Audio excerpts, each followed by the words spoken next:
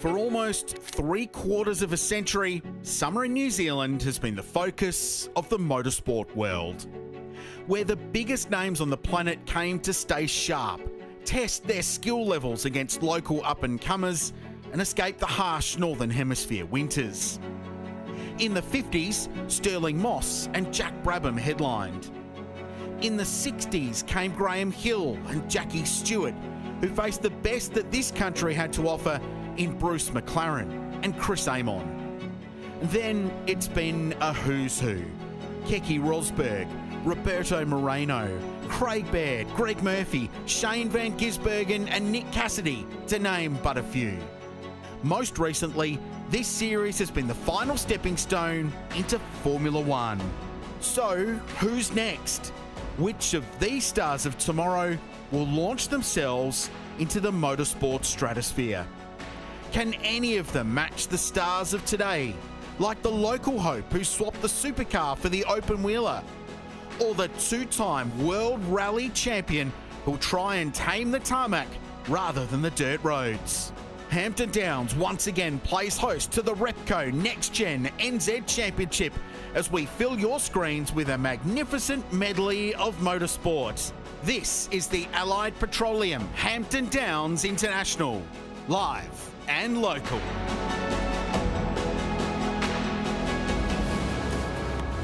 A stunning summer of Kiwi motorsport has shifted into top gear. We are in the mighty Waikato, about 50 k's north of Hamilton, only an hour's drive south of Auckland. Round 2 of the Repco NextGen NZ Championship. Met Service says we can expect highs of 27 degrees today. It feels every bit of that at the moment. Westerly's developing, perfect conditions, you would have to say, for some of the great things on offer in this region. A variety of beautiful walking trails, magnificent tracks, cycling, fantastic food, the Hobbiton movie set, and a whole lot more, including this world-class entertainment facility. G'day everybody, Greg Russ with you, along with Rihanna Crean and Andrew Waite. This is the Allied Petroleum Hampton Downs International. A huge kia ora to all of you watching on Sky Sport here in New Zealand. A g'day to all of you across the ditch on Fox and KO, and welcome to all of you watching around the world on YouTube.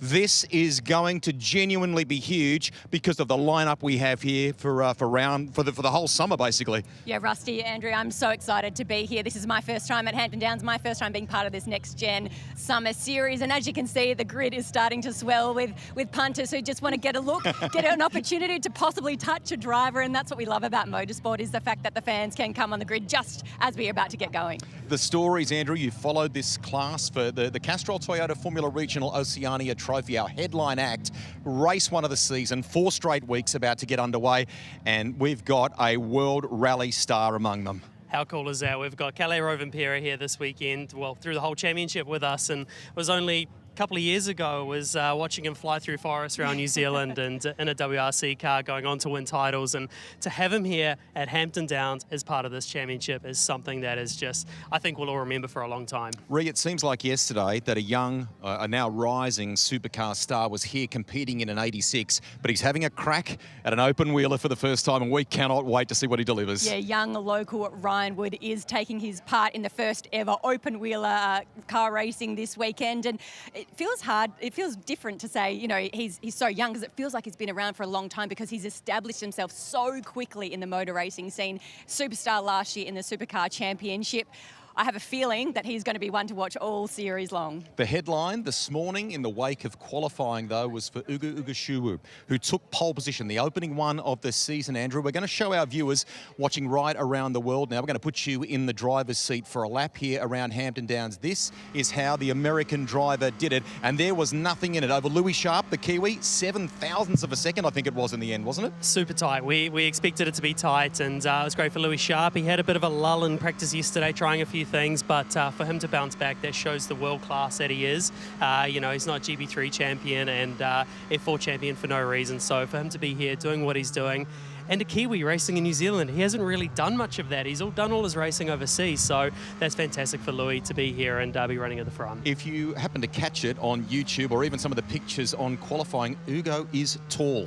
I'm nearly 6 foot, and I felt like I was reaching up. I mean, it must be a bit of a challenge from getting him in the car, getting him comfortable, but he's still delivering amazing performance. Yeah, he really is. These cars are so adaptable now to drivers to get them comfortable, but there will be the few niggles here and there. But to be on top of your game, you can't let those sort of things get in your head. You've got to put that stuff aside and really focus on your driving, and he's clearly doing that. But the minute he stepped out of the car after that qualifying session, he spoke to you, Rusty. He was on. There wasn't a lot of emotion in his tone. There wasn't a lot of emotion in his face, and it was almost like he expected to be on pole, an air of confidence about him, and that's really exciting. They don't get to use the new push-to-pass system in qualifying, but we will see it in action in the racing, won't we? Yeah, absolutely we will. And speaking of no emotion, it actually reminds me a lot of Arvid Lindblad last year. He was the same, no emotion for a lot of the races.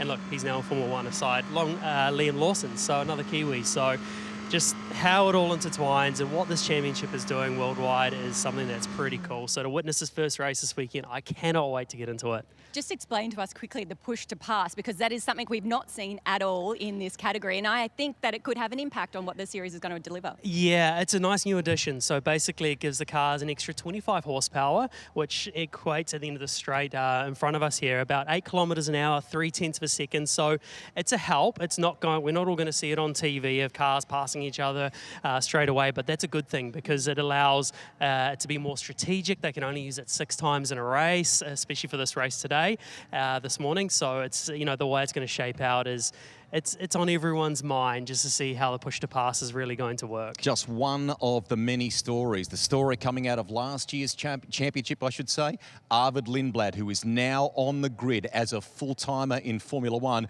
And it wasn't all that long ago that Lando Norris was on the grid here in the past decade. He is now a Formula One world champion. We're going to find out the stories that will emerge, the stars that are perhaps taking aim at something very similar. We will talk to them on the other side of the break. Stay with us.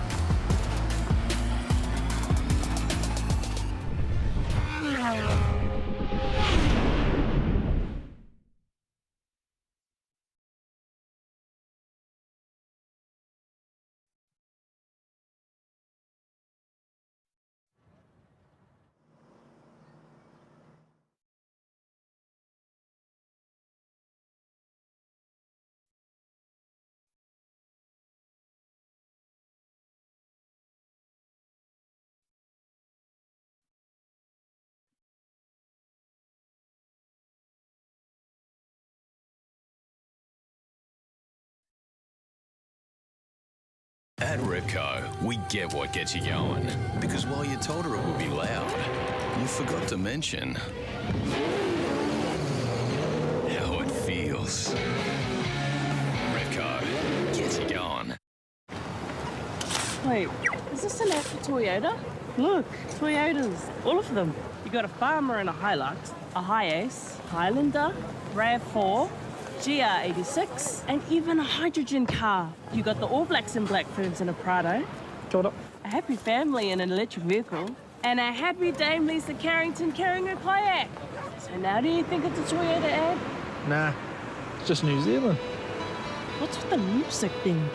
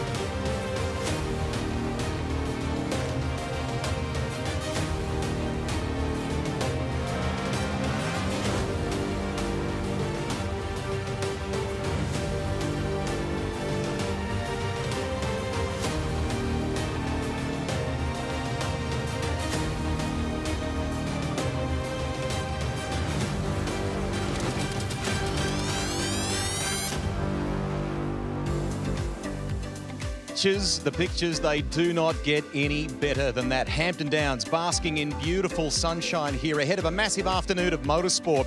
The Repco NextGen NZ Championship. We have everything for you from Porsches to GTRNZ, GR86. But the great thing, Rihanna Crean, is that we bookend the day with 2 helpings of the Castrol Toyota Formula Regional Oceania Trophy. First of 15 races, 4 weeks straight of racing. Cannot wait. It is a huge amount of racing in 4 weeks' time, and the logistics alone are going to be massive. But the racing for these guys, and it's almost like a summer holiday, but they get to do what they love doing the most, and that's racing cars. And really excited to kick off everything here at Hampton Downs. We've been greeted with beautiful weather. The crowd behind us is building, and they're looking forward to taking in all the action. And speaking of that, they are good enough to talk to us before we go racing. So you jump into it. Off you go. Let's bounce around with some drivers. Thanks, Rusty. And our pole position winner for the very first weekend of our summer series, all the way from New York in the United States of America, Yugo Yukashukwi. Congratulations. Awesome job in qualifying early this morning. Just tell me how you're feeling about everything as we're about to kick off.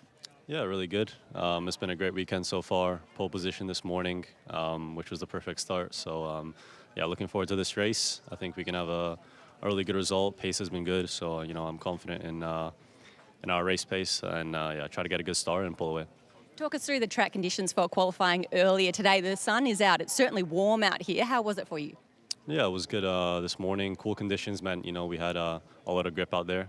So yeah, times were quite a bit better than practice. We'll see now in the race. Hotter, as you said, so we'll see how the tires last. But yeah, we'll try to manage that as best as possible and try to stay as consistent as possible throughout the race. The start is critical, of course. You've put yourself in the best possible position, but how do you approach this one? Yeah, I think like all the others, really try to get the best getaway as possible, keep the lead in turn 1, and then just see how the race unfolds. Appreciate your time, Hugo. All the best. Thank you. Just on the other side of pole position, I'm going to talk to Louis Sharp in a moment. But first, this is the great thing about the Repco NextGen NZ Championship. We give young fans the chance to get out on the grid here and soak it up. This is young Kaiser. Hi, how are you? Good. Where are you from? Taranaki. Taranaki. And you're here, you're holding the board for Louis Sharp on the front row. How cool. You enjoying it? Okay, he's looking pretty focused. Thank you, mate. I put you on the spot there. Speaking of putting people on the spot, you did a super job, Louis, in qualifying. We weren't sure how you rolled out of Friday, but Saturday started well. Yeah, I think so. Obviously, on the front row, so can't complain too much. Would have been nice to be P1, so got to keep pushing for the race and for quali again tomorrow. But yeah, I think a very good start to the season with the MTech crew. Has it been between the testing on Thursday, the practice yesterday, and investment in good race cars? Is that what you've got underneath you ahead of this first one? Yeah, definitely. The boys and girls have given me a great car. They proved that this morning, and I think from our our race sims and practice as well, I think we've got a good race car too. So we'll see for real now. For all our tests and all our data gathering has been in the right direction, but I'm pretty confident. Probably fair to say that we had high expectations for you in F3, and in 2025 was tougher at times for you. This is a nice way for you to launch into a big 2026 campaign at home in New Zealand in this ultra competitive series. Yeah, there's no better place to regain some momentum and get back in the right direction. This year the competition here is so strong. It's been so incredibly impressive so far, with all the guys are doing, but also for me trying to be back in Europe in a couple months. I'm racing against all the guys I'll be fighting for the F3 Championship with over there. So it's a really nice wee warm up for the real season. Good on you. Get after it, and thanks for talking to us. Cheers, Rusty. Ree. Hailing from the UK, put yourself onto the second row of the grid for this opening race of the season. Just tell me, you've been in New Zealand now for just over a week. How are you enjoying the country? Yeah, it's very cool to be here, and a very lucky opportunity to be here as well. The grid is full as well now this year. A lot of good drivers, so it's one of the best championships that you can do to prepare for the main season. But no, I'm looking forward to it. What have you found the last couple of days like with the car, with this series, with what's going to happen over the next 4 weeks? Yeah, obviously this car's a little bit more normal for me. A few little bit of differences in the engine and stuff, but other than that, pretty similar. But the tracks are old school, I've always said this is how the tracks need to be, and yeah, it's really enjoyable to drive, very bumpy, very on the limit. So it should be good fun in this race now. What do you anticipate the challenges will be at this circuit? What corners have caught your eye perhaps, or where we could potentially see some action? Yeah, I think the double left, turn 6-7, I think that's obviously a very difficult corner, very bumpy. I think it's just all the bumps, that can catch you out, and then the wind's quite a big factor today, so yeah, we'll see how it goes. Thanks, Freddie. Really appreciate your time. All the best this afternoon. Thank you. Ree, I'm right beside you out of on the second row of the grid with Kanato Lee, and we could probably argue that in qualifying, those top three may have taken a little bit of the limelight, and this guy may have seemed like he was off the radar, but that is not based on what we've seen across your performance over the days so far. Do you feel like you're in good shape for this first race? Yeah, I think, since the start of the weekend, we've been having a really good pace. I think in qualifying, I just wasn't able to manage to put everything together, which I think still not a position starting P4, but I think, the potential is much more higher than this. So I think, in the race, I'm really confident. Welcome to all of the team from High Tech as well. What's that been like? I mean, this championship, we speak about it so positively, we like it. What's it been like coming and being a part of it? Yeah, honestly, it's a championship I've always wanted to race in. The atmosphere is great. Coming into New Zealand, it's one of my the countries I've always wanted to visit. So yeah, being able to race in this environment, also with High Tech, is really nice. We're thrilled to have you here. Go well this afternoon. Thanks for chatting to us. Thank you. And Rusty, there are plenty of people around P5 on the grid. Ryan Wood, local New Zealander, about to embark on his debut open-wheeler racing career. Ryan, in the car nice and early. Just tell me what the nerves are like at the moment. Yeah, look, I'm probably not as flexible as some of these other guys, so I get in nice and early and give my boys a bit more time. But excited, nervous, all of the above, and yeah, just looking forward to getting into it, get into a rhythm. 18 laps in one of these cars is, always fun. So I'm excited. What have you noticed the most, the biggest difference for you, aside from not having a roof above you in this car? Probably how much my hair blows in the wind and the breeze when I drive down the straights. But other than that, just the physicality is quite a bit different. My neck's obviously got a bit stronger as the last couple of days have gone on. But other than that, I feel like the characteristics of this car, it's got pedals and a steering wheel, and I just try and drive as fast as I can. So hopefully I can do that in this race and move forward a little bit. Thanks, Ryan. We wish you all the best for this race. And he's got his supercars engineer, Richard Harris, with him here this weekend as well. So very familiar face to be talking to Ryan across the weekend. Ree, I'm back on the third last row of the grid. Fans who followed the CT Front Championship last year will fondly remember the Red Bull colours of Arvid Lindblad, and there are Red Bull colours here this weekend. Fionn McLaughlin is here. We're going to keep a close eye on the young racer and see what he does. But right beside him on the grid, he's not going to talk to us at the moment because he's pretty focused, is the two-time World Rally Champion, Kalle Rovanperä there. So you can see that he's all strapped in. This is a huge mission for the Finnish driver. He's making a switch that you don't often see in motor racing. We've seen the likes of Kimi Räikkönen, for example, go from Formula One to go and compete and try his hand at the World Rally Championship. This is the opposite direction. Kalle giving us a little wave there, which is really nice of him. He is embarking now on a brand new chapter of his racing career. He loves the challenge, the thought of doing something completely different. So going from rallying, you couldn't get something more diametrically opposed to single-seater racing. And he has a big year, both in New Zealand over summer and in Japan as well. There's a huge following on YouTube, I know, in Finland for this young man, and indeed around the world with his legion of fans from the World Rally Championship. Cannot wait to see what he delivers. He will continue to get faster and better across the 4 weeks. Let's go to your commentator now, Richard Craill, to call the action for CT Front over summer. Rusty, thank you. Bathing in the sunshine here at Hampton Downs on a beautiful day as we get set for the 21st season of Castrol Toyota Formula Regional Oceania Trophy. And one of the new innovations this year is Push to Pass. Andrew Waite delved a little bit deeper into this new initiative. One of the great new additions to the championship this year is the Push to Pass. This is going to make the racing even better. So the Push to Pass button, you press it and it gives you around 25 horsepower. And what that equates to around 8 kilometers an hour down the straight, which is about 0.3 of a second per straight. So it is certainly an advantage when you do press the button. But using it strategically is really important because you only get 6 uses of the button in sprint races. And in the longer races, the feature races, you can press it 8 times. But that's all well and good. You can't then press it 4 or 5 times per lap. You've got a 100-second stand down until you can use the button once you have pressed it. So it's really important to know when to use it, how to use it to get the absolute most out of it. And the other thing as well is for the drivers behind and anyone viewing on TV, you'll see a flashing light on the back of the car. That'll indicate to the cars behind that the car in front is then using the button. And on the steering wheel, you can see the button right here, PTP. That's the Go Fast button. We'll be seeing plenty of use of that over the weekend. 6 applications of the push to pass allowed in the sprint races, 8 in the feature race on Sunday afternoon. Something new for Castrol Toyota Formula Regional Oceania Trophy this summer. We are in a stunning part of the world, North or South Island. It is terrific, but we're in the north, about 45 minutes south of Auckland, but we're in the stunning northern Waikato, just off the Waikato Expressway, which takes you down south, and Hampton Downs on the international layout, the longest of the multiple layouts they've got here. Andrew Waite has come back upstairs to the commentary box to join me. This is a ripper racetrack. There's a couple of corners, though, that have been catching some drivers out this weekend.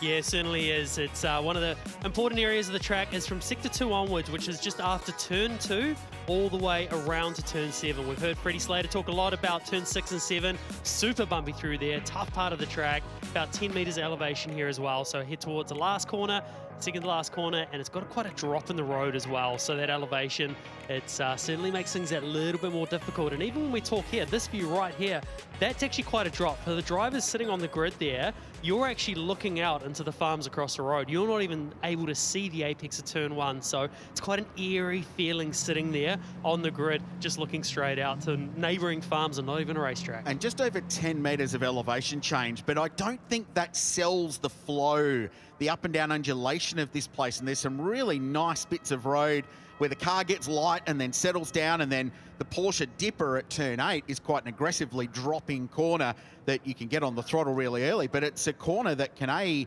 provide overtaking, but B, set you up for that final turn and then the run up to start finish straight. Yeah, it really can. And then the opposite of that is on the way in. It sort of goes, it's got a lot of camber and it's an important braking area. So you end up with a lot of locking with the tyres because your inside tyre goes light, and it's very, very easy to lock that inside tyre. So we're going to see a bit of that, I'm sure.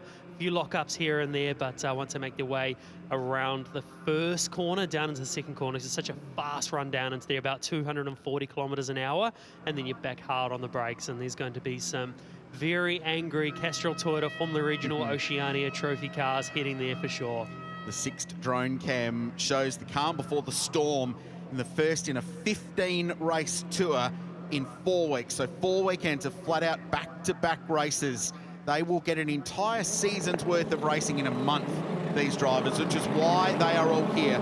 The green flag flies and we set off for the formation lap ahead of the first race of the championship.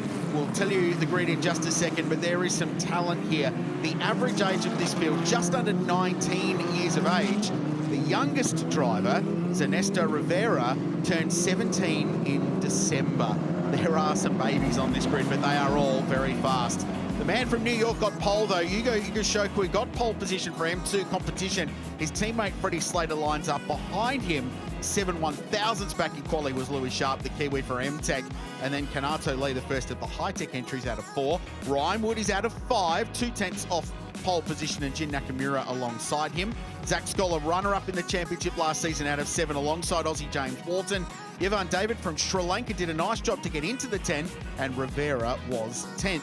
Yuanpan Cui in 11th position, the Chinese driver. Norman Alea, the American, out of 13, out of Indy next. Seb Manson, one of the fast young Kiwis who was a race winner last summer, out of 14th position for M2. Struggled a little bit in qualifying. And then you see Kalle Rovenpera right behind him in 16th. But he's not that far off the pace. 1 second exactly away from the pole position time set by Hugo Shukwu on the front row. And Trevor Lazzarette, who makes his first start in these cars ever, having come out of Skip Barber racing in the USA. And need to give a shout out to his mum and dad who are watching back in Denver, Colorado. His mum, Tracy, was Denver's or Colorado's first female fighter pilot and flies F-16s. It's clearly in the family, isn't it? And just to add to that as well, that is a massive step up from Skip Barber's jumping into these cars here, so that's a huge learning curve for him, but there's no better place for him to come do it. Good on him for being here. Being part of this championship, he'll only be better off for it. Repco race facts, 18 laps the distance. The feature race tomorrow afternoon is longer. It pays more championship points. Race 2 later on this afternoon is a reverse top 8 of the finishing order in this race. So we'll keep an eye on that. So Zach Scholar, James Wharton, Yevan David out of 9th position, and maybe Rivera behind. The Sri Lankan fans have come out in force to back their boy, which is good. He is a very upright young man, speaks extremely well, and is very fast. Great crowd here too. Track temp 36 degrees. It's come up a lot since qualifying this morning. So these conditions are vastly different to how they qualified the car at about 9:30 local time this morning. Yeah, they'll be really relying on a lot of data from yesterday heading into today, because they're similar sort of conditions as they were this time yesterday, as we see them slowly work their way up towards the grid. You can see some burnouts going on. You can see them snaking left to right. They're getting as much temperature as they possibly can into those rear tyres to allow them to get as much traction as possible off the start as the last few cars start lining up on their grids. Ugo Shukwu, he's quite far back from his grid there. It's quite hard to see. You can't see the nose of your car very well at all. You're relying on the engineer at that point, and that's a hard thing to do, because as soon as you are over that grid box, you are effectively in a jump start. So it's an important thing to make sure your car is inside that box. This is the 21st season of what started as the Toyota Racing Series, and it is the pathway to Formula One for so much young talent. The champion of last summer, Arvid Lindblad, is now a Red Bull racing driver in Formula One. Lando Norris, the world champion, won here a couple of years ago. We're away. The first race in Formula Regional Oceania Trophy, and it's Louis Sharp with the best start, and he slams the door in front of Ugo Shukwu into turn 1. The New Zealander's going to lead them down the back straight, but the poleman will get a tow. Everyone through cleanly. Sharp immediately goes hard right onto the white line in the big braking zone towards turn 2. Great start, car 11, he leads race 1. Yeah, great start by Louis Sharp there. You can see he got that initial launch, he knew it, he moved over to the right to close down Ugo there as much as he possibly could, so he didn't have the best possible line on exit. Jim Nakamura in there, the Japanese driver, the 2 high-tech cars, silver and black in 4th and 5th position. Is it Freddie Slater? I think they might have lost a little bit of ground on the start of this race, or was it Ryan Wood? Leaders just gapping it. Then the 2 high-tech cars, so Lee in front of Nakamura. Slater's dropped ground, as has Ryan Wood. Everyone else sorts themselves out. Ugo Shukwu having a look into the hairpin, the right-hander. 2 corners after this one. Push to pass, by the way, does not activate until the end of lap 1. So expect to see them on the button on the exit of turn 1 and the run down to turn 2. Red Bull car squeezes down the inside. That's Rivera, 9th and 10th position. Yevan David and Zach Scholar in the mix there as well. Clean but hard racing so far amongst them all. As we see a lock-up down into the last corner. It's so important to get a really good run out of the exit of the last corner to come up over the hill to complete the first lap of the race. So once they go across the start-finish line here, they can now start using the push to pass. So look for the flashing light on the rear of the car. That's when you know they're going to start using it. So it's Freddie Slater who had the bad start. He's gone from 4th position down to 6th. Side by side, Zach Scholar on Slater. Gets driven right down to the inside on the painted white line. 2 wheels in the dirt in the short circuit here at Hampton Downs. As Ryan Wood looks down the inside of Nakamura, but backs out of it at turn 2. He got the nose there, but wasn't far enough down the inside to commit.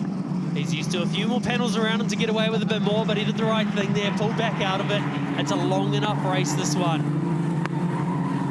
What a feisty start to the brand new season. The Castrol Toyota Formula Regional Oceania. Louis Sharp leads the way. Ugo Shukwu in 2nd position. The margin, 0.4 of a second. Kanato lead the Japanese drivers in 3rd and 4th with Jin Nakamura just in behind for high-tech. Then it's Ryan Wood, Freddie Slater, Zach Scholar, Yevan David up a spot to 8th. Remember, that's pole for the next race. And then this massive battle pack, James Wharton's in there. Norman Alla is in there, and Seb Manson, purple and chrome car, middle of your screen, right in this battle pack as well. Seb Manson's done a good job, made a few positions as he tries diving up the inside. Nearly got the move done. That's a very, very hard place to get it done, but we've seen over the years, it is also a spot that you see a lot of last-minute dives up the inside there. With the way the track drops down, it's easy to throw it up the inside through that one. As once again they come across through the last corner. Such a hard corner on the exit there, because you've got all that Euro wash. When you're right behind a car, all that dirty air from the car in front of you makes it really hard to get a good run. But Seb Manson has a look around the outside. Oh, gets it done on Guangpun Cui, the Chinese driver. Good pass. Jack Taylor's in the back and field. McLaughlin too, didn't qualify where he wanted. Down in 15th place, but he's got a great run out of turn 1. Now, we don't have data as to whether they're on the push to pass. In fact, no one has data. Even the teams don't know. The only way the drivers can tell is the rain light on the car in front will flash. That's the only way they can tell. So it's a guessing game for us, but more importantly, it's a guessing game for the drivers as there's a move up the inside, couldn't quite get there through the final couple of corners around the back of Hampton Downs. So there's just another layer of how much the drivers have going on inside these cars. They're not only trying to drive the car fast, they're trying to manage tyres, they're talking to engineers. Now they've got to manage 6 uses of the push to pass as well. Do I use it now? Do I save it for later? This is the first race of it. We don't know how effective it is. Do I use it up now? Do I save it for later? So all this is going on inside the drivers' heads, and the engineers on the pit wall will be looking at this as well, working out how effective it really is with other people using it from their limited knowledge of how much they're actually using it to relay to the drivers and really help them as much as they can. Yeah, and if you burn it early in the race, it's done. You don't get it back. There's no credit. So if you don't have it towards the end, it is all over. Because Shukwu looking close, sets the quickest lap of the race. At the end of lap 3, beaten by Freddie Slater back in 7th place. He's the one that's lost the most ground out of this so far, the young Brit, down in 7th place. Kanato Lee in 3rd, Nakamura 4th, and Ryan Wood still holds on in 5th place. But if this was Formula 1, we'd say we've got a DRS train going on. They're all locked together. The leading group of cars covered by 2 seconds. And just before, by the way, we saw Kalle Rovanperä. He's 16th. He's battling Jack Taylor for 15th place. But successful start, got underway, got the launch done. That's the first tick in his wins and slicks racing career. Yeah, it is fantastic to see. And just having a think as well for Ugo Shukwu's situation here, it's nearly worth actually burning up a push to pass early in the race just to get an idea of how effective it is, because you don't want to wait and have 6 right for the end of the race and think, right, I'm going to use the last 6 laps and realise that it's not as effective as what you'd otherwise like. So you're nearly worth using one now, seeing how it works, seeing how much of an advantage it actually makes, and then you can build that into your game plan as the race goes on, so you know where you can make the most of it. So everyone just takes a deep breath. We've heard from Motorsport New Zealand race control that moment. We saw Zach Scholar squeeze down the inside, almost off the road, trying to make the move a couple of laps ago. He's currently scored in 6th position. They were battling really hard on the exit of turn 1 in the early stages of the race. Got out in the dirt and dust and debris. That is being investigated upstairs by Motorsport Australia Race Control and the stewards in the meeting. So they'll look at that. They will process any penalties that may need to happen. Freddie Slater again. Sets the quickest lap of the race, 1 minute 30.7. He's in 7th place. Louis Sharp, just the 4 tenths at the moment. Someone off a little bit further back. That was it Rovanperä as well? Who's just done the same thing. Sorry to interrupt there. Yeah. Same time as well on the exit of the first corner. So it was Nolan Alla, the American, in the Martini-sponsored car for TJ Motorsport with HMD competition, another new team to the championship. He squeezed a little bit wide and dropped a spot there. So Seb Manson has passed some cars today. He's up to 11th place. Yeah, it's a good job by him. And then just back to that, seeing Kalle Rovanperä and then the other car as well. We didn't quite get to see who it was on the exit of turn 1 going off track there. So that's all part of the learning process for Kalle here, is understanding what the aero does and the difference with that, because in a rally, you're not following other cars, you're all on your own. So for this, you've got to learn what's going on, how much this aero really is affected when you're behind another car, because the car in front's punching that big hole and all that dirty air, it's all turbulent air, it's not pushing the car to the ground quite as hard as what you would like. So you're learning that on the fly, and that's why you'll see, a moment where he's just come off the track. You'll learn from that very, very quickly and adapt and end up even quicker, I'm sure. I should correct myself, actually. Alla driving for Giles Motorsport, the very experienced and successful squad headed up by the former McLaren top engineer, Stephen Giles, just running the 2 cars in this year's championship. Here are the leaders, 0.5 the margin. And Jin Nakamura, who is the 4th car in the queue, number 12, silver nose, red stripes and black carbon on the side for the powerhouse team that is High-Tech Racing. They run as High-Tech TGR in FIA Formula 3 and Formula 2. Ollie Oak set that team up a long time ago now, more than 2 decades. They have been a proving ground for so many great young drivers over the journey.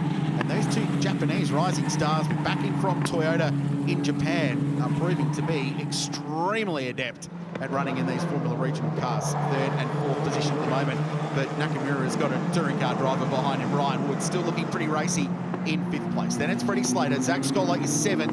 Ivan David in 8th position. Ernesto Rivera 9th. And James Wharton has climbed into the top 10. Yeah, it goes to show the same as well when you're talking about that aero difference in the cars. Is Ryan Wood, he's not used to as much aero as what he's got now. Coming from supercar land, they have a decent amount of aero, but nothing like what these cars do. So following other cars, you'll be really learning the differences. You see him there, the rears lock just a little bit and towards the last corner. But Ryan, he has done a lot of GT3 racing as well, which has a massive amount of aero. So he's got a bit of an idea, but it's just, yeah, it can get frustrating in these cars when you're following. You know you've got the pace, but you just can't do anything about it while you are following. So they'll be understanding each other, working out what's happening up in front and working out their weak points. As you can see, the flashing light on the back of the car there, that was for Slater. He's on the charge, trying to close things up. That was Ugo Shukui was on the button, so on the push to pass. So felt like he got a good run out of turn 1 and used that to try and get a bit closer up to 2. This is the race start. So you can see straight away there, as soon as Louis knew he got a good start, he just moved over to the right to close Ugo Shukui down as much as he possibly could to allow him to get that better exit around the outside there. So executed beautifully by Louis Sharp. Really busy behind as they were 2 by 2, almost from 10th position down to 19th at the back of this 19-strong field. So no result there for Ugo on the push to pass that time by. Stuck 4/10 of a second behind the race leader. It's about 3/10 of a second in a straight, they say, the push to pass value, and about 8 kilometres an hour. But it's clearly going to take a good run or a mistake from the car in front. That's when you can use that little extra boost to help you execute a move that otherwise you might not have been able to make. Yeah, for sure, and that sort of goes what I was saying earlier as well about Ugo Shukui giving it a go now, giving it a go early to see the effect of what it actually is. So now your game plan changes because you all of a sudden, hang on, that didn't give me the help that I was expecting. Time to fight like I normally would. Look for where Louis is not as quick as me, figure out where I need to be better to be able to close that gap up as much as I can. But Louis Sharp, he's obviously very, very experienced, so it's not like we're going to see any big mistakes from him anytime soon. He's done a lot of this now, very experienced in these sort of cars, but so is Ugo Shukui. Battle for 11th and 12th position, Seb Manson. Youngster, his dad's been racing a Porsche GT3 Cup car in Somerset GT New Zealand. His little brother's here as well, watching on. He'll be racing in Napa Formula 4 in coming rounds of Repco NextGen NZ Championship a little bit later on in this incredible month of motorsport. So the Manson's very proud about what young Seb is doing. He's in 11th. He's got Nolan Alla behind him. He's been racing in the Indy Next Championship in the United States on the road to the IndyCar Championship. And Yuan Pu Chui, the Chinese driver, in 13th position. They're trying to be hauled in by Theon McLaughlin, the Irishman, in car number 33, the Red Bull junior driver. He's 14th. Young Aussie Jack Taylor rounding out the 15 with Baptista Shipman. Rovan Pera, you mentioned earlier, had that off at turn 1, has dropped down to 18th position. And Trevor Lazaret rounding out the 19 cars. It's still 0.6 at the front. Louis Sharp is still your leader. The top 3 drivers in this field will all be racing FIA Formula 3, so they're going to be rivals all the way through the year, and this is a first little marker for their season ahead. It is a good chance for them to match up against each other, knowing what they're up for this year, all wanting to prove themselves on the path to Formula 1. We've seen so many drivers from here, from this series, make it all the way. Arvid Lindblad last year, obviously doing this series last year, and now a year later is Liam Wilson's teammate, which is a very, very cool thing. So these guys all know that what they do here in New Zealand and their results can really make the difference for their career path in the future. How good the 6th drone cam just lobbing under the Hampton Downs Bridge there, by the way, back straight. I ducked watching that as it went through, as we watched the battles a little bit further back. Ernesto Rivera, by the way, last time by on lap 8, which shows the durability of this Pirelli tyre. 1 minute 30.5, quickest lap of the race. Yeah, it's a fantastic job by him, and that's what this tyre is great for. It just keeps getting better and better and better. Yes, it will get to a point where it does level off and we'll see the same sort of lap times, but it doesn't have that huge cliff that it drops off and really start seeing it go backwards. As Ryan Wood has a little bit of a look up the inside of Jin Nakamura, but doesn't quite get it done. As I said, that's a good place where we see a lot of passing happen there, but not quite enough as Ryan Wood again has a look up the inside. And Cooper Shipman a little bit further back has had an issue, one of the rookies in the championship this year. So he's had a moment coming out of turn 8. There are the leaders, but where did Ryan Wood get to in this battle with Jin Nakamura? He got the nose up the inside in the final corner, but couldn't quite complete. If you're a little bit wide there at that final turn, it's okay, isn't it? Because you can run around there and you get a really good exit onto the start finish straight. Yeah, you can for sure. And just thinking about that passing position as well for Ryan there, where he tried throwing it up the inside at turn 9. That could be a position of where you would want to use the push to pass, because not only would you get it on that short straight up to turn 9, by the time you get around turn 9 on the next straight, you'll still have it active because it's active for 10 seconds. So not only will you get that straight, but you'll also get a better boost out of the next corner. So something for them to consider, and I wouldn't be surprised if Ryan's already onto that. And the debrief after this race, ahead of race 2 later on this afternoon, about 3:30 local time, that race will start. It's going to be interesting because they're all learning for the first time. No one has a real indication of how it's going to perform in racing conditions. Here's Wood again, race winner last year in the Repco Supercars Championship. Will he have another go? He thought about it, just sort of waved the nose at Nakamura's high-tech entry just in front, but there was no dive bomb this time by. Yeah, and he sort of did that, sort of faked over to the left-hand side to put his car in the mirror of Nakamura's there to try and put him off. But again, these guys are at such a high level already. They've done so many years of racing since they were kids. It doesn't put you off too much, but it's worth a go. Rusty. Andrew, you know the investment from the teams in this. They are so focused on the racing. This is Stratos Kirilegatis, who's kindly talking to us down at MTech. You're on the radio to Louis Sharp. How's things going at mid-race distance? Yeah, we are in mid, tires look good for him, pace looks good. We are aiming for a good lap time for race 3, as it's very important now. And from now on, we need also to manage the tires at the very last laps. But he's confident, he's good. He's managing up with push to pass, everything works well. Thank you for talking to us. The battle is on. Ryan Wood has grabbed 4th position away from Jin Nakamura. It was a good run around the outside. We think push to pass involved in that to get the run, but then had to defend all the way down towards turn 2, covered him off. Great local experience there for Ryan Wood, who was in a GT car here in November. Good pass, Woody up a spot. He's now P4, Nakamura back to 5th, and that's dragged Freddie Slater up to 6th position as well. He's got past Zach Scholar, and Slater's caught Nakamura too, so there's a battle on for 4th, 5th, and 6th place. And there was a good reaction by Jin Nakamura as well. He used the push to pass on the next straight after Ryan got him as well, so that's his best attack that he could possibly do to try and defend and get back past Ryan, but didn't quite work enough.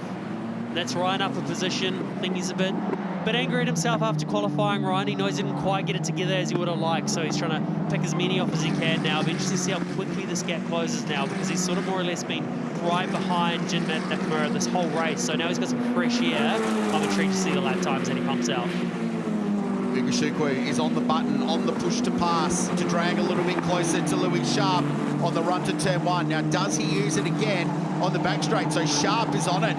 And the team would have seen the rain light on Ugashukwu's car to tell him that he was on the button. So this is push to not be passed for Louis Sharp. Defends his lead, weaving left and right to try and break the toe, but holds on to the lead on lap 12 of 18. Well, we haven't seen Louis use it at all yet, because he's been doing a good job holding off position at the moment. As we see Ryan Wood, this is his pass around the outside, got a beautiful run out of the last corner, and doesn't look like the push pass was active at that stage, so just made it work without it. So good job by Ryan, but we are 6 laps from the end now, so I'm wondering if Louis just hasn't used it at all yet. He's got 6 laps remaining, 6 push to passes to go.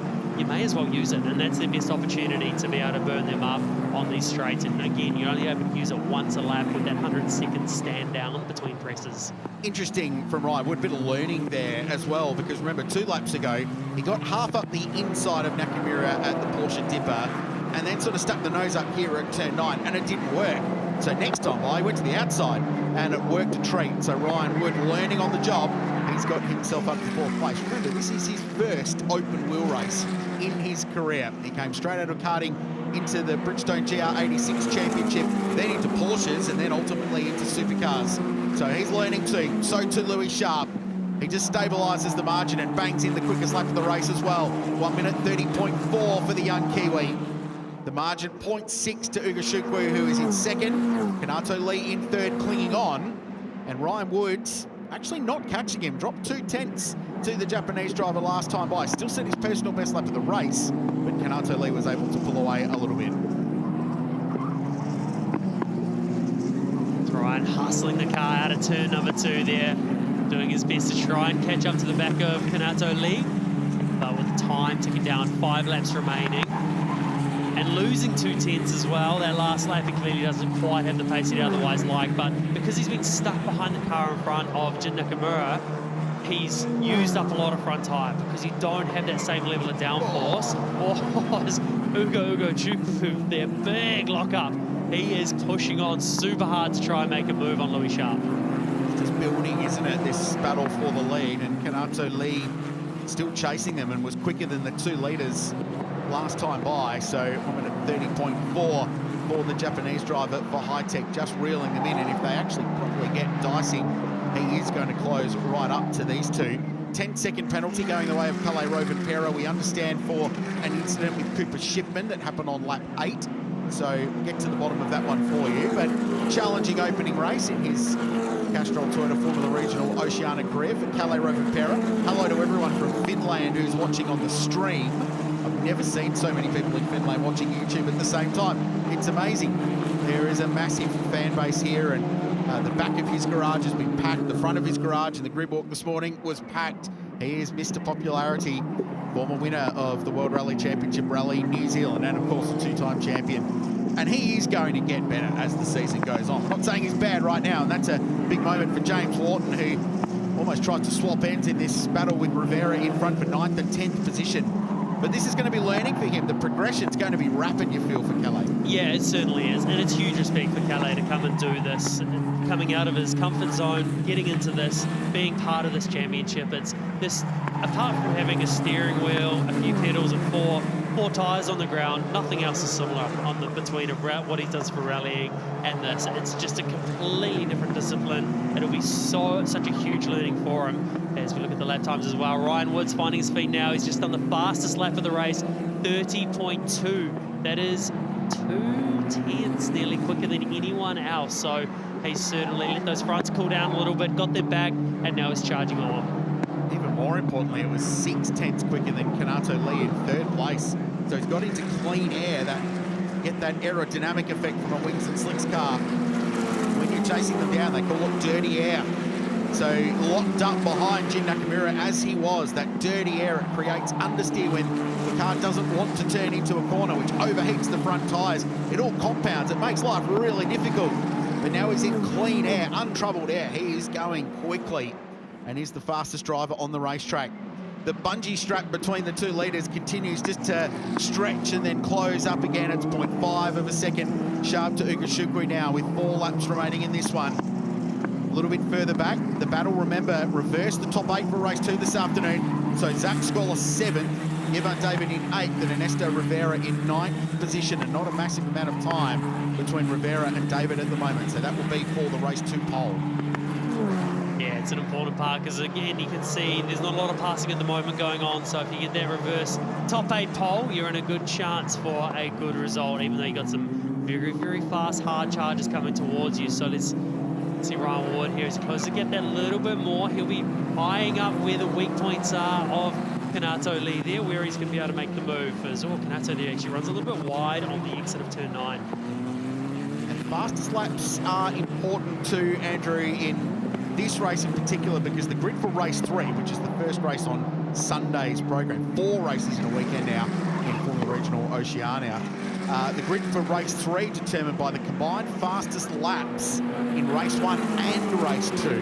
So if you've got good race pace, but you might not have track position, you can still start at the front of the race in race 3 tomorrow and give yourself an opportunity to win on Sunday. Yeah, you certainly can. As Louis Sharp there once again, you can see the flashing red light up in front. He's got that push to pass on once again. He's obviously put some in the bank to know where he's going to use him. It's always probably a nice feeling as you, with the laps tick down, you can see the push-to-pass numbers on your dash, knowing you've got remainders left. So 2 more laps to go. He'll have 2 more opportunities at it. That gap back down to 0.2 of a second, so it was 0.6 a couple of laps. So do you think there'll be a little bit of, let's just give the front tyres a little pause, a little breather before we attack again towards the end? Yeah, I think that's the best possible opportunity here for Ugo Shuku here to just let things cool off, get that gap open a little bit, and then come back at Louis as hard as he possibly can, because you can see he's got pace. He's been there the whole race, but it's not huge amounts of pace over Louis, because otherwise he would have been able to get the move done by now. So he's just trying to work out those weak points, what he can do with it. As you see Ryan Wood there now, he has started to close right in behind Kanato Lee. Yeah, he's on. So he's dragged that margin down. It was 2 seconds once he got past Nakamura. It's now, well, 0.8, but he's locked in. So he'll be getting a tow now from the car in front as well, that aero assist, which will help drag him up to the rear wing of the high-tech car in front. So Nakamura under some pressure now from Ryan Wood. He's got a couple of laps to go to try and get himself onto the podium in race 1 of the new championship. See Ryan there hustling the car into turn 1, battling the rear of the car just a little bit there under brakes. You can see, saw him yesterday a bit as well into turn 1 there, the rear of the car moving around quite a bit. So obviously the way they got the car set up, using that rear braking as much as he can. But obviously at the same time, it's getting that balance right within the braking as well. You don't want to have too much rear braking, because in the rear's lock, you don't have as much efficiency. When you have too much, you get that front locking. So you're always playing with it. And that's Ryan's experience with so many different cars. He's able to adapt to that and have that feeling of exactly what's going on underneath them. The M-Tech crew headed up by Bruin Beasley, just watching on studiously in pit lane, gathering all the data and coaching their driver through the race. They're currently in 4th place, but with Louis Sharp there also leading. They felt like they had a car for pole position. I mean, Sharp missed pole by 7/1000ths of a second, which is half a gear change here or there, or a lock brake like that from Kanato Lee, who is now under pressure. He's one of the more experienced Formula Regional drivers going around, the young man from Tokyo, who's been based in the UK for the last 8 years of his life, but he is now under serious pressure, and Ryan Wood's going to get a great opportunity here to strike on the start-finish line. Closer than he's ever been. Does he get on the push to pass?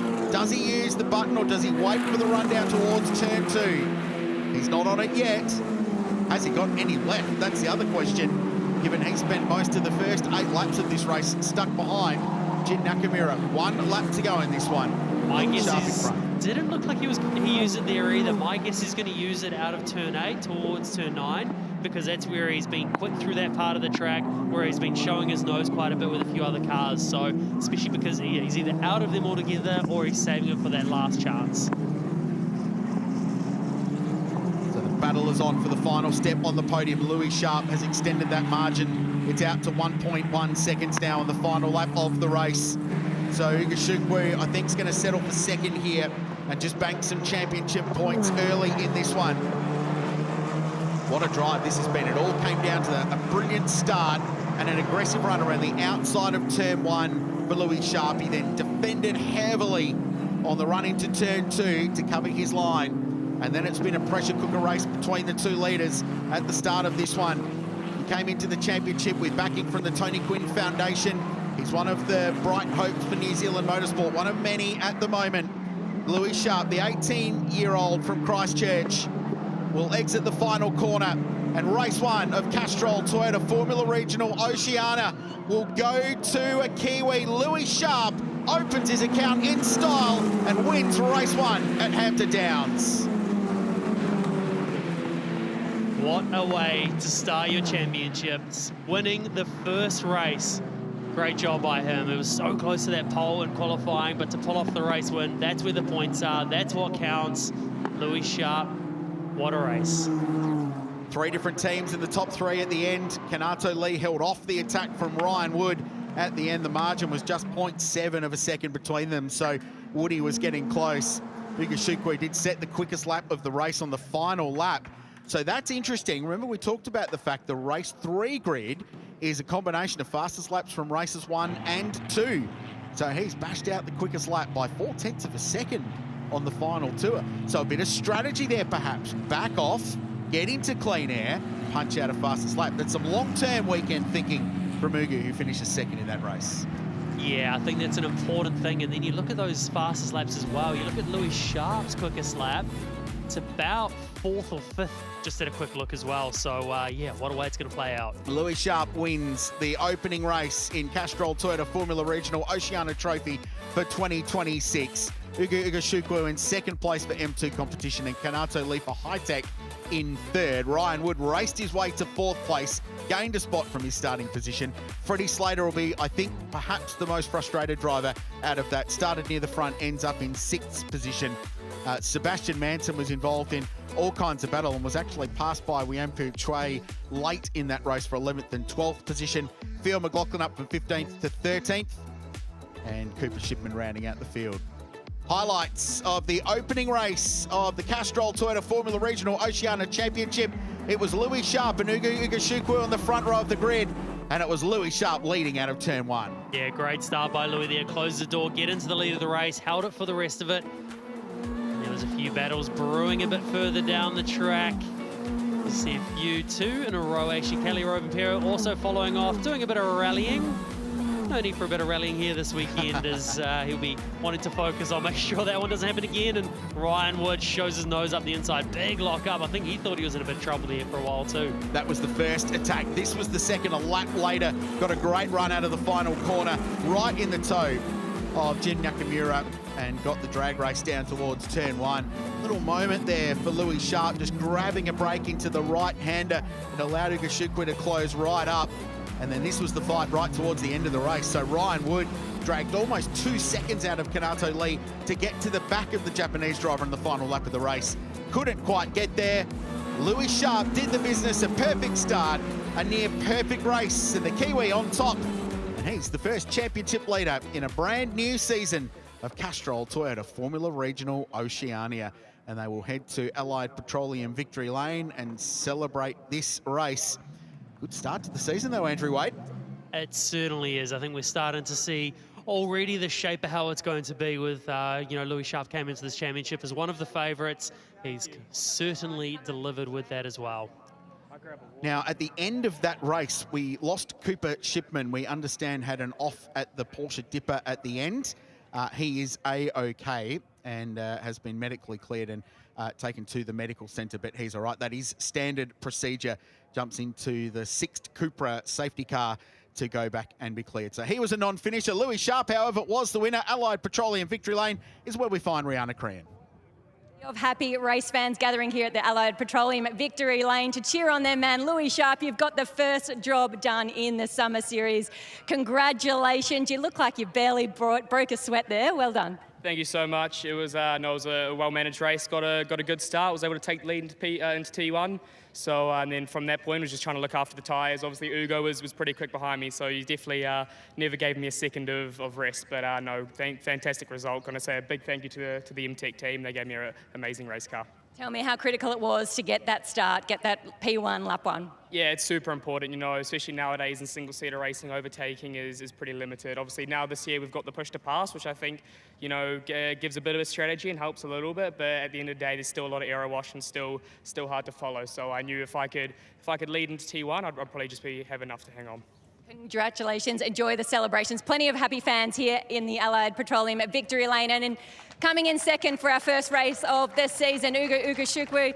Congratulations for your first podium of the season. Tell me about that push to pass and how you were able to potentially use it to get that pass done. Yeah, it was a tricky race overall. Start was quite poor, so I lost the lead into T1.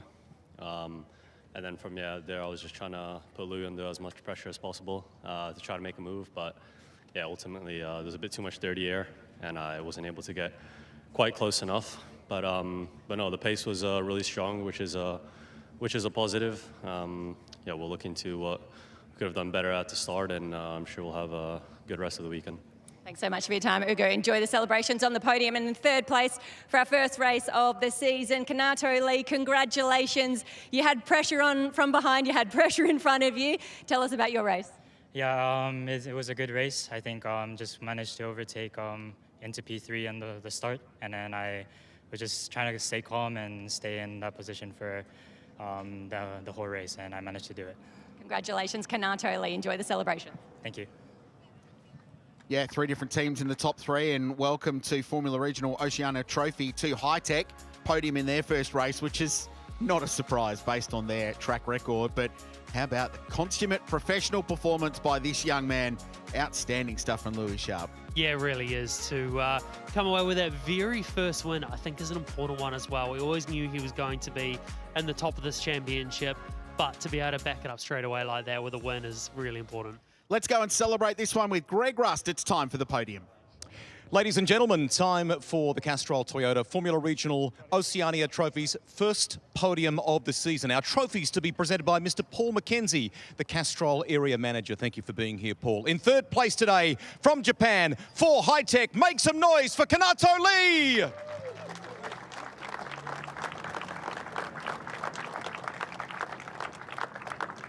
Keep that applause going. In second position today from the United States for M2 competition. How about it, Ugashuuk?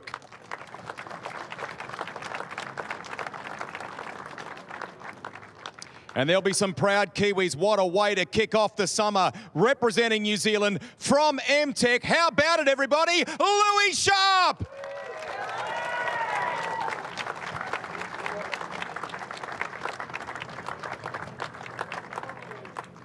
We'll let the waiting media grab a quick photo here.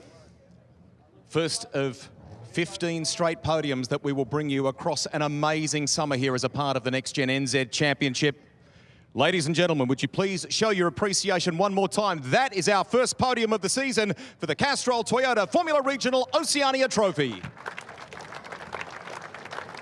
Thanks to Greg Rust down there in Allied Petroleum Victory Lane. Celebrations to start the season, and in 14 races time, we'll wrap it all up with the Napa New Zealand Grand Prix, the 70th New Zealand Grand Prix. You're watching the Repco NextGen NZ Championship here, the Allied Petroleum Hampton Downs International. There's still so much more to come this afternoon. Get ready for a weekend of nostalgia and exhilaration at the Giltrap Group Topor Historic GP. Round 3 of the Repco NextGen NZ Championship, with Gun Internationals taking on the Kiwis in iconic Formula Atlantics. Plus future stars in the Castrol Toyota Formula Regional Oceania Trophy. There's heritage touring cars, saloons, grid walks, show and shines, and a whole lot more. Be there January 16 to 18 at Topor International Motorsport Park, or catch it on Sky Sport.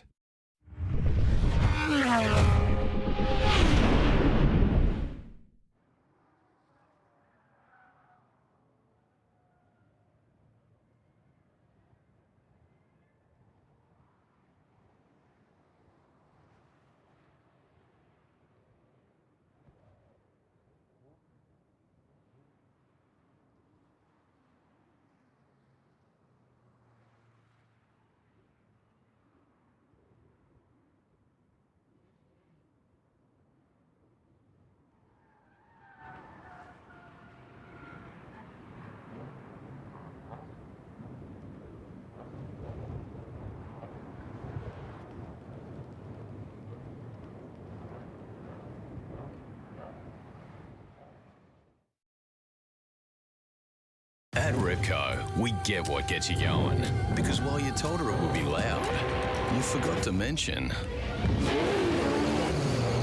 how it feels. Repco gets you going. Wait, is this an actual Toyota? Look, Toyotas, all of them. You got a Farmer and a Hilux, a Hiace, Highlander, RAV4, GTRNZ, and even a hydrogen car. You got the All Blacks and Black Ferns in a Prado, a happy family in an electric vehicle, and a happy Dame Lisa Carrington carrying a kayak. So now do you think it's a Toyota ad? Nah, it's just New Zealand. What's with the music thing?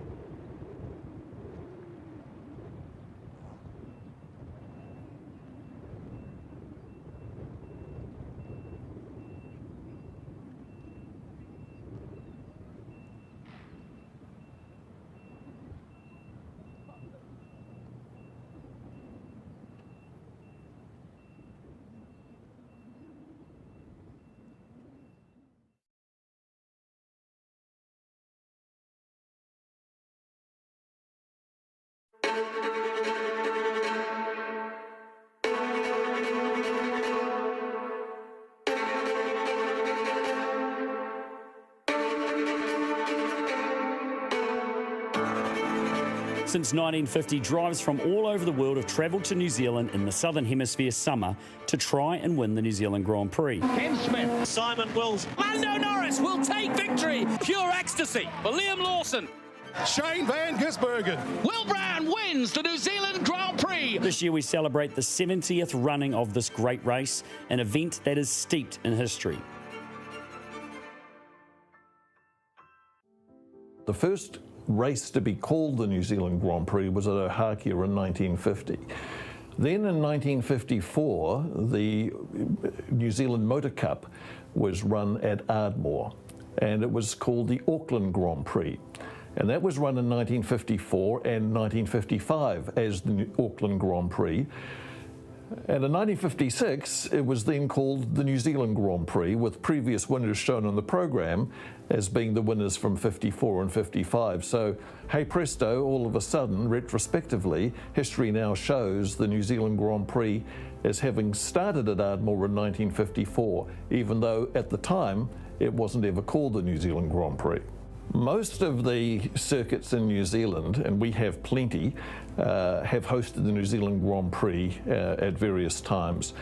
The original home was at Ardmore, and that ran from 1954 to 1962. And then Pukekohe was created, and that really was the home of the New Zealand Grand Prix for many years, apart from 1974, when it was given to Christchurch to link in with the Commonwealth Games that were being held at Christchurch. And then it's been to Manfield, it's been to Ruapuna, it's been to Teretonga, it's been to Hampton Downs, and now it is at Highlands, the beautiful Highlands circuit in Cromwell. Amongst the many winners of the event are 5 Formula One world champions, but many massive names in the world of motorsport have tried and failed to win the famous trophy. Some, like Lando Norris, the most recent world champion, was just a kid when he raced here, so they weren't all reigning world champions. And there's also been a number of drivers who were as good as world champions, and I'm talking about Stirling Moss, who won the New Zealand Grand Prix 3 times, generally regarded as the best driver never to have been world champion, and our own Bruce McLaren and Chris Amon, both absolute frontline drivers who, with the right equipment and the right year, would have been world champions. So it really has been an extraordinary list of wonderful historical names that have come to New Zealand to compete in our series. The big names that we got the opportunity to race against in the New Zealand Grand Prix was guys like Jackie Stewart, Jim Clark, Graham Hill, Bruce McLaren, Stirling Moss, and it was a lot of names. There's names that could keep going forever on them. The New Zealand Grand Prix is a very, very important part of being a New Zealander, racing in New Zealand, and it's a race that we all work towards trying to win. And for me, I got to race in my first New Zealand Grand Prix in 2019, and was lucky enough to win it, which is probably at that point the biggest achievement I'd had in my career. It's one of the biggest weekends on the Kiwi sporting calendar, January 30 to February 1 at Highlands Motorsport Park for a milestone running of the Napa New Zealand Grand Prix. It's the title decider of the Castrol Toyota Formula Regional Oceania Trophy. There's Formula Atlantics, Bridgestone GR86, GTs, some fire-breathing V8s and all sorts of family fun. Be there for the 70th running of the GP Round 5 of the Repco NextGen NZ Championship, or catch it on Sky Sport.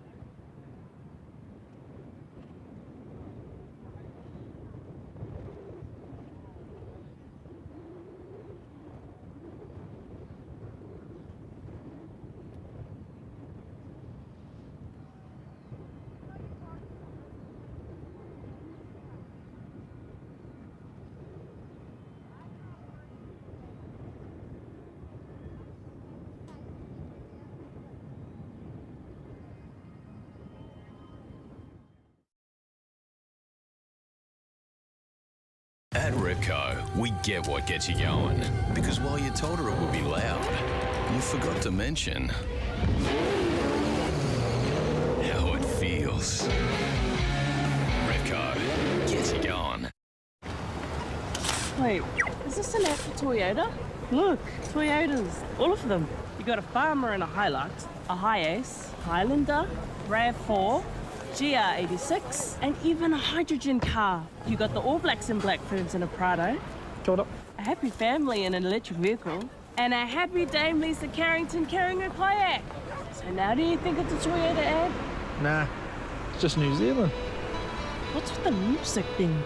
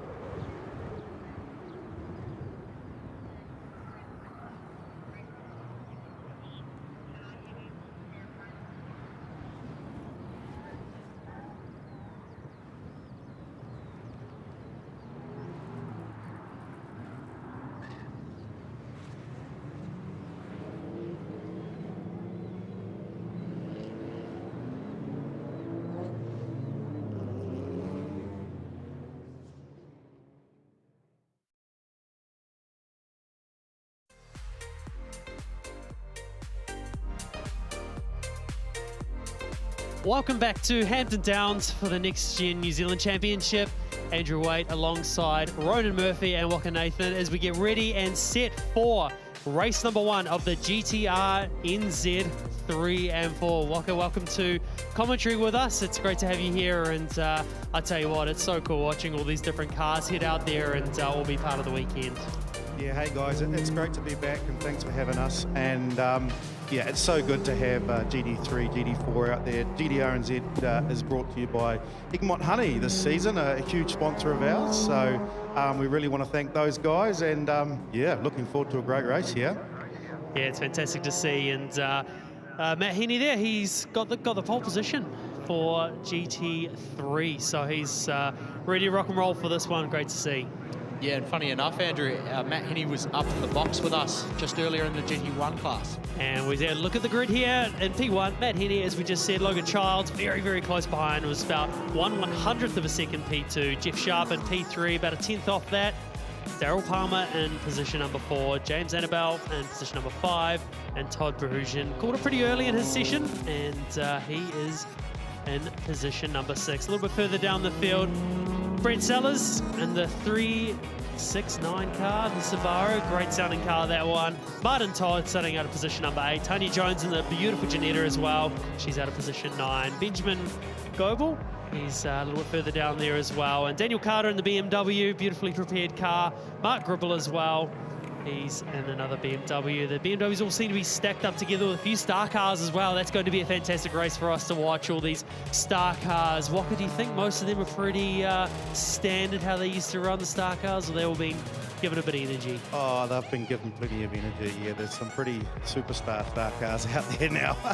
But, you know, everything from a BMW to a star car and everything in between. So it's pretty cool. Yeah, great to see. As we look a bit further down the field as well, position number 30, Brian Hamilton in his Ford as well, and a little bit further down, the famous number 888, Alan Lowndes. You can see why he's throwing that number on his car. Yeah, he said just call me Lownsy this weekend. Come on. Give it to him, why not? And Elton Witchman there starting at a position number 36. 36 cars lining up for this race. GTRNZ really turning it on with the entries this weekend, Ronan. Yeah, biggest field of the weekend by a fair bit. It's great to see, and so cool to have all these all weird and wonderful creations that everyone's come up with, and what a cool class. And if whatever kind of car you're into, there's generally something to cater for you in this class. Yeah, Waka, you talk us through that with what regulations are in place as such? Is it just got to be safe enough to go racing? Basically 4 wheels and a roof. You know, whatever you've got, just come race with us. You know, it's really open. It's open, so anything you've got, anything goes. Yeah, that's fantastic. It's a great way to go, a great entry into the summer motorsport here at the Repco NextGen Championship. To be part of it, this championship is certainly one to be part of, Ronan. Yeah, absolutely. And look at that Waikato sun. It's just not many clouds in the sky. Beautiful day here at Hampton Downs. It's starting to warm up.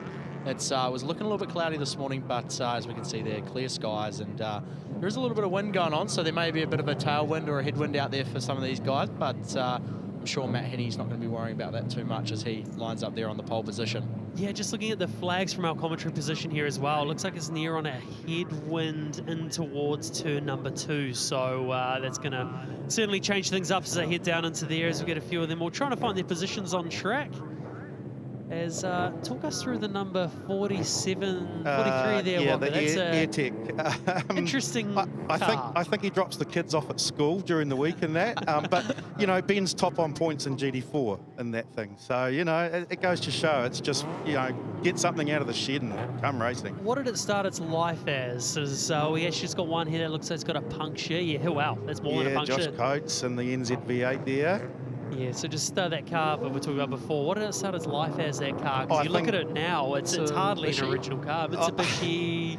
Yeah, Airtrek, I think they call it. But I think it was a shopping basket.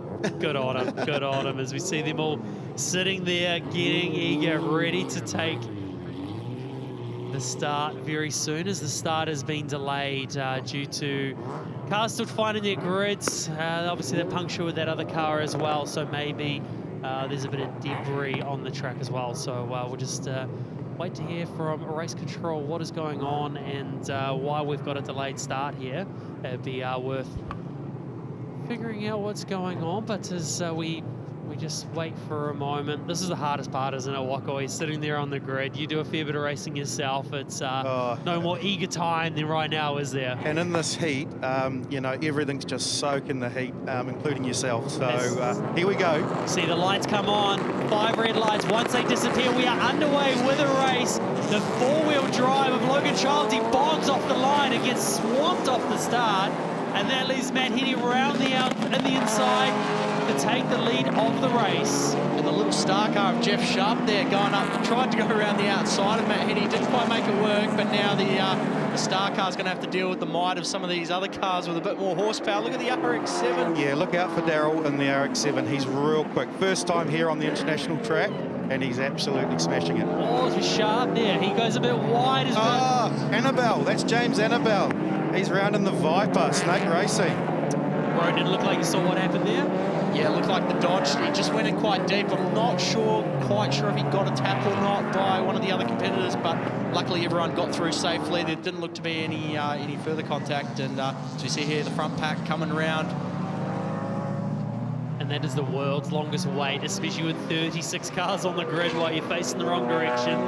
Not like hoping no one hits you, but Sharp there, sideways on the exit of Double B. Yeah, look out for Todd Prugine there too in the Starlet, because he's pretty eager.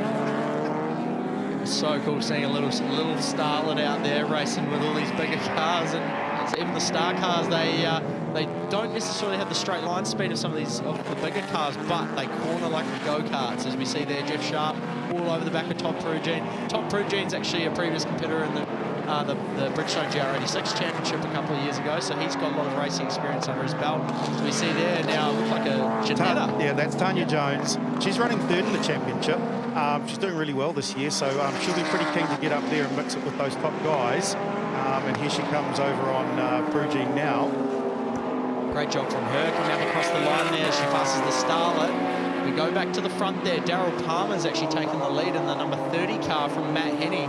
Logan Childs there, he's managed to gather the Evo up and get it back into third. Jeff Sharp still there in fourth. Tanya Jones there in fifth. Todd Prugine there in sixth. It's the rest of the field find their way around turn one to start the second lap. Yeah, Daryl Palmer was telling me that first time on the international track, and he said, I'm really struggling with the double B, but it looks like he's got it sorted now. Yeah, doing a fantastic job through there. And it's a really hard part of this track, isn't it, the double B, the way it's spread out. the big air track. Ben van der Werf, yeah, in the shopping cart. Look at it go. And you're more used to seeing Mitsubishis and Subarus fight for rally wins, but we're seeing a Mitsubishi wagon go at it with go hammer and tong with the WRX. So how cool is that? And once again, GTR New Zealand providing how it should be. Run what you brung, and that is exactly what's happened. Yeah, look, it's what we do best, so come and join us. Yeah, that's a good way to go. And just talk us through as well, the GT3 versus GT4. How do you determine who goes in which class? It's just on lap time, so we have a breakout. So here for GT3, it's a 146 and a 152 for GT4. So that's how we sort who goes where. Oh, look at the air track going up the inside of the BMW there. The Subaru's now trying to get into the fight as well. Yeah. So we've got a bit of a three-way battle coming down towards the dipper there. That's Hacksaw Sellers in the Subaru. He wrote that off at Banfield in the first round, so good to see him back. Oh, and Hacksaw's gone up the inside there in the 369. He's gone up the inside of the Mitsubishi and the BMW. Great pass up there, up the straight, nice and safe. By the book pass, and to come through the last corner there, following the Subaru, the Mitsubishi and the BMW. Little star car there in behind, chasing up the hill. So many star cars in this field, Walker, and great to see them. They're some at the front, some in the middle of the pack, some towards the rear. They're everywhere, and really adding to those slower corners. They're managing to sort of drive around like go-karts. Great start for young guys too, or inexperienced drivers. You know, really good way to start. Yeah, fantastic way to go, isn't it? You can turn up, have a bit of racing and low pressure, and the camaraderie is something that you really notice in this championship as well. Just how they all go racing, they all want to see each other on the grids, help out wherever they can. It's something to see. If you break down in GTRNZ, you've got 10 guys there trying to help you. You know, they want to get you back out on track. Yeah, it's fantastic. It's fantastic. Kiwi way to go racing is the GTR New Zealand Championship. And there's Mark Mallard.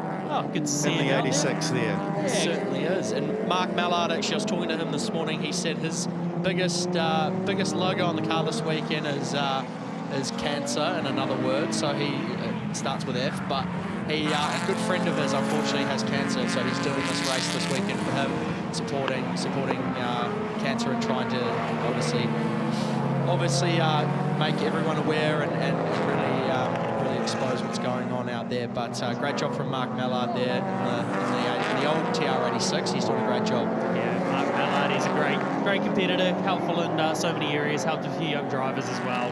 There's Cruz Sprott in the Accord there, 113.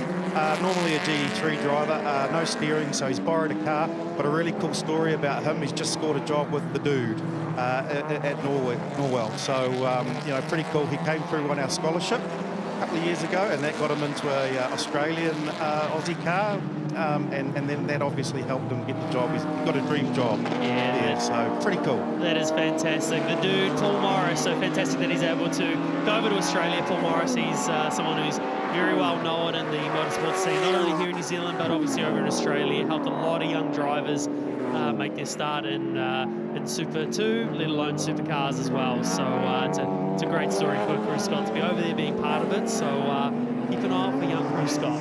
Yeah, definitely. One of our own. Daryl Palmer's sort of started to stretch his legs a bit and managed to pull a 1.8 second gap on Matt Henny. Matt Henny's there comfortably in second with Jeff Sharp and Tanya Jones, and Logan Childs not too far behind them. And a great battle between the little star car there having a big slide, followed by the Ginetta and the Mitsubishi Evo. So great to see, as we've already discussed, the variety of cars in this field. It's quite cool to see them all race hammer and tong. As we see there, Henny's now looking around the outside of Palmer, so he might be looking to try and make a move. Palmer's potentially made a mistake at some stage on this lap to lose that 1.8 second lead. Yeah, it's certainly starting to close down just a little bit more. At the same time, you're keeping an eye on that breakout time, making sure they don't go any faster than a 1 minute 46. At the moment, their fastest laps are around a second away from that walker. Yeah, that's right. You know, obviously always a little bit slower than qualifying. They were pretty close, and I don't think I've seen it so close. So no, and it's a nice clean race. These guys are behaving themselves. Yeah, great to see. How many opportunities do you have to break out of the fastest time before you have to move up into a category? Oh, look, we're trying to really cut that down. So we'll probably give you one to three chances, just depending on what the breakout time is. But obviously, we want to encourage people to move up and push themselves and go faster. You know, that's what it's all about. Yeah, fantastic, because you don't want to get yourself in a situation where you've got a whole lot of cars sitting right on that number, going slowly, and just trying to stay within that class. So it's all about improving, isn't it? And that's a great way to go. Tanya Jones has actually gone on the inside of Jeff Sharp there in the star car, so stretching the legs there on the Janetta and managed to go past the 1, 2, 3 star car of Jeff Sharp. Logan Child, we actually saw him have a little bit of a moment earlier in the previous lap there, obviously pushing really hard to try and stay with the 3rd and 4th place cars. And now Matt Henney's all over the back of Palmer, coming towards the double B corner. It's quite a bad splitter flutter in the BMW there. Every time he sort of gets on the throttle, the front splitter's maybe not quite secure there on the front of that car. We see there coming on the brake zone, it looks okay. He's trying to go around the outside again, and now they're going to accelerate together out of the hairpin up towards the dipper. Look at the horsepower difference there. Daryl Palmer with a bit more horsepower in the RX-7, with Matt Henney trying the long way around, not able to get it done. And again, this is what makes the racing so good, as we see the number 98 go a little bit wide there. Anthony Vandenberg. He's the king of our barbecue, by the way, on a Saturday night. So we need him tonight. Very important person. Yeah. As this battle here rages on between Daryl Palmer and Matt Henney. They have a massive gap to the cars up in front. And look at the difference in a straight line there. Daryl Palmer pulls a huge gap, and Matt Henney able to close it up a bit more through the corners as we start the final lap of the race. As Matt Henney able to close that gap up a little bit more, as you can see that splitter flittering away. Broden, what is that doing to the car's handling? It's certainly going to not be very nice for the driver. He's probably going to have a fairly bad vibration coming through the steering wheel, and hopefully he's still got all his teeth at the end of the race. But no, it's certainly not great. It definitely disrupts the balance of the car, especially under braking as well, if it's continuing to do it. So not a nice thing to have, and potentially can cause a lock-up as well under brakes for the tyre vibrating as you start to apply the brake pressure. And look at this gap now. It is closed right up. This is where Matt Henney has the speed. He looks to the outside as I head up towards a double B. It is blind as you ride to this part of the track. You're trying to find the apex. It gets bumpy. Matt Henney has a look up the inside. He has the inside line and towards turn 8. Gets the move done. Well, but it is not over yet, because, again, this is where Daryl Palmer has the horsepower. And he's trying to go around the outside. Daryl Palmer not quite there in the RX-7. Matt Henney gets a good line out of the dipper there, puts the power down in the BMW. The Mazda's still looking hard, and he's actually going to go around the outside of him and clear him. Henney now goes back to the outside of the track. What's he going to do here in the last corner, Andrew? Has a look around the outside as Matt Henney's number plate says, as he makes a move back onto the lead. We on. Is he on for the lead of this race? As Daryl Palmer looks back up to the inside, look at the horsepower of the RX-7, and he absolutely smokes them down the straight to take the win of race number 1 for GTR New Zealand 3 and 4. Oof. What a race. That is what it's all about, isn't it? The difference in these cars, Nathan, it is just great to witness, isn't it? You know, you can see where Matt was fast, you can see where Daryl was fast, and that's what it's all about. Hey, Hollywood Henney, we call him, and that was a fine performance, I'm telling you. Yeah, fantastic to see, isn't it? As we see a few more cars starting to finish up their race as well. See the old air track there. What a size difference. You've got the star car in behind an air track. It's not something you see every day. You get an awesome tow off the back of that car. Yeah, it's quite high in the air. Yeah, you certainly would, as we see the Viper make his way back through the field as well after that lap 1 spin. And there goes Cruz Scott in the Accord, and Millsy in the RX-7. As the rest of the field come across the line, another star car, a TR86, followed by another star car. Oh, that's got the shivers too. That one even more so, I think, very much so. But there is nothing taking anything away from Daryl. What a fantastic race there. I can't believe the horsepower difference between the two of them. When he gets his foot into it, it just let him rip away with the race win. Daryl Palmer taking it out. Matt Henney tried everything he could, but didn't quite have enough power. Tanya Jones did a fantastic job coming home in 3rd position. Logan Childs, after that shocking start, I'm sure he'll admit it as well, bogged down off the start, 4-wheel drive. It's his best opportunity, didn't get it away. And Jeff Sharp coming home in 5th place as well. And a bit further down the field, Dion Walker coming home in 12th position. TJ Jones 15th. Mark Ribble 16th position. And Cruz Scott in the borrowed car down in position number 20. Mark Mallard, he's making a bit of an entry into this weekend, coming home in 21st position. Wayne Codner as well in 23rd. Darcy Conda 25th position. And Lounsey, the 888, in position number 28. Oh, there's just so many cars in this field. It's fantastic to see as we work our way down through the lot of them. Elton Witchman coming home in 31st position. There was just so much to take on for that one. We need another 10 laps to sort that lot out. Obviously, we didn't see it happen, but Chris O'Driscoll in the 24 red car obviously had an issue of some sort. Great supporter of New Zealand Motorsport. And taking a look at the highlights here, you can see Logan Childs here getting that terrible start off the line there, bogging away, lucky not to stall it. Be nothing worse with 37 cars coming up behind you and completely stalling it. So got away lightly. As you see the little star car there, run a bit wide down into turn 1, and then the Viper as well having a bit of a spin. It's all go start of this championship, and here's another look at it. Yep, all by himself in the Viper. It's I think he got on the brakes, so you can see the cars up in front started to slide just that little bit and got on the brakes, and unfortunately that's what caused him to spin around. But there was no stopping the horsepower of that RX-7. Logan Charles sitting in the 3rd position there for a while before dropping down just a little bit further. But I tell you what, this battle here, Rona, just raged on throughout the race. They got side by side through here. And I thought at this point it could have been. So did I, Andrew. And to be honest as well, Matt Henney had a lot to manage, especially with that splitter and how much it was moving. And then here we thought he had it done, but the RX-7 Palmer came up the straight, in behind. Didn't matter which way Henney went, he was going to get him. As we see there, the number 43 coming up across the line there. As we were discussing, you'd get a great tow off that car, Ben van der Werf in the 43, as we see there an issue for the 75 car of Stephen Hamilton.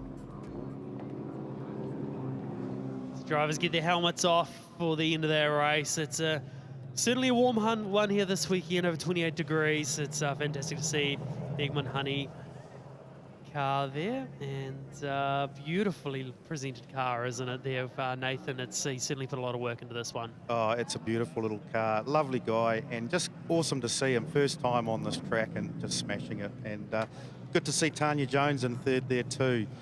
You know, her and Kerry are just, you know, absolute legends of our class and of New Zealand motorsport. Yeah, fantastic to see Rihanna Cran down in pit lane.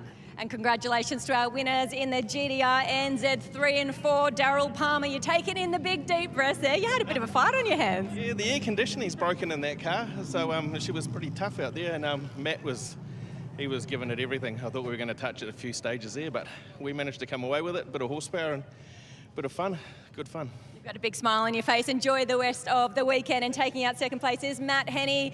We enjoyed the battles. I'm sure you did as well. Yeah, no, that was amazing. We had a great old battle with Daryl and his RX-7.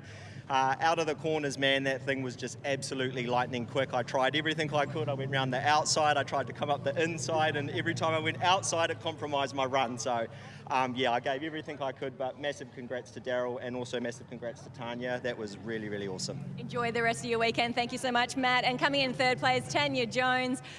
Everyone's got a bit of a sweat on the brow. It is warm out here. Tell me about your race. Oh, my race was great. Thank you to our sponsors, with GTRNZ, Egmont Honey and Far North Roading. My husband, who does an amazing job getting my car ready and everything and telling me what to do. But I actually have a cool suit now, which I've never had, and I've got no air conditioning and no windows. And I bloody forgot to turn it on. And then we'd finished, and I'm like, oh my God, it's so hot. So I turned it on, so yeah. Anyway.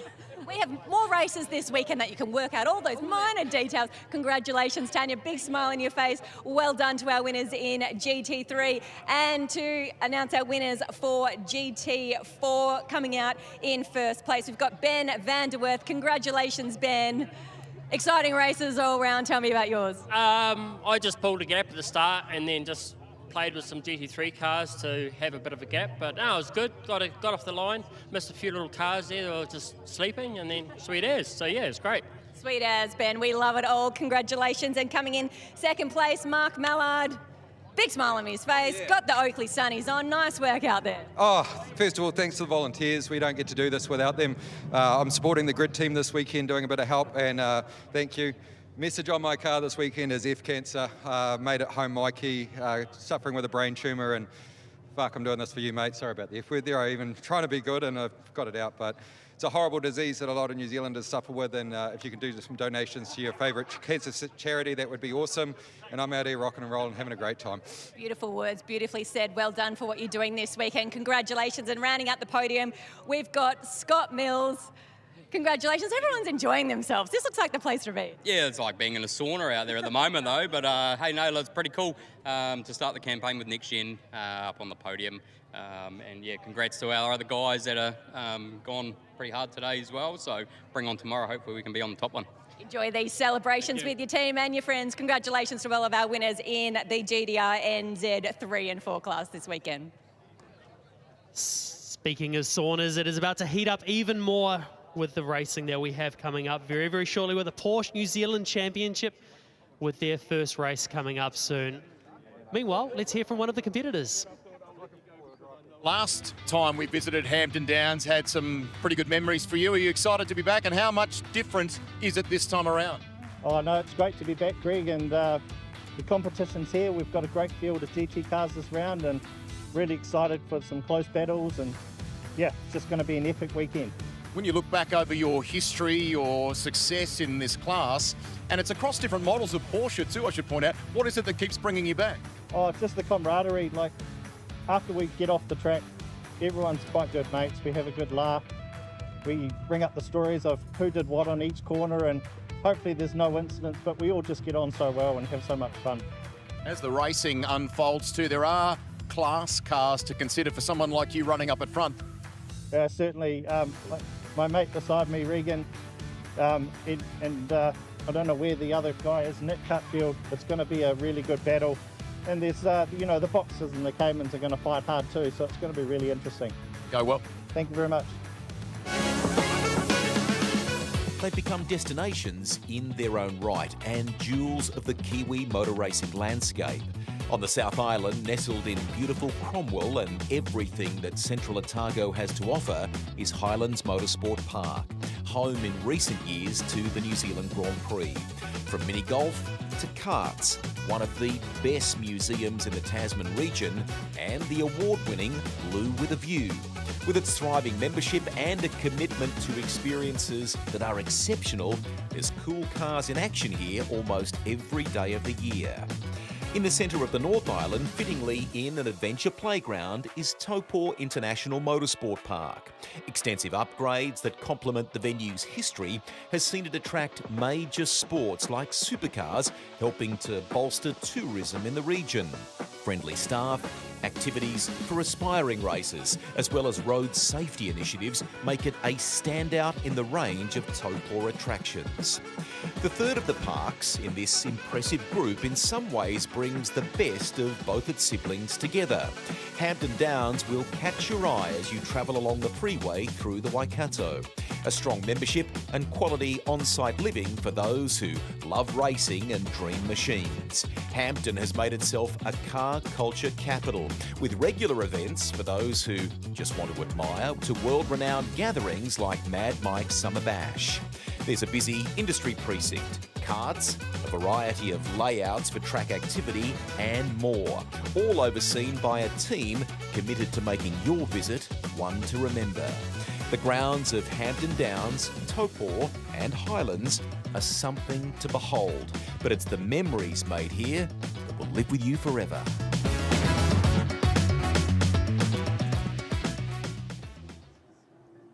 Yeah, three of the best racetracks in this part of the world. Cannot wait to get down to Taupō in a week's time for the Giltrap Group Historic GP. Entry list will be released next week, but I can tell you there are some very, very cool cars lined up and ready to go for a massive weekend. And then, of course, the Napa 70th New Zealand Grand Prix just a couple of weeks' time. And we make the trip down to Invercargill before that. One of my personal favourite categories is about to roll out. I love this series, the NZ Porsche Racing Championship. Ronan Murphy is alongside me. And Stu Owers, the voice of the category, is here. Stewie, welcome back to you. Happy New Year. third round of the championship. It's been a great start to the season, and just walk us through some of the key explainers about this great championship. Well, thank you for that. Thanks for the welcome.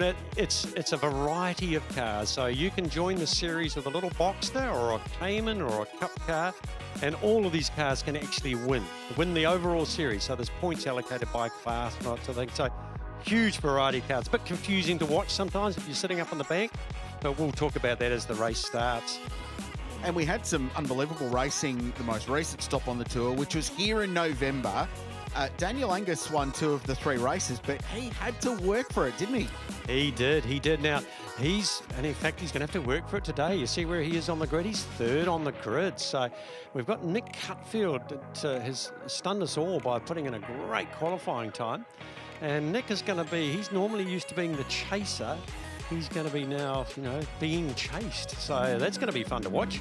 Yeah, and Regan Scholar in the field as well, who was very quick in the opening round of Somerset GT New Zealand in a field of very high-powered Cup cars. Ronan Murphy, your chopper's leaving, mate. What's going on? That's a very cool helicopter. A Hughes 500 there taking off. Great to see. My father would be very jealous. But no, great to see, just some more modern Cup cars. Like looking at that right there, Krause, you'd think that's Porsche Michelin Sprint Challenge New Zealand. You would. 3 991 Gen 2s right there. It is a great championship. The Boxster and Cayman class, Stu, is always a highlight. And it's often, sometimes you don't need the most horsepower to put on the best racing. And in this category, sometimes it's wise just to cast your eyes back a little bit further back in the field. Oh, look, you're dead right, and we'll talk about that. Some of the competition with these, you can just see them rolling out now. That's some of the little Caymans you see rolling out there. But it's intense with these guys. And look at that, a 944.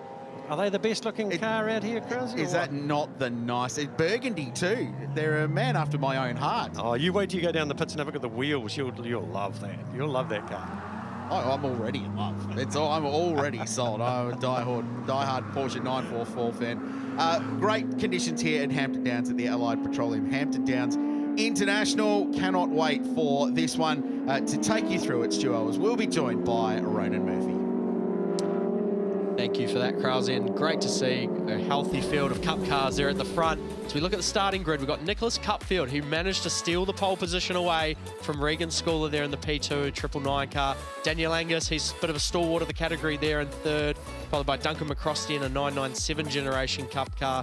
Robert Dong there in another 991 GT3 Cup car. Marco Hottrigger there in the 51 car there in P6. Going through the grid. Ethan Hurrigan there in the first of the non-Porsche GT3 Cup cars there in P7 and the Cayman GT4 with Oliver Saxton. We're looking forward to the battle between those two guys. Stephanie Chambers there in a 996 generation Cup car there in 9th. Ian Hill there in another Cayman there in the 58 car. Looking a bit further back, Tim Robinson there representing the 944s. Richard Crail, loving that car. P14 there is Neville Chandler in the 65 car. Ashton McCorn and Mark McCorn both there in P15 and P16. Father and son resuming their rivalry later, or just in this race about to start. Stephen Stokes there in P17. Anthony Houston in 18. Rounding out the field. And we're not too far away from race start. And you can see we were just talking about the Caymans before. These the red and silver car, the red and white car, and the white car. That's a new class for us. And they're just road cars. They were in somebody's garage there being polished not so long ago. Now they put a roll cage in them. Nice, affordable way to go racing. A bit of a step up from the Boxsters. They're more horsepower, 2 or 3 seconds a lap quicker at least. And then you sort of go up through the field, and then you've got Cayman GT4 is your next step up, and then right up to, well, you can start with an older Cup car, all the way up to, as you're saying, 991s, and you see that leading around the field, the gold and white car there. Yeah, and I don't think it comes as a surprise that Nicholas managed to get the pole, because he used to wheel that 997 generation car that he raced really, really well, and used to put pressure on Daniel Angus in a car that wasn't probably quite as quick. So to see him on the pole position, I think in the equal car to the rest of the guys at the front there, I think it's no surprise, and he's obviously driving it very, very well, Stuart. He is, and it's exciting actually. But the thing is, yeah, you're right, the 997s, the older ones, less horsepower, less grip, all that sort of thing, but he was up there with them anyway. So it's just a matter of what he can do now. He's got the right equipment, basically, is what it boils down to. And Regan Schooler was probably the one that you were expecting, and probably most of us were expecting would take the pole position, but he actually pulled in early during that session. Probably maybe just thought he'd got the lap time he wanted to get, and it was all going to be pretty safe as houses. And then at the end there, Nicholas Cutfield, the dentist from Hawke's Bay, swooped in and extracted a lap time out of that. You stole my line. He did a great job. But as we see here, the front row there getting into place. How good to see a pair of 991 Gen 2 Porsche Cup cars there on the front row. We're not too far away from a start. Just waiting for a pure drag race down to there. And we've talked about this a lot. They're tricky to get off the line. There's so much grip on those enormous rear slicks. You've got to get it just right. If you pop the clutch on them, they'll stall. Simple as that. Even if you've got lots of revs, they'll stall. So you've got to be pretty careful. Absolutely. And we see there the grid's all formed up, all 18 cars lined up. We've got 3 lights, 4 lights, 5 lights, and we are away. Great even start. Look at Daniel Angus, though. Excellent start from him. Down the inside. He may even get round the inside of Daniel Angus. Regan Schooler there. No, not quite. It certainly was. And Nicholas Cutfield managed to maintain the lead, but Regan Schooler's already straight onto him. Cutfield moves over to try and defend the place. We see the rest of the field coming through. All the boxers making up the grid there. Great job there from Cutfield. He's defending down the inside, keeping the lead from Schooler. Daniel Angus there in 3rd. McCrosty there in 4th. Robert Dong's moved up to 5th. 4 wide at the back there, but a nice clean start. Look at that father and son boxers there side by side, neither one wanting to give an inch. McCorn's having a great battle between them. Tim Robinson's just ahead there in the 777-944 Porsche. We see there Ashton and Mark McCorn. He's now going around the outside there. So Dad's got the advantage. That's the purple car with the big teeth along the front. He's got the advantage at the moment. No, yes, he's just lost it. So Ashton McCorn has just got in front of Mark McCorn. And there we've got the 51 car, Marco Hottrigger there. He's way back in the field, isn't he? Yeah, he didn't get a great start there, Stu, so he's dropped a lot of places, and he's going to have a lot of work to do to pass some of these boxsters, because these guys don't mess around. They get right into it and battle really hard, so he's going to have a bit of work to do to try and claw his way back up into those top few spots where the rest of the Cup cars are. He's got the horsepower, hasn't he? I mean, that makes it so much easier, but you can see he's still trying to get around there. The thing about the little boxes is their tyres come up straight away, so they're into it. The McCorns are kind of ganging up on him a bit there. They're not making it easy for him. He's managed to now clear Ashton and Mark McCorn.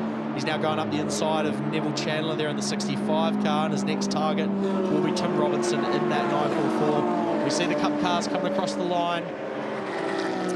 But he's got all he needs to do now is he can relax, he can pick them up. But that was his first start. He's done practice runs and that sort of thing. Totally different to starting that car. It's the first time he's ever started. And as we said before, they're tricky. So he's either stalled it or he's just smoked the tyres, one or the other. Absolutely. And Oliver Saxton and Ethan Hurrigan are having a great battle. They've managed to clear Robert Dong there in the 888 car. So he's dropped back a couple of spots as well, maybe just still waiting for those tyres to come up a bit. The Caymans do generally seem to be able to get the tyre temp up a bit quicker. Yes, they're about a balanced car. They're a mid-engine car, so they move the engine forward. But that's interesting that Oliver's, he didn't out-qualify Ethan, but Ethan Hurrigan is behind there. So once again, he must have got him at the start. There's a bit of a traffic jam at the start. Easy to sneak a couple of places there, isn't it? Yeah, not the best of starts for Ethan Hurrigan, but considering he only turned up this morning, he didn't do any practice in the last couple of days. Oh, and he's right up, got the Cayman sideways, the number 4 car, Bailey's Wellington. This could be a good battle, this one. We're going to have very evenly matched cars, obviously same model, all that sort of thing, because GT4s have progressed, but this is about 1 or 2 models old now. Absolutely, and Oliver Saxton's not making it easy for Ethan Hurrigan. Hurrigan got a great run out of the dipper there. He's going to be looking to try and make a move, or is he going to line him up in the last corner and try and get a run? As he goes there, he's looking to go up the inside, not quite. Oh, there's a couple of lines you can use going down there too, isn't there? You can angle in there, or you can go down straight. So he looked like he was trying to fake it, but he was going to go down the inside. Absolutely, and all that's doing is letting Duncan McCrosty run away just ahead. He wasn't too far ahead of these guys, but he's managed to pull a bit of a gap. So as we know, when you get into the heat of the battle, it can actually end up costing you time, and certainly in this battle, it's keeping Robert Dong there in the fight, as we see there. Let's see, Ethan hit the wider line. He went right out to the outside and swooped back in, and can he hold it? And all the way down that big straight. And he's blocking Robert Dong off as well, stopping him from going by, but it may help Robert Dong go down the inside of Oliver Saxton. Not quite, but this is a great battle between the three of them. Oh, he's got him. So Ethan has now moved ahead, and Robert's still being frustrated at the back now. Robert is running quite an old set of tyres. Oh, look, just got a little bit of a wobble in. It shows a difference it makes here. He just got on the gas a bit hard, just got a little bit of oversteer. Overheated the tyres. Hurrigan did a great job. He propped the car up at the apex there, stopped Oliver from being able to get on the throttle, and then when he did, it actually ended up making the car go a bit sideways. So good bit of racecraft there from Hurrigan, and he's managed to pull a gap on these two now and set off after Duncan McCrosty in the 997 Cup car. The top three up front, Nicholas Cutfield's still leading. He's got a second over Regan Schooler in the 999 car. Daniel Angus is a little bit further behind, about to the tune of 4 seconds in the 224 Hensway car. And Duncan McCrosty there, sitting nicely in fourth, out of harm's way. Bit of an uneventful race for him so far. Well, he'd be happy about that. See the dust being kicked up there by the second of the two GT4s, the Caymans, but nice little lead there. All of a sudden, Ethan's just pulled that out, hasn't he? Yeah, exactly right. And looking at the best lap times, Nicholas Cutfield actually has the fastest lap of the race. So he's done a 37.5 versus the 37.6 for Schooler. Daniel Angus has just done his fastest lap of the race at a 39.5. So he's about 2 seconds off the pace of the other two guys ahead. Yes. So a bit of work for him to do, but that's a good thing. He's got something to chase and someone to challenge him. Yeah, somebody to drag a target in front of you is the best thing, isn't it? And also, it's old school. You can see, look, why are they quicker through this sweeper? What are they doing differently to me? Why am I, losing place here? Absolutely, and we see there Ian Hill, they're in 10th place. We just saw him come across the screen. 777 car there of Tim Robinson. He's having fun out there in that 944 that Richard Crail was salivating over a little bit earlier. He's the lone 944 representative. We have 4 or 5 of them often at times for various reasons. He's the only one that's turned up from Hawke's Bay this weekend. And we go back to the battle at the front here. Cutfield versus Schooler there. Another fellow Hawke's Bay driver, Cutfield. Yes. He's doing a great job. Yeah, Wellington versus Hawke's Bay.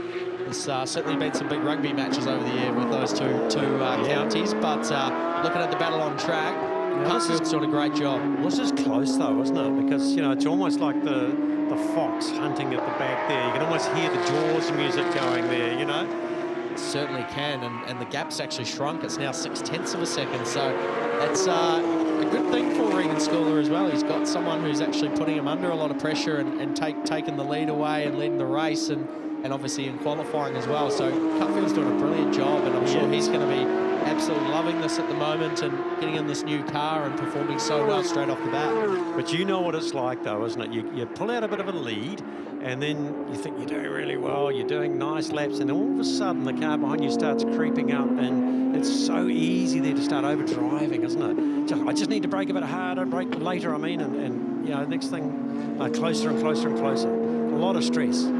Absolutely, and as we see there, the Castrol Toyota Formula Regional Oceania Championship signing session going on there. We just saw Kalle Rovanperä, two-time World Rally champion. The rest of the field there, a lot of Formula One hopefuls, and huge crowds down there getting their signatures of all their favourite drivers. It was a brilliant first race a little bit earlier on, and but you know what, Ronan? These guys are missing the best race of the day. They certainly are, and I'm sure they're definitely going to be thinking it. As we see there, Ethan Hurrigan, he's having a good battle back to the action there with Robert Dong, and Oliver Saxton's actually dropped back a fair way off Robert Dong, so he's obviously that moment he had a little bit earlier on we saw has really sort of hurt his rhythm. Well, this is sort of a David and Goliath battle, isn't it? You've got Goliath there, Robert Dong in the big cup car, probably another 150 horsepower, bigger wheels and tyres, better ground effects. But Robert he's been our champion in the past. He just comes up to enjoy the social side of it now, so he's not pushing as hard as he could. Doesn't even buy the very the latest tyres. He's just out there having fun. So both of them will be enjoying this race. He'll come back with an enormous grin over his face.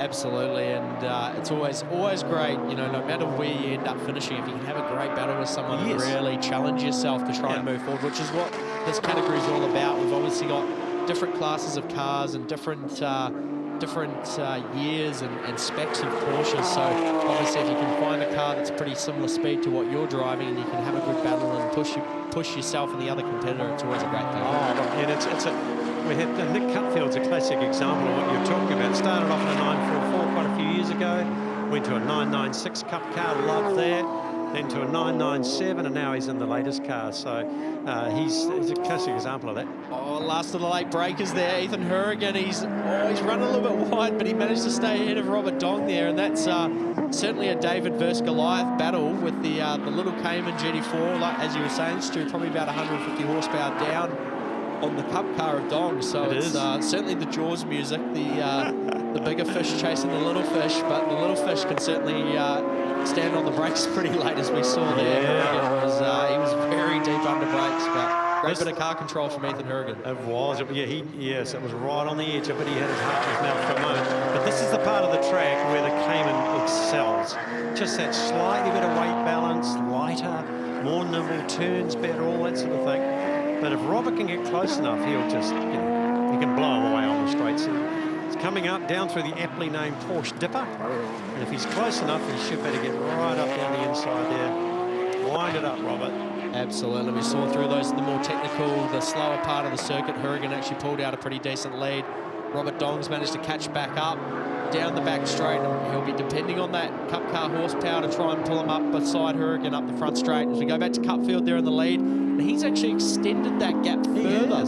He was 0.8 of a second faster than Schooler on the last lap. I think they did both come up to a bit of traffic, so that would have played a part, but clearly he's doing a great job navigating it, and he managed to do it more effectively than what Schooler did. Yeah, and look at his times too, pretty consistent, and it's hard to do that when you're lapping other cars, isn't it?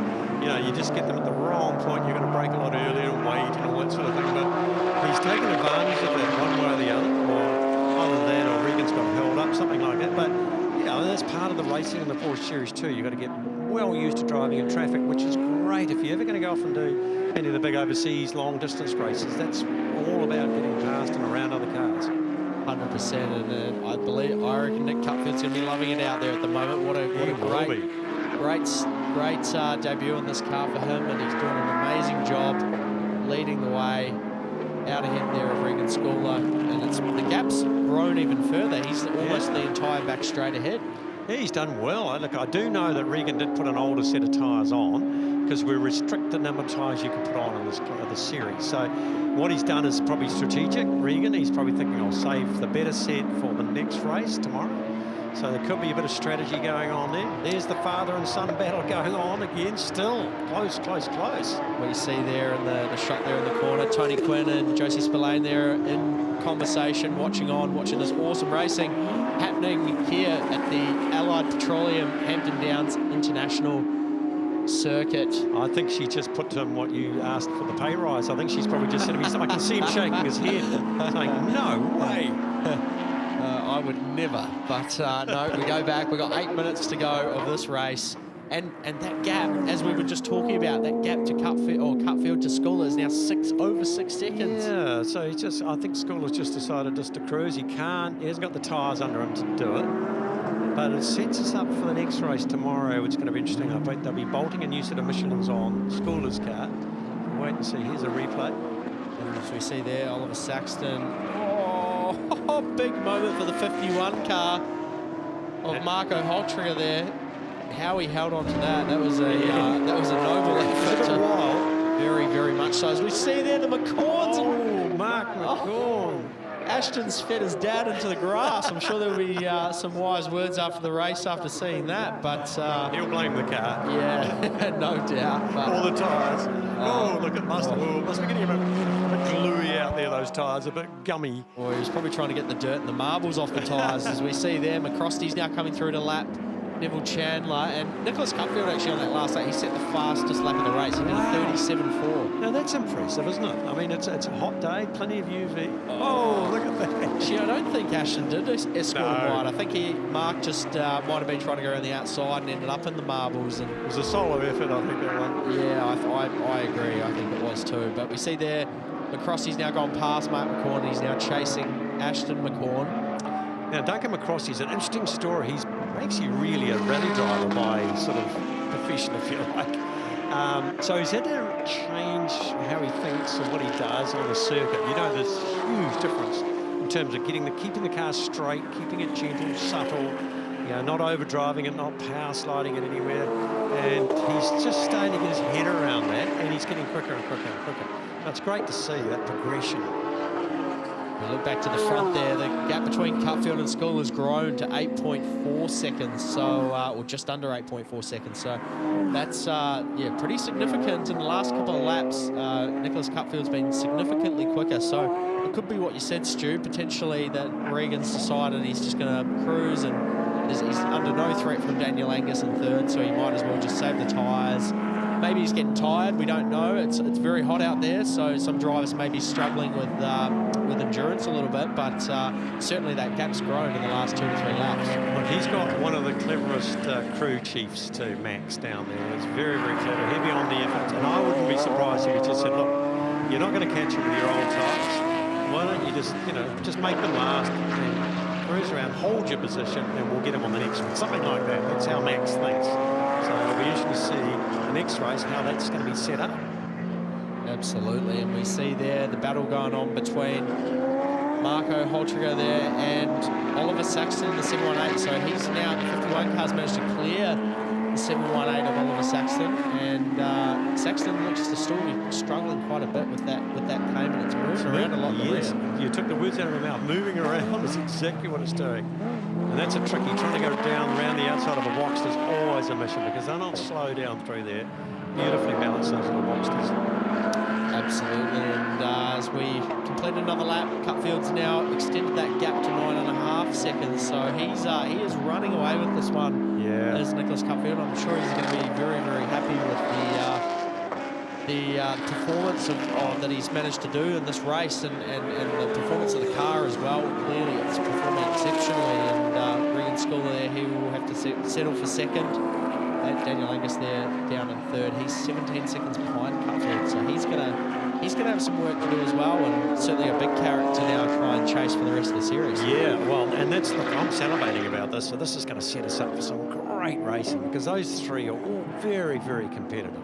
I mean, Regan doesn't like settling for second place. Who does, you know? So it's setting us up for a great couple more races here at Hampton Downs and at our next round, so really looking forward to that. Absolutely, as we see there, number 51, the ground investigation supported Porsche. Marco Holtriger there. So as I say, Marco new to that car. He's raced with us quite a while. He had a 944 way back in the day, and now he's since then Caymans, but suddenly he's just saying how much he loves this Cup car. It's pure race car. You know exactly what they like. They're a purebred, built in Germany for exactly that. They come out of the box just ready to go. Fantastic cars.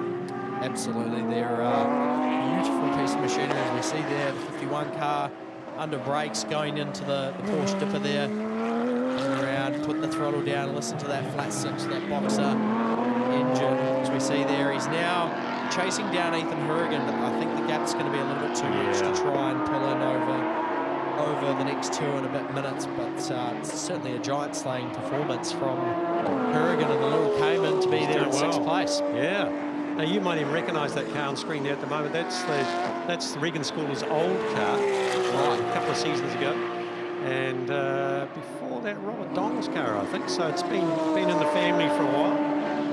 Been racing on the championship a little while, and done some miles, done some winning over the years. Yeah, exactly, and of course, you know, it's got a history of replacement bits and pieces, so it's going to be one of those axes that gets new handles, new heads, all that sort of stuff. Absolutely, as we come round the final corner there, Cutfield now coming onto the straight, up the front straight.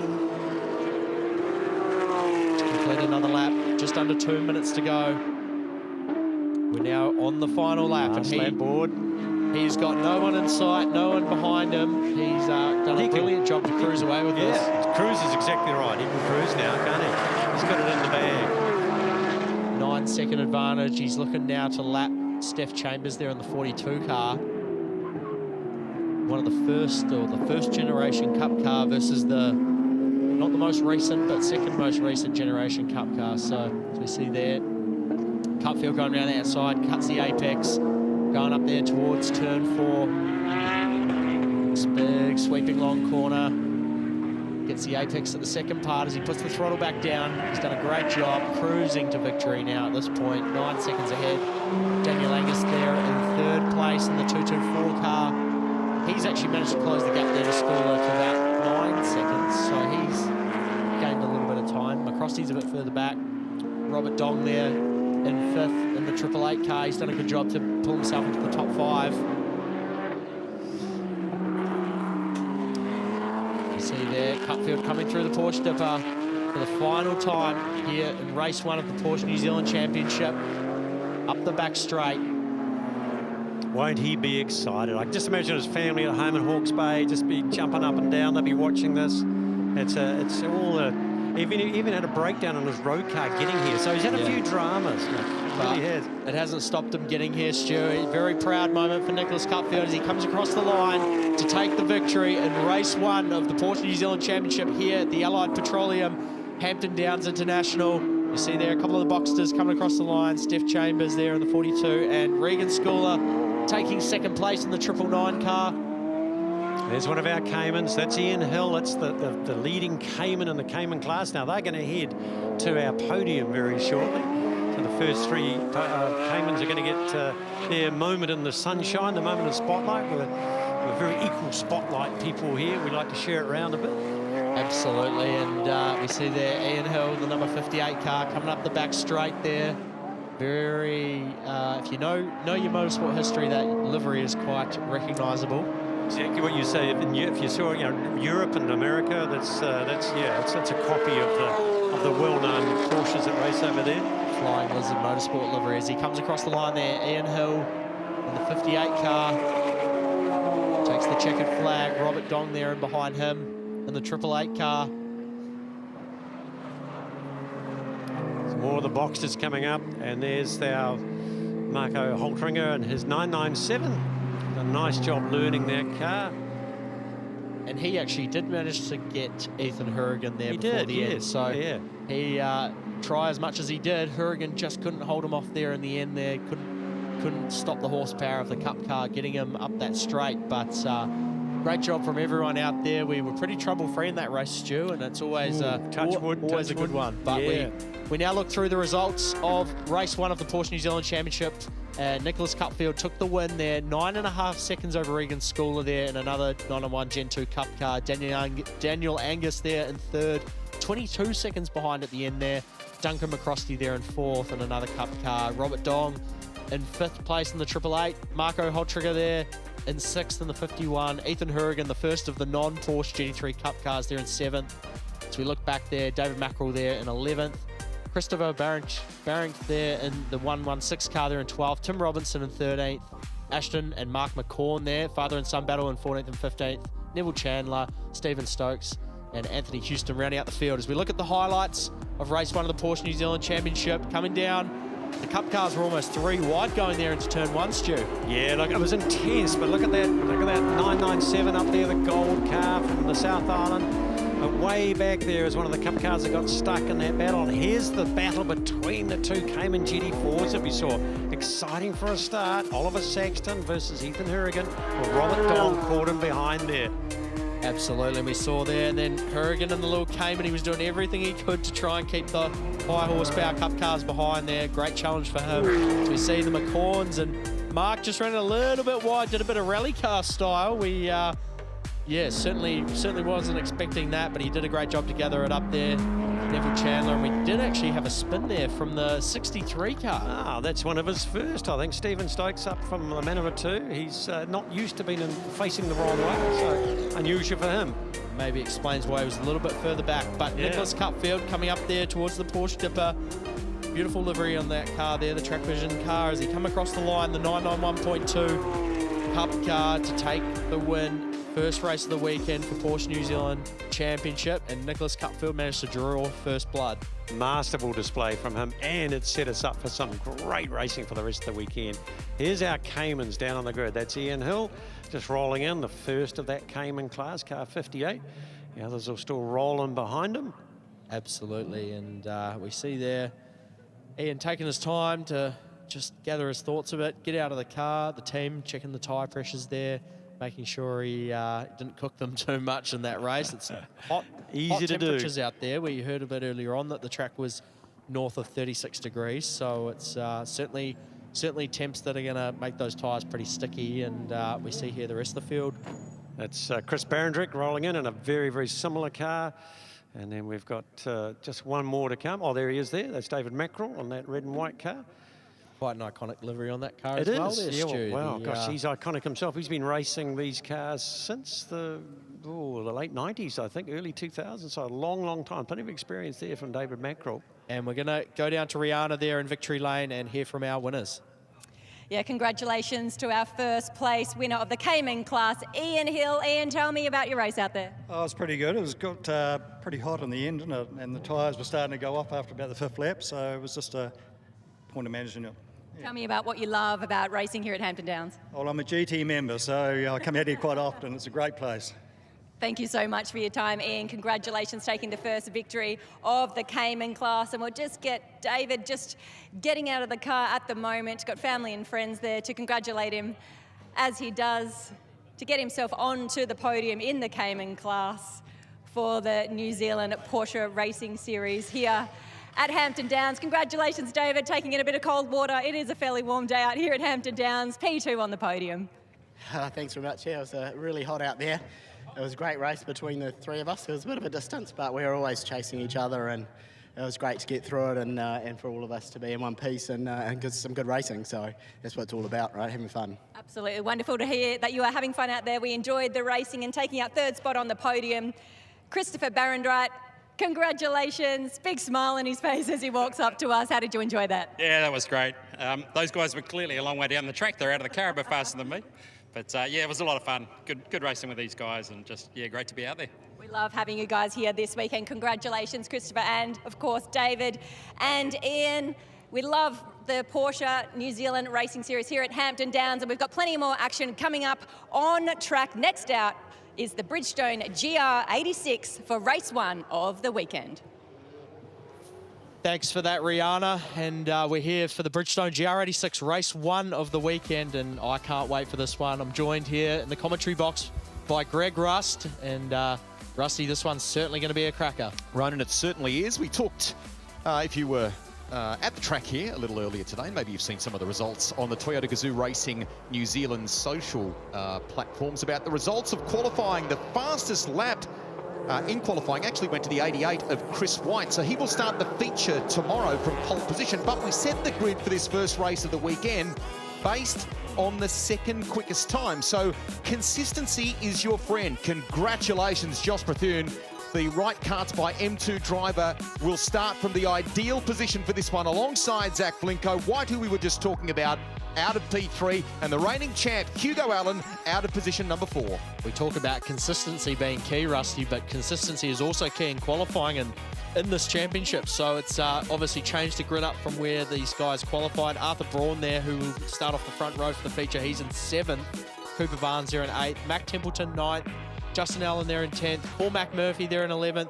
Lee Zaltwanger, our previous trophy, 86 trophy winner there in 12th. Simon Hunter there 13th. Thomas Mallard, who's returning to the series there in 14th. Cameron Hill in 15th. And our Tony Quinn Foundation and Wolfbrook Scholarship winner there in 16th. Lucas McGill's got some great people in his corner. It's a huge step, a massive trajectory for him. Has come out of karts where he was impressive.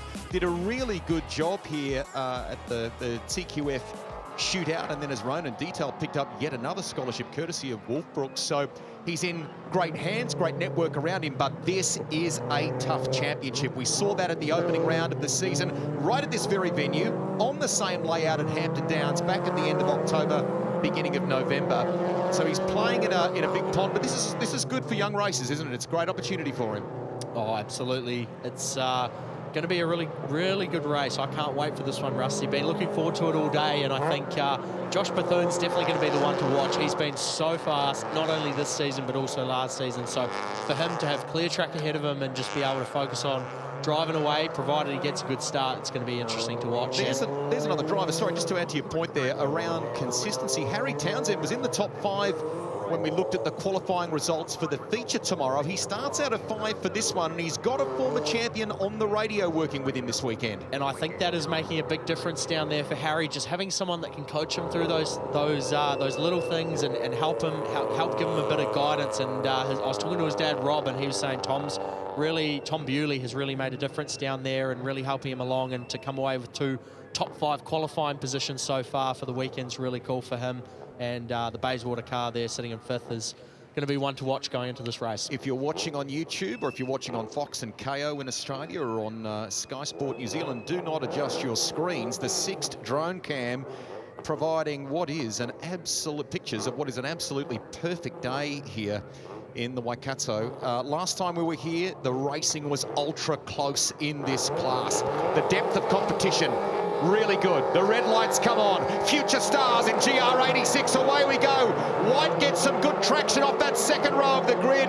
And already a couple of them making moves that are defensive as they go into 1 for the first time. And Harry Townsend's there in between a couple of cars, Cooper Barnes and AJ Giddy by the looks of it. A couple of the Mackenzie Motorsport cars. Arthur Braun there in the 222s just in behind him, but Bethune managed to get the start. He's got a very, very fast Chris White and Zach Blinko all over the back of him. Hugo Allen sitting there in 4th, the reigning champ, as we come through turn 2.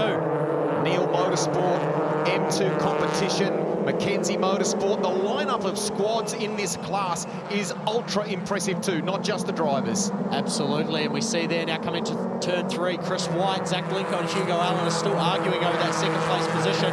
White seems to have nailed it as Hugo Allen there, he's showing a nose to Zach Blinko. AJ Giddy's doing a great job there in 5th place, the youngest driver, with Harry Townsend there. He's dropped 1 spot back to 6th.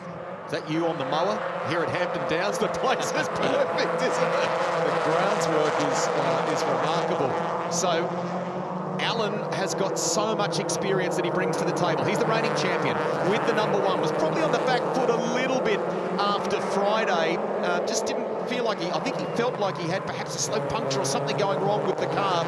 And people have been working hard in the break between rounds of the championship. They may not have been all together at the wheel of these 86s, these latest generation cars, but they have been getting some valuable miles to stay razor sharp behind the wheel. Absolutely. There's a little bit of an argument a little bit further back, looked between Cormac Murphy and Cameron Hill there. A little bit of dust got blown up on the exit of the dipper, but we come back to the front of the field here. Josh Bethune, he's under immense pressure from Chris White there in the Neil Motorsport 88 car, coming across the line to finish lap 1, begin lap 2, down towards turn 1. White pulls out from the draft. He's now going to try to go around the outside of Bethune. Didn't quite make it work. He now slots back in, and it's going to give him a good run onto the back straight. White was the star rookie in the 2025 season. Bethune really is doing a great job here at the moment.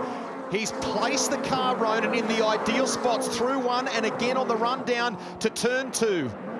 Chris White is using every inch of this international circuit here at Hampton Downs, trying to find a way past the 32 car of Josh Bethune. And one guy who you know has got bundles of racecraft is Josh Bethune. He's done so much racing in all different kinds of categories, go-karts, open wheel, touring cars. So he's one to watch, and certainly going to make it very hard for Chris White to be able to try and take that lead away. 3rd gear out of this one, and they work up to the double B, as they affectionately call it.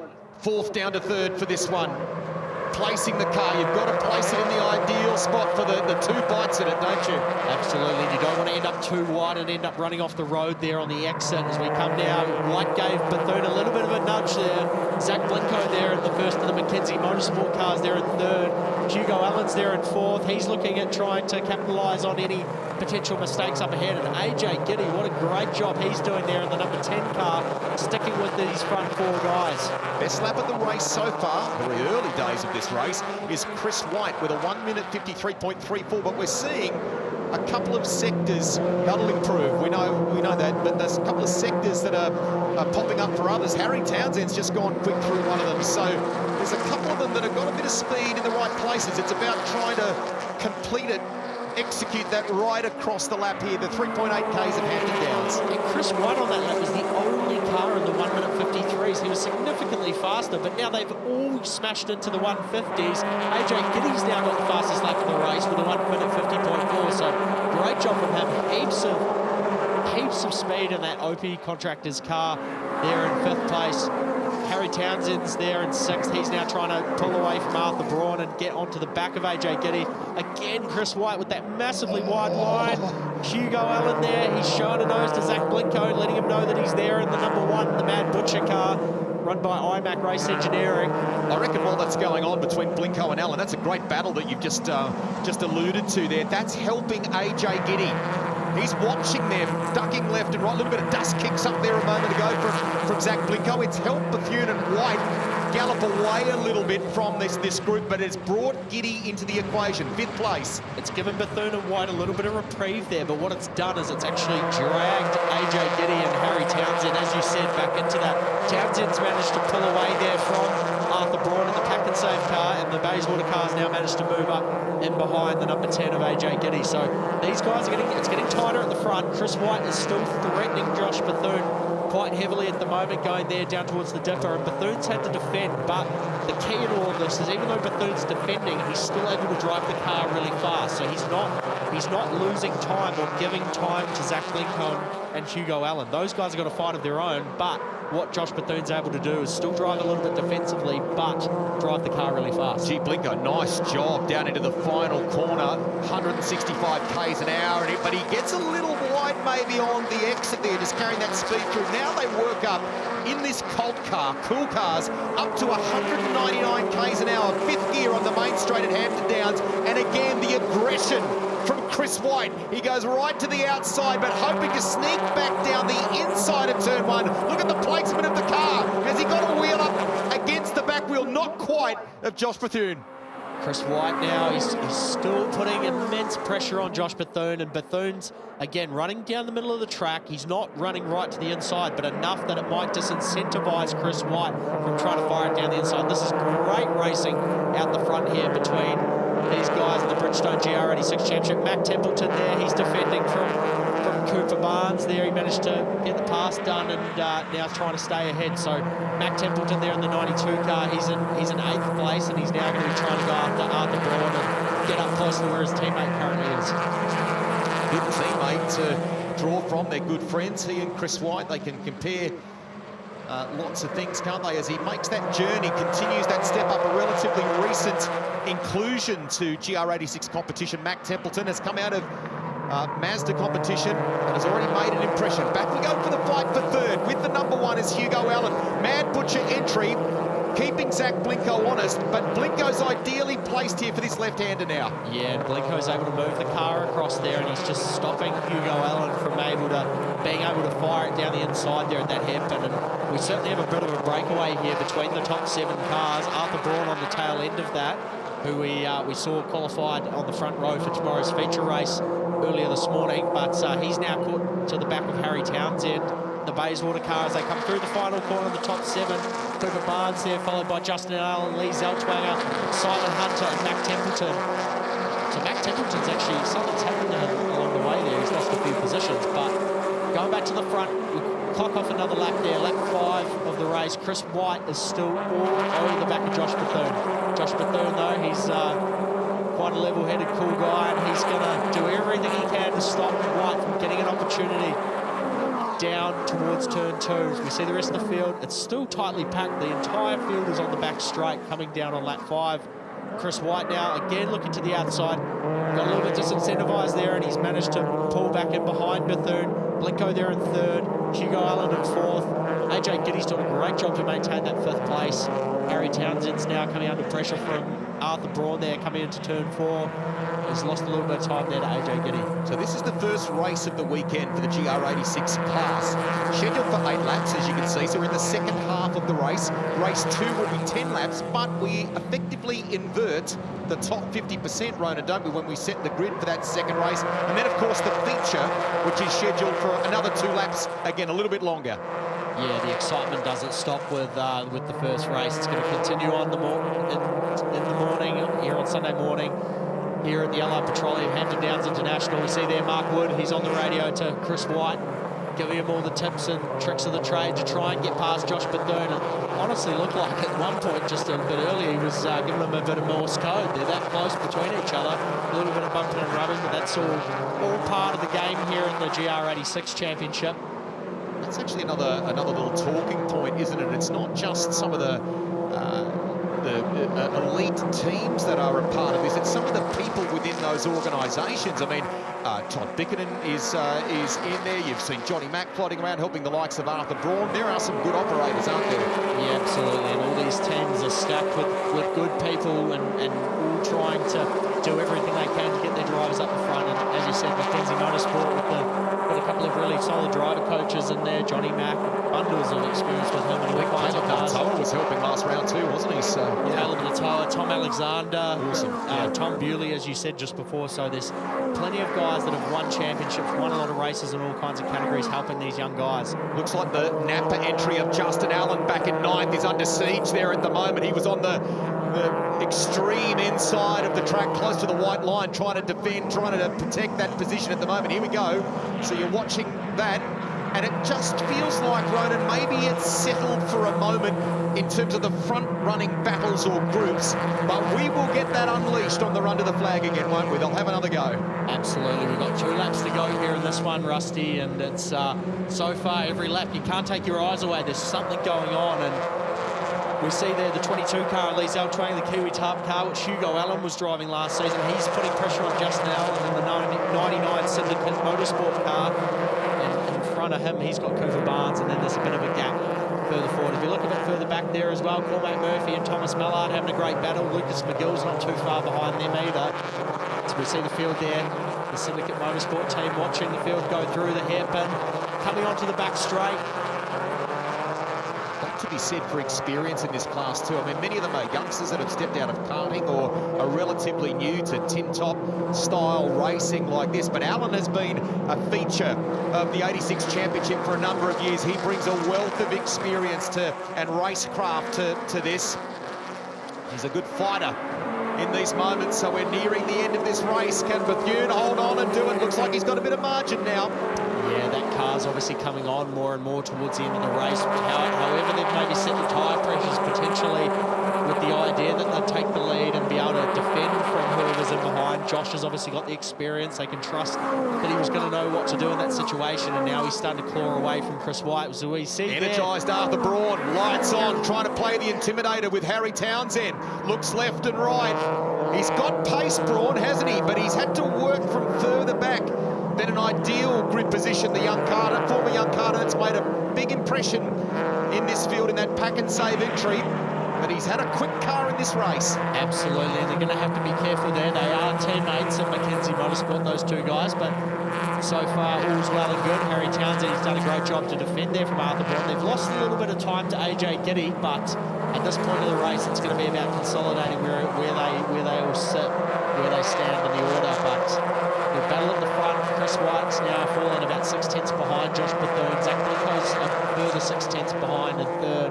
Hugo Allen, our reigning Bridgestone GTRNZ champion, he hasn't managed to make as much inroads as what he probably expected there on Zach Blinco. He's sitting there nicely in fourth, but a good bag of points, a good points haul to come away with and focus on tomorrow, trying to make the car a little bit better.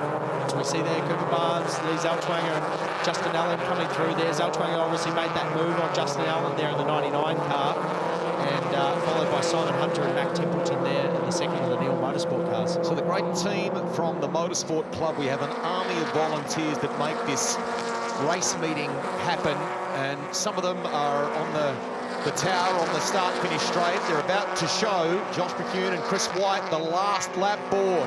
1 to go. They cross the start-finish line. Now, does White have a little something here? Has he looked after those Bridgestone tyres? That's a bit of the gamesmanship in all this, looking after the control rubber to give yourself a chance. He's closed a little bit here, White. The pack and save entry looks closer this time. Might only be a tenth or two, but can he get within striking distance? Yeah, White is using all the outside of the racetrack there, down towards turn 2. He's actually got a better line off there than Josh Bethune. Josh Bethune missed the apex just a little bit. He may actually be feeling the pressure here from Chris White. So White's now coming up through turn 3. The gap opens up a little bit more. Blinco's there in the mirrors as well, not too far behind, but the focus really is on these two here in the 32 and the 88 car. Having a great battle here out front. Two different teams. You've got right carts by M2 competition leading the race with Neil Motorsport there in second, run by Andy Neil out of Christchurch. Coming up over the double still in third. Hugo Allen's there. He's consolidating fourth position, and AJ Giddy running out the top 5. So we come through the hairpin, up towards the Porsche dipper. Chris White was very wide on the exit there. That may have cost him a potential opportunity. Josh Bethune just managed to drive the car off the corner a little bit squarer. I have to say, you'll be better qualified to answer this than me. It does look like a race of perfection for Josh Bethune. He's not made really any mistakes. Car's always been in the ideal spots, hasn't it? Yeah, absolutely. He's driven that car very, very cleanly, very nicely, right by the book there, Josh Bethune, and he's done everything right. He's withstood the pressure from Chris White, and he just was patient, waiting for the car to come up to temperature, wait for the pressures to come up. Zach Blinko in the background as well, making a bit of ground, but Josh Bethune's going to do it. Congratulations, lights flash. He takes out the first one of the weekend from Chris White. Blinko will hold on to third over Hugo Allen. Now, as we were watching that, was there a little show of the nose for Arthur Braun against Harry Townsend? I think the numbers show that Townsend got home in 6th, and well done to the 14-year-old AJ Giddy in 5th place. Good drive. Absolutely, and what a great way to start the weekend for the Bridgestone GR86s. That was a very clean race. We didn't see too much biff and barge. There was a little bit of rubbing here and there, but that's what we like to see. And what a great race, great result for the top 3 there. Congratulations to the 3 teams in the top 3 as well. 3 different teams, 3 different philosophies with Right Karts by M2 Competition, Neil Motorsport, and Mackenzie Motorsport. Well, bit to unpick in terms of the 2 races to come, but what is clear? The consistency in qualifying benefited Josh Bethune. The car was ultra solid beneath him. He drove it well to take race 1 of the weekend. We still have 2 more to come your way in GR86 competition. Chris White gets home in 2nd from Zach Blinko, and AJ Giddy behind the reigning champion in Hugo Allen. Really good performance from Harry Townsend, who's been off studying marketing down in Wellington in recent time, but back behind the wheel of the race car over summer. Mac Templeton, there's a question mark that Ronan raised. What happened there? He was higher up the order in the top 10 in the early part of the race. We'll find out more about that. Highlights for you, GR86 brought to you by Bridgestone. First race of the weekend at Hampton Downs. Josh Bethune had the 2nd fastest time in qualifying, and that's what set the grid for the first race of the weekend. He was ultra fast, ultra consistent, and led them away.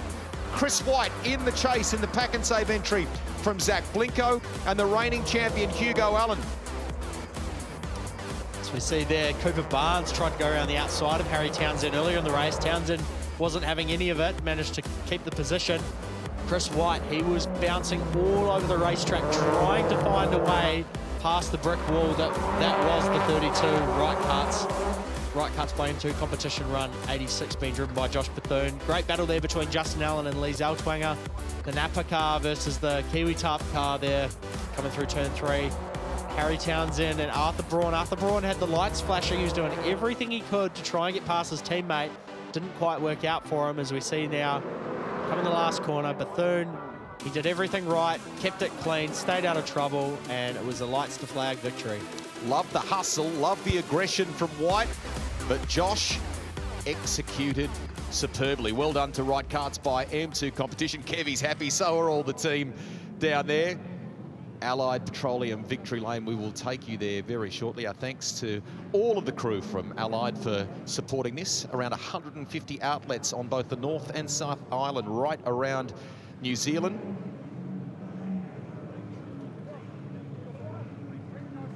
Hopefully Chris White is on the improve too. He's been a little unwell with a stomach bug of sorts, but he's pushed on through it. Got to admire that grit. Let's take you down there and soak it all up. Here's Rihanna. Congratulations to our winners for the Bridgestone GR86 Race 1 here at Hampton Downs International. Josh Bethune, congratulations. Outstanding win, but plenty of pressure for you out there. Yeah, Chris had plenty of speed, but yeah, the boys at Right Karts by M2 have certainly given me a fast race car, so I'm looking forward to tomorrow. Talk to us about how important that consistency is, not just in the race, but of course in qualifying to get you guys where you need to be. Yeah, I was going to say we had 2 very good laps. Unfortunately, I did make a mistake in the fast one, but yeah, it's good enough to put me where I am. Enjoy the celebrations on the podium. Good luck for the rest of the weekend. And coming in 2nd place from Neil Motorsport is Chris White, as we welcome him to the Allied Petroleum Victory Lane. Chris, I know you have been feeling a little bit unwell this last couple of days. Tell us how you were feeling after that race. We spoke about how warm it is and how hot it is in the car. Yeah, I thought the car was pretty hot after qualifying, but when you do an extra 5 laps on that, it's pretty hot in there, so feeling a bit poos, but other than that, I feel pretty good. Like, Motorsport gave me a fantastic car. Real thankful for what they gave me. Congrats to Josh on the win. Was trying to hunt him down, but didn't quite have the pace in the end. Tell me about the pressure that you were applying to him, particularly on those opening laps. Did you feel like, you were able to get it done at some point and you were just lacking? I was sort of stalking him. I knew I had the pace in the first few laps, but as the race went on, it sort of equalised and I couldn't quite get back up to him. So, hopefully we can sort of tune the car up a little bit more for tomorrow for longer races. Congratulations, enjoy those celebrations on the podium. And coming out in third for the podium of race 1 is Zach Blinko. Congratulations, Zach. You're sitting right up there in the champions so far, and that's a really nice way to start things off here at Hampton Downs. Yeah. I mean, it's a good finish. Like, top 3 was what we're aiming for. It's a bit of a shame to lose a spot off the start there, just missed second coming off the line. But yeah, still a good result. Obviously, reverse top 8 tomorrow. So yeah, looking forward to it. Thank you so much, Zach. Enjoy the celebrations on the podium. The top 3 for race 1 of the Bridgestone GR86 Cup. And we will update the championship standings for you in the lead up to race 2 tomorrow, but there's no denying the performance of Josh Bethune in that race. It was brilliantly done in the midst of a lot of pressure, really, from Chris White. Very, very good start to the weekend, and 2 exciting races to come as we take you to the podium. Here's Richard.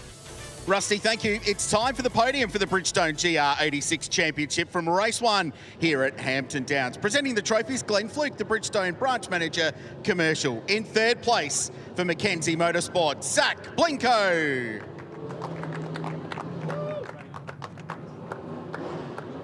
In second place for Neil Motorsport, please congratulate Chris White.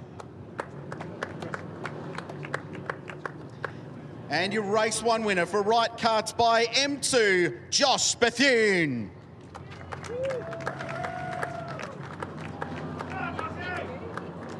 Congratulations to our drivers in race 1 of Bridgestone GR86. A moment, and then time to celebrate here at Hampton Downs. What a day, what a race for the Toyotas. As we get set and ready for the next race for our weekend here at the Repco NextGen New Zealand Championship, we have the GT1 and 2, the big bangers. They are getting ready to rock and roll for this race. The GTRNZ Championship, fantastic championship, some great racing. Matt Henney joining us in the commentary box alongside Ronan Murphy. It's qualifying went pretty well for these guys, didn't it? Yeah, absolutely. There was some great times across GT1 and GT2. GT2 seemed to be very, very close, split by next to nothing, so I can't wait to see them.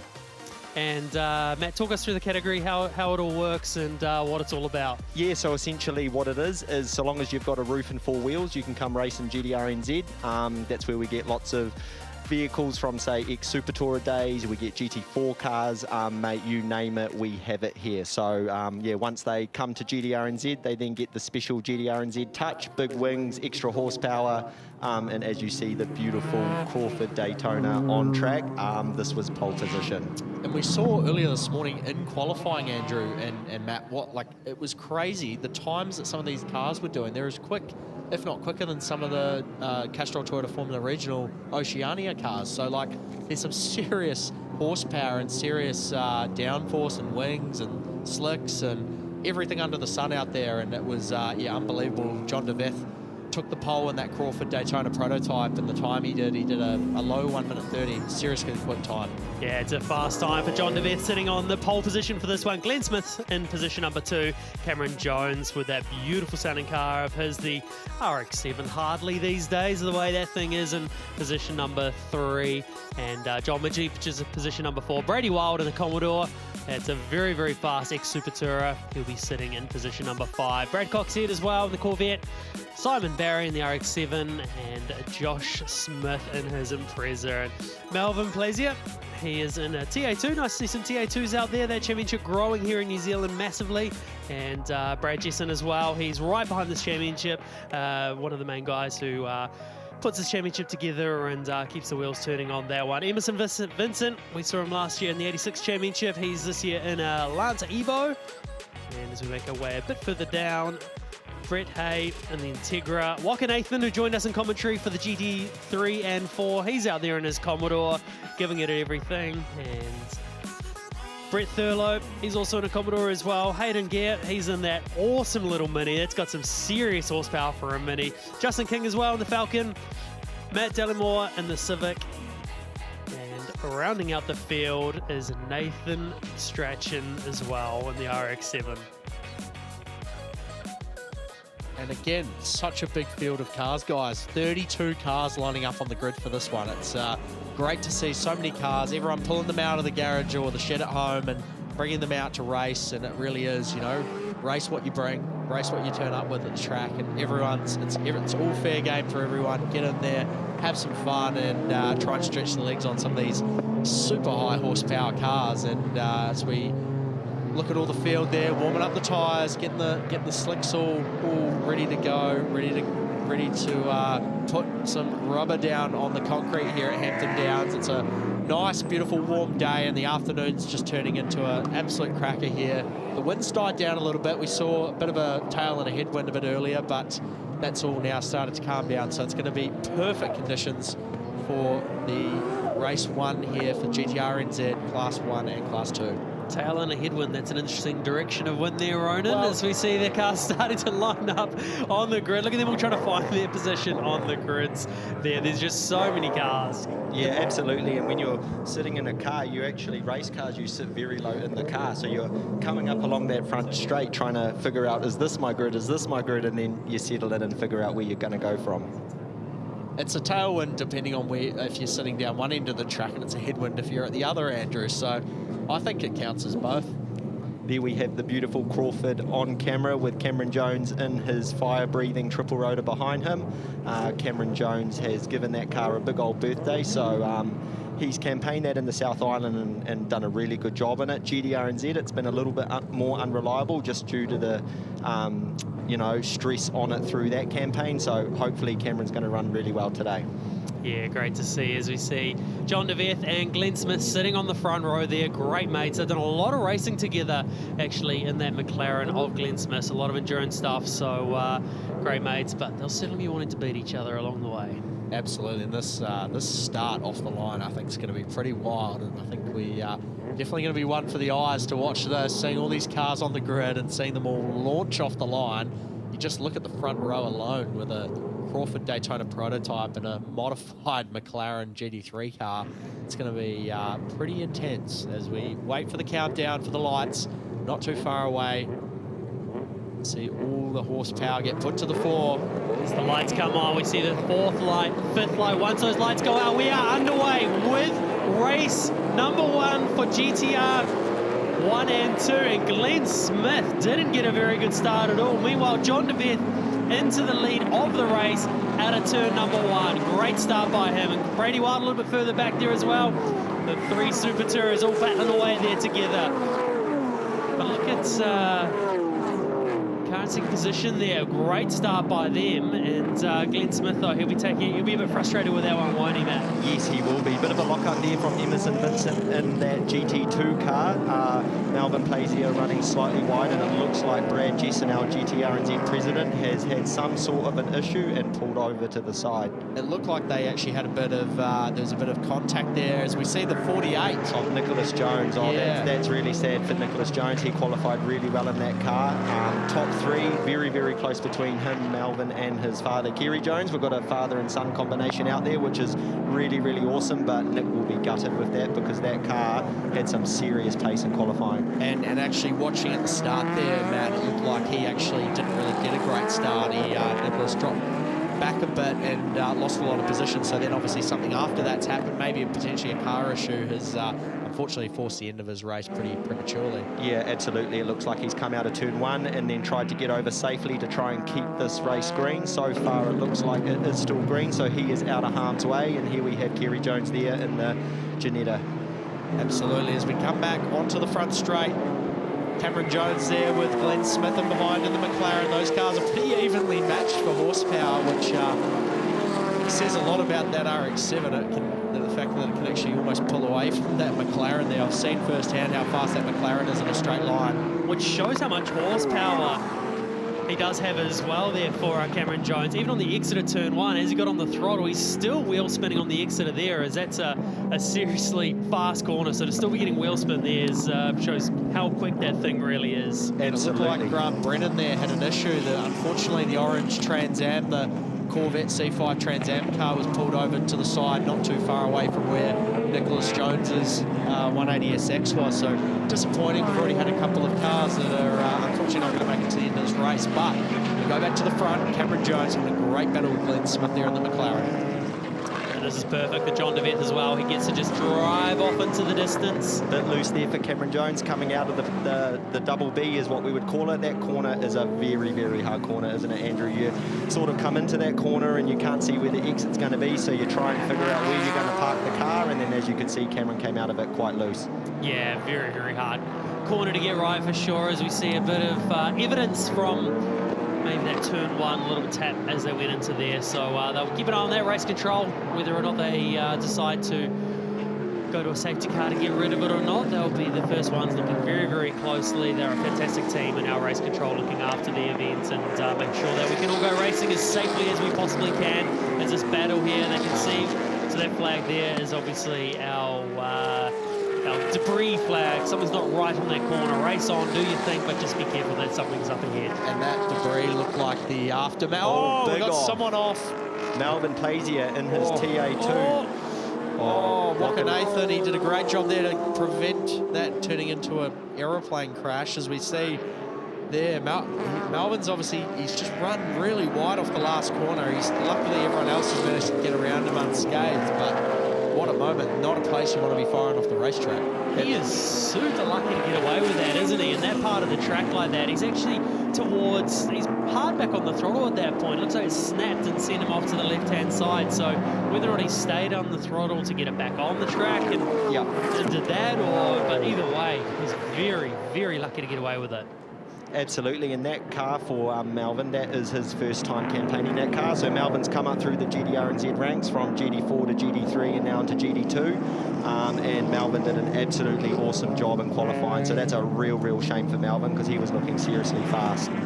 And that, as we were sort of talking about just before, that debris down at turn 2 was probably the leftover remnants from that Brad Jessen collision that we saw earlier. The president of GTRNZ in his Evo unfortunately had a bit of a moment down there. But going back to the battle at hand there, the 32 car, the Dodge Challenger, battling with a Honda Civic and a Holden Commodore. Absolutely, and so that Dodge Challenger of Steve Goodyear, that is a very similar car to what we just saw Melvin Plazier in. So that is a TA2 Asia spec car, so a few little different things compared to the TA2 spec that is currently running here in New Zealand. They have paddle shifts and a few other little bits and pieces, so it's really great to have a car like that amongst our grid. Absolutely, and we just see there Glenn Smith made the move on Cameron Jones there for the second place. So the Mazda RX-7, the Rotary, was doing a great job keeping the McLaren at bay, but unfortunately he just couldn't hold him off any longer, as we've got a bit of dust in someone's... That looks like Melvin Plazier, so I'm not sure whether that's Melvin's pulled over somewhere safely or he has an issue with that car. I'll give you 10 out of 10 for that one, Matt, picking that up. How you managed to pick out which car that was, but whether or not it's been a further issue, he's finally got it off the track somewhere, but there was a lot of dust again, so it's nearly like he's got some sort of issue with that car that's caught him out once, and same thing's happened again, maybe. Yeah. As we see there, unfortunately for Melvin Plazier there, parked off the road, out of the way safely. We haven't seen a safety car, so obviously the awesome... Oh, no, there we go. The safety car has been deployed. So, unfortunately, that car's going to need to be extracted in order for the race to resume safely. And we see Grant Brennan's stricken Corvette Trans Am car, unfortunately, off as well. And the 35 car... we see the 48 there of Nicholas Jones as well. So there's just cars everywhere at the moment, unfortunately. Absolutely. It's looking like a bit of a car yard at the moment. That's a real shame for these guys. And Grant Brennan, I was having a chat with him and his lovely wife prior to this race, and during qualifying, they didn't get the result they wanted. Ended up P11 due to exhaust issue. They got that fixed, and potentially it's crept back in. It's just an absolute high horsepower running car, and yeah, that's a real shame for those guys. So That's the problem with some of those highly strung cars, isn't it? Where they have those issues creep in, but they're usually pretty reliable there, Brennan. They keep the car running really well, don't they? So huge shame for those guys. If we take a look at the start there, you can see there Glenn Smith got a fair bit of wheel spin off the line, leaving some big old liquor straps in behind him, but another one stalled there as well, so lucky no further damage. But back to what Ronan was pointing out before, you can see, so Brad Jesson there.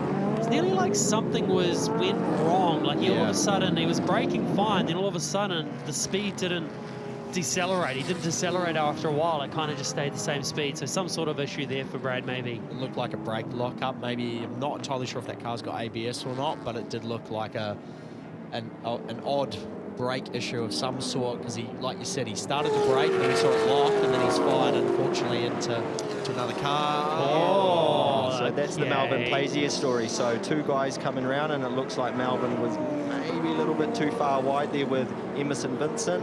I think Emerson didn't really give him enough room on the outside, to be completely fair. It was 2 cars.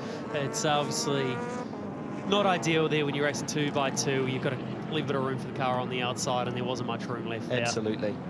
Yeah, that's 2 into 1 there can go, and it wasn't ending up that way. And unfortunately for Melvin there, he's had to call it quits on this race after only a couple of laps. But we get a chance now to reset. Safety car's out, so the GR Supra's leading the field around, waiting for everyone to gather themselves back up. Melvin Plaisier there, he's getting dragged off the track. That car's been extracted by the fantastic team here, Kiwi Recovery. There in the Mitsubishi Triton, getting the Camaro off the road over at the Double B corner. We shouldn't hopefully be too far away from a race restart. And gives everyone a chance just to let the cars cool down a bit, gather things back up, and reset your brain, reset your mind, and get focused, ready for the restart. Yeah, and I wonder if there's actually a secondary issue here with that Ray White Swanson-backed vehicle, because Melvin's actually made himself quite far back around the track again. So where he's pulled off, whether there's from the earlier incident, whether something's broken in the rear of that car as he sort of come off, bounced back on the track and spun round, and then he's realised maybe there's another issue. So not sure exactly what's happened there, but that's really gutting for Melvin. Yes, is one of our very hard-working marshals. Volunteer helping out this weekend. Is great to see them. We just physically could not go racing without those guys. We can see the side-by-side, Emerson Vincent.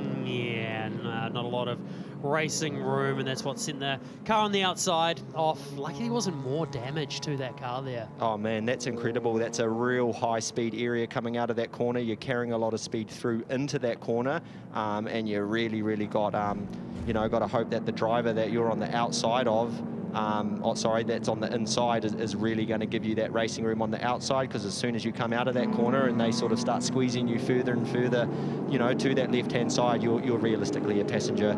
Otherwise, you're going to make contact and you're probably both going to end up over that side. That was a great evasive manoeuvre from Waka Nathan there to avoid contact as well with Melvin there in the Camaro. And as we saw someone there on a scooter riding around. It's a perfect little vehicle to get around the paddock here at Hampton Downs. Yeah, speaking of the paddock, there's so much going on here this weekend. We've had autograph signing sessions with the Castrol Toyota Formula Regional Oceania trophy drivers, with some pretty big names coming up through the ranks. Obviously, Calero Pera being here this weekend. We've got Ugo Chukwu. He's here as well. He's certainly making a name for himself. Louis Sharp as well, taking that race earlier on today. He's certainly doing a fantastic job. Yeah, it's great to see talent from overseas in the European theatre, as well as being combined with the likes of Ryan Wood from Australia, racing tin top cars. It's his debut weekend in an open wheeler, and what a debut it's been so far for Woody down there in the number 40 car for MTech. Just shows how competitive that championship is. As speaking of competitive, the lights are out on the safety car. We are about to resume the racing for GTRNZ 1 and 2. John DeVeth, he leads the way, maintaining the speed set by the safety car. He'll be waiting for the lights to go out, and you're going to hear the rumble of a hell of a lot of horsepower very shortly. Can Glenn Smith do anything about, as Cameron Jones with a big start around the outside, is Glenn Smith going to be able to hold him off? They're side by side down into turn 1. Glenn Smith finally got the move done, and he's able to make it stick. Now he can put his head down and focus on his grey mate, John DeVette. Can he close him down and make a race out of it with a few to go? Brady Wild there in 4th place in that VF Commodore bodied Holden V8 Super Tourer. In 5th place there, John Mitchley. Ryan Jarmy there in 6th. Brad Coxhead and Simon Barry rounding out the top 8. So we see the rest of the field making their way around nice and safely. No contact here on this opening lap after the restart. But John DeVette, he's out front there. What a joy it must be to drive a Crawford Daytona prototype, let alone around this awesome Hampton Downs International Circuit. Yeah, for sure. It's a fantastic car. I know he's had it for a while, but it's nice for him to finally pull it out and go racing with it properly. And between him and Glenn Smith, Glenn Smith's been doing a fair bit of winning in this championship lately. And John, we think, you know what, why not? I'm going to go and take it to Glenn Smith and see if I can beat him. And Brady Wild, I know he's made a few upgrades to his car in the off-season as well. Put a bit more aero efficiency into that car. So he's certainly finding his feet with that as well, as he's got John Mitchley all over the back of him. Great to see a couple of Super Tourists having a battle as well. Like the old days, Andrew, you know all about that, racing in those cars, but I think they look a little bit different and sound a little bit different to how they possibly did when you were going at it back in the day in those cars. Yeah, they certainly are. They've certainly made a few upgrades to those cars, and some of them are still, they were fast enough in the original condition as well. So, yeah. Matt, do you know if any of these Super Tourers have done some other upgrades to them? Not extensively. I do know that a lot of them, that when they do transition to GTRNZ, the wings get bigger. They try and throw a little bit more horsepower at it. Suspension changes happen, or as we have Brad Jessen in that Evo. Wonder if Brad's just pushing that car a little bit harder, or whether the front splitter, it looked like maybe it was a splitter that had fallen off earlier, whether that's just struggling for front grip as he's coming around that corner. It does look like that bumper's leaning down quite a bit, which will, obviously affect the handling of that vehicle.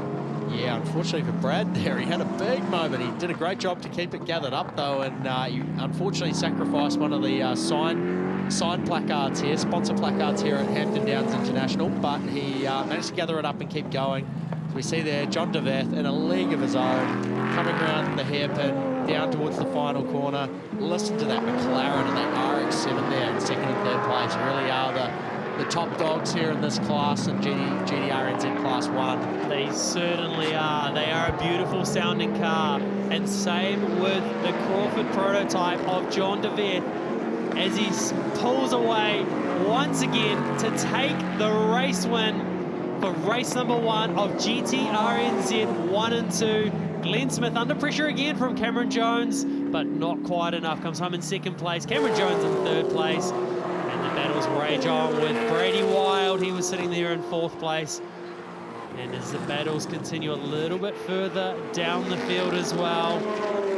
Rounding out GT2, we have Kerry Jones in 1st place, followed by Emerson Vincent, who had that earlier contact with Melvin. In 3rd place there, we have Sean Kirkpatrick. Yeah, great job by Kerry Jones as well. We usually see him in GT1, don't we? But now making a bit of a comeback in GT2. Yeah, absolutely. Kerry's got an awesome Trans Am that's seriously quick, but he's just been going through a few issues with that car and trying to get bits and pieces for it. So he's come out in his beautiful Janetta, and he's just absolutely loving it, which also Kerry's wife Tanya also drives a Janetta in GTRNZ GT3. So yeah, very, very cool for the Kerry family. Podiums all round for the Joneses. Podium for Tanya earlier on, and same with Kerry for this one. As we have a look at the results, John DeVette taking out the race one, Glenn Smith in 2nd position, Cameron Jones coming home in 3rd, Brady Wild with that upgraded Super Tourer doing a fantastic job coming home in 4th place, John Midgley 5th, Simon Barry coming home in 6th place, Ryan Jarmy moving into the Super Tourer this year coming home in 7th, Kerry Jones taking out GT2 honours in 8th place, Brad Coxhead in 9th, and Emerson Vincent rounding out the top 10. In 11th place, Sean Kirkpatrick, Oliver Saxon in his McLaren GT4 coming home in 12th. And in that great little Civic, he was doing a fantastic job. The little Civic that can, doing a doing a good job beating some bigger, high horsepower cars as well. And obviously there are a few casualties with that one. Grant Brennan being one of them, having a few issues with his cars. We take a look at the highlights of this one. Glenn Smith off the start, massive wheel spin, losing a few places, turning that traction control back up after he gets underway. As also a few cars not quite getting off the line, as like Brady Wild getting a fantastic start in 4th place here as well. We see a bit further back there with Brad Jesson there with a bit of contact. It looked like a bit of a braking issue, something not quite right with that car of his. And then this one here, 2 into 1, doesn't quite work. We see the TA2 car off into the scenery, making its way back on, and that was later to end his race with Waka Nathan with some great reactions getting around that one. And then that race finally ending up for the 88 on the side of the track. And then there was a nice big restart. Glenn Smith nearly got overtaken, but not quite enough. Cameron Jones tried around the outside, but it wasn't enough. And then Brad Jesson off, doing some lawn mowing. Didn't quite work out for him. Could have been a bigger moment. Lucky it wasn't any worse than that, but there was absolutely no stopping John DeVette and that beautiful sounding Crawford Daytona prototype. Fantastic car. Great to see out here being part of all the action. And then in 2nd place, Glenn Smith with Cameron Jones coming home in 3rd. Oh, there's some beautiful looking cars sitting in that podium, isn't there, Ronan? Certainly is, Andrew, and I'm sure no other than John DeVeth will be the happiest down there in that Parc Ferme. He won that race quite comfortably in the end, as we see there, bit of biff and barge between the boys. And we're heading over down to the podium there with Rihanna. Now time to enjoy the podium for the top 3 of our GTR1 New Zealand competitors. Congratulations, John DeVeth. A comfortable win, but plenty of fun being had out there, I suppose. Yeah, no, I was always aware of those few guys behind me because the track was really greasy, and I thought at first it was just me, but they were having same trouble. So yeah, it was just, the track was hot and slippery. And yeah, the car came home, so thanks a lot to my mechanic. He did an awesome job and set up and everything like that, and then all the guys helping me. Awesome. Enjoy the celebrations with your family and friends here. And coming in P2 is Glenn Smith as he just debriefs with the rest of the competitors here at Allied Petroleum Victory Lane. Congratulations, Glenn Smith. Tell me a little bit about your race. It's a pretty cool race actually with Cameron. He's hard to pass, but he's very fair, and yeah, no, it's great to race. I love racing Cameron. We love watching the biff and barge out there on track. Congratulations, Glenn Smith. And coming out in 3rd, Cameron Jones, enjoying a bit of banter here in Victory Lane. Tell me about it. Always a bit of fun. We've built this thing at home, mate, so we're having a skid with these boys. So it's cool to come to GT1 and race Glenn and John, and we've had a rough season with DNF, so finally to get here has been pretty cool. And thanks to the boys, Liquid Molly. Yoki, who's gone overseas, unfortunately, he's going to miss this weekend, so thinking of you, mate. Thanks so much for sharing the time with us.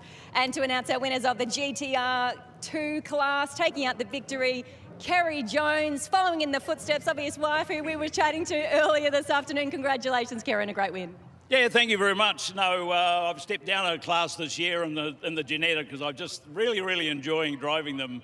My Corvette's a rocket, but these things, you've got to drive them hard, but they give you great rewards.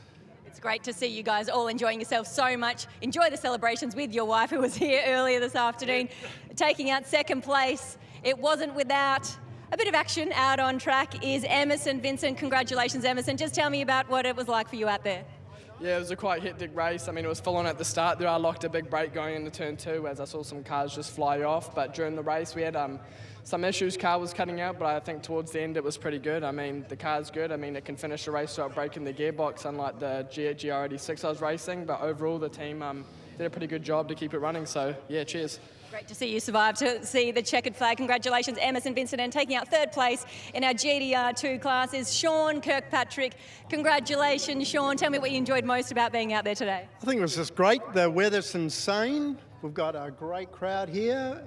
The cars seem to be running pretty well, and hopefully we'll have another big crowd tomorrow. You know, it's all good for motorsport, isn't it? We have a huge crowd here this week, and congratulations, Sean. Wonderful to see all of our competitors in the GTR 1 and 2 categories here this weekend. We're going to go to a very short break, but on the other side of this, we have race 2 of the Castrol Toyota Formula Regional Oceania Trophy.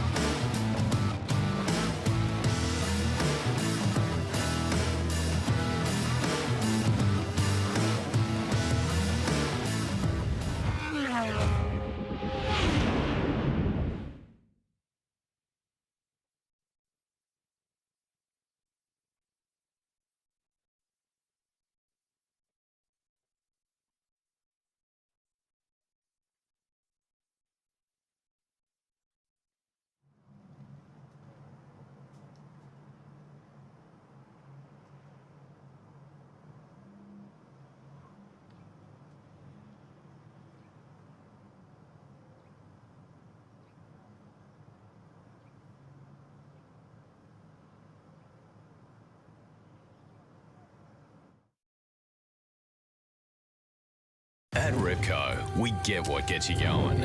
Because while you told her it would be loud, you forgot to mention how it feels. Repco gets you going. It's one of the biggest weekends on the Kiwi sporting calendar, January 30 to February 1 at Highlands Motorsport Park for a milestone running of the Napa New Zealand Grand Prix. It's the title decider of the Castrol Toyota Formula Regional Oceania Trophy. There's Formula Atlantics, Bridgestone GR86, GTs, some fire-breathing V8s and all sorts of family fun. Be there for the 70th running of the GP Round 5 of the Repco NextGen NZ Championship, or catch it on Sky Sport.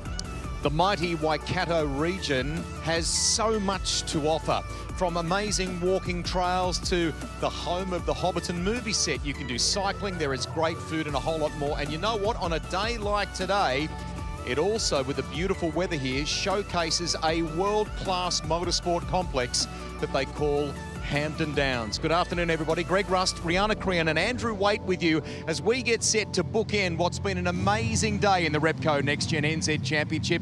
The headline act, the Castrol Toyota Formula Regional Oceania Trophy. The cars leave the pit lane now.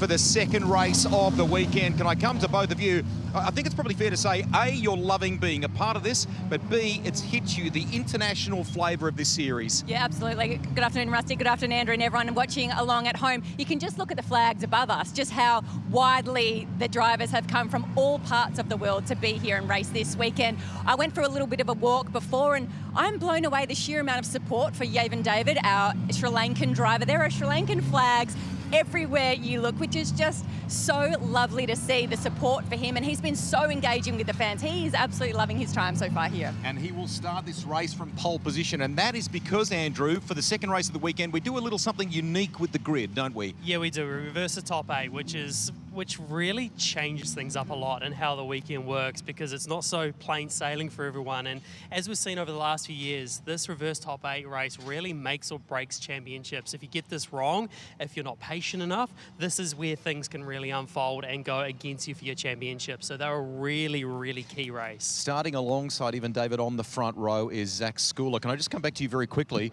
because we saw his performance last year. We know what he's like. This is a great chance for the runner-up in last year's championship, isn't it? This is where we learned who Zach Schooler was here last year, with how fast he was and what he did for this championship. So I don't think we've seen the best of him this weekend. I think he'll have a really good shot at this one. If he gets a good start, I think he'll be hard to beat throughout this race. So he's driving really, really well, and I know he really wants to make sure he gets a podium out of this one for sure. I know there might be an international flavour to this, but there's a huge amount of pride from both New Zealanders and Australians wanting to do well in this series. You caught up with Ryan Wood before. Gee, it was a tenacious drive from him in race 1 today, yeah, wasn't absolutely. And I spoke to him after that race and just wanted to understand what it was like for him behind the steering wheel, and he really enjoyed the push to pass, and we saw that come to effect, getting that pass down late in that race. And I think that he certainly came on later in that race, and I think that he'll play a factor in this one, starting out of P5. Whether you're watching on Fox Sports in Australia or Sky Sports here in New Zealand, if you missed it earlier today, the first race of the season in CT Front, as we affectionately know it, was won by the young Kiwi who'll compete again in Formula 3 this year in Louis Sharp. But he was joined on the front row and by the pole sitter, who is an emerging star in the world of motorsport. Time to meet him now. My name is Ugo Ogichukwu, and I'm from the United States of America. I started because my dad, mainly. He used to do karting, so he got me kind of into that. Made me try one weekend in upstate New York. And yeah, I really enjoyed it from the first time. Wanted to go back the next weekend, and then it all started from there. The favorite thing about motorsport is the competition, how close you need to be to the limits, and yeah, really having to perfect corner by corner to be as quick as possible. Winning the Macau Grand Prix has definitely been one of my biggest achievements so far in motorsport, mainly because it's such a prestigious race, has a really great history behind it. So yeah, I was really proud that I was able to win that, and meant a lot to me. Yeah, I'm racing in New Zealand because I think it's a really good championship. Start of the year, of course, so keeps us kind of sharp and ready for main campaign back in Europe in F3. And yeah, I think it's also a great experience here. The tracks are a lot different. I think I can definitely learn a few things here and bring that over to you know, the rest of my career. My motorsport goal is definitely to get to F1. Max Verstappen right now is doing the best, and I think he is at his best. That's the goal. But yeah, I'll try to take it year by year, of course. You know, focus on this season here in New Zealand in F3. Try to do the best possible job I can, and then I'll see where next year takes me. It is fantastic to have him playing in this championship over summer. In the same breath, we welcome back Zach Schooler, who in Topor at the opening round last year let everybody in this sport know just what he was capable of. How's things been going so far? Yeah, no, things have been going all good. Unfortunately, a few mistakes in quali stopped us from being a bit further up, but you know, we're in a good position here, so excited to see what we can do. I can see already from you, you are eyes fixed on turn one. I'm glancing here. Is this mum on the board at the front here too? Yeah, that's my mum. Lovely. So, what's the plan of attack here, and do you feel like push to pass? What impact has that had? Are you enjoying that aspect of this? Yeah, I mean, in race one, like, it helped quite a bit. We made a move with it, so I think it's made things a little bit more competitive. A bit more strategy to everything, of course, so it's just another thing to manage. Welcome back, mate. Hope year 2 is equally, if not more, successful. Zach Schooler, let's go to Rihanna. And the man who will start this race out of pole position, Yevon David, welcome to the series. I was mentioning before the sheer amount of support I've noticed for you across the weekend as I look over there. Huge amount of support with Sri Lankan flags waving. It must be nice.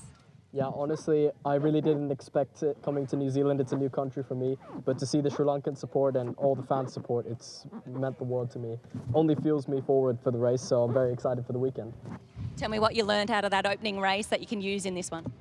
Well, definitely offline it can be very dusty. You want to stay on the inside line and definitely be very consistent. It's a long race and the lap time to find is little by little every lap. So just being consistent is actually the biggest difference maker. So that's what I'll be aiming for. Yevon, we really appreciate your time. Good luck. Thank you. The team at MTech are total pros to the point where they've been keeping Louis Sharp, our race 1 winner, cool with the fan while I started talking so that he doesn't get too hot here while we're up. Hey, mate, well done. Firstly, awesome way to start this championship at home. You must be thrilled. Yeah, definitely a really good way to kick off race 1. I think it's an awesome start to the campaign, as you say. Bit of work ahead of me now. Obviously, reverse grid, got a few spots to try and make up. But yeah, really thankful to the whole MTech crew for giving me an awesome car this morning. How difficult is that mission when you can see the 3 rows of cars in front of you, knowing the quality of the drivers ahead? How hard is that to pick them off in a race like this? It is really tough. Also with the aero wash as well, getting close enough to make overtakes is difficult. But it's not impossible, and I'll definitely be going to go forwards. All right. Before we let you go, support at home means everything to you before you head off to F3 this year. Who's this young fella you got beside you here holding the umbrella? Got quite a good, handsome young lady actually holding my pit, what do you call it? So no, really thankful to him though. He helps me out a lot. Cheeky. Dad helping out. Let's go to Rihanna. De Rivera starting this race out of position 6. It feels like the wind has just started to pick up. How do you think this is going to impact in this race? Yeah, for sure it will impact the headwind on the front straight and then the crosswind on the back straight. So yeah, it will be a fun race. After the first race, using the push to pass for the first time, did you feel it was something that you can really use and lean into to make these passes happen? Yeah, the push to pass is great. It makes the racing much more fun.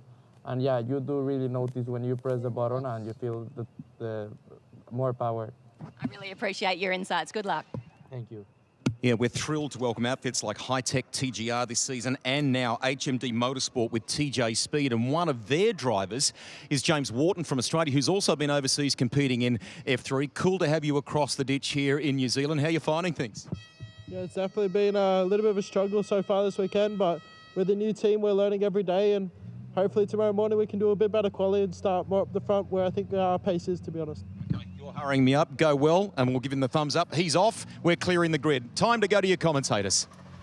Thanks, Rusty. Yeah, James Wharton will look to make some progress in this one. Interesting to get the feedback from the drivers about the push to pass and its effectiveness in race 1 and how that will adapt and how they'll learn to use that further as we get set for the second race. This is remarkable. The 6th drone cam showing a massive group of fans supporting our pole sitter for this race. Yevon David from Sri Lanka, the first Sri Lankan driver in the 21-year history of what is now Castrol Toyota Formula Regional Oceania Trophy. He's in the blue and yellow car. It's on the right-hand side of your screen. Andrew Waite alongside me. There's a remarkable vibe about the paddock, but this is one of the unexpected joys of the weekend so far as we have a look at our location in the world and zoom in to the North Island of New Zealand, and about 45 minutes to the south of Auckland, the capital. Just cross the border into the Waikato region and we find Hampton Downs Motorsport Park. It's a beautiful venue on a beautiful day, and it's a racetrack that provided some challenge to these drivers in race 1 earlier today. Yeah, it certainly did, especially that second sector of the track down from turn 1 all the way to turn 7. That's where a lot of lap time is made up, and that fantastic passing opportunity down into turn 9. Great pass to get a move done. And also turn 10. We saw some interesting lines through there to be able to create some passing maneuvers. Fantastic track here as these drivers will be looking down the main straight towards turn number 1. It drops away, you can't quite see where the track goes, and then you've got that massive run down towards turn number 2 before a hard, big braking zone.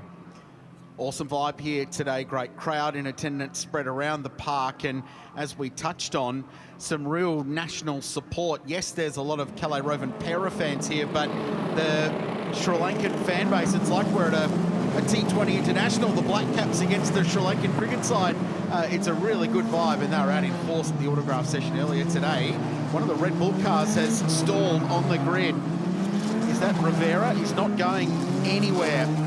The young man from Mexico in one of the 2 Red Bull cars. The second one is Phil McLaughlin, a little bit further back down the field, the Irishman.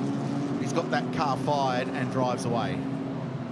Yeah, lucky to get it fired, because these cars, they do take what we call a slave battery, where you plug that in to make it start up. So he's lucky to get that fired back up and underway without any further issues. So he'll be able to regain his position as we take a look at the grid. So a reverse top 8 of your race 1 finishing results, which means Evan David starts this one from pole alongside Zach Scholar, second in the championship last year. This is an opportunity for him to get some points. Freddie Slater and Jin Nakamura out of 4. Ryan Wood out of 5, which is exactly where he started race 1. He ended up in 4th. Ugu Iguchuku out of 7th. The race 1 runner-up, and Louis Sharp, the winner, out of 8th. Ernesto Rivera, 9, and James Wharton, 10. Yuan Pu Chui out of 11, and Seb Manson, the young Kiwi, 12. Phil McLaughlin, we mentioned there in the 33 car for High-Tech, out of 13th, and Nolan Alla, the American from HMD, from Giles Motorsport, out of 14th. Then Jack Taylor, Ricardo Baptista, Calais Rovanpera, and Trevor La Tourette rounding out the 18. Cooper Shipman was the only DNF in that field early on, and word through from the Toyota Gazoo Racing camp that car number 24 will have to start this one from the pit lane, which is Ernesto Rivera, the 17-year-old Mexican, confirming rear of grid, in fact, on account of not getting off the line in time as the rest of the field had already passed. So Ernesto Rivera will start this race from the back of the 19-car field. Yeah, that's a pretty tough one for him to take, but rules are rules, because you let one do it and then all sorts of different things start happening. So unfortunately for him, he will take his position off the back of the grid, and his team will be reluctantly telling him on the radio that he needs to back his way off and go to the back of the grid, as we can see them getting ready, preparation for the race start.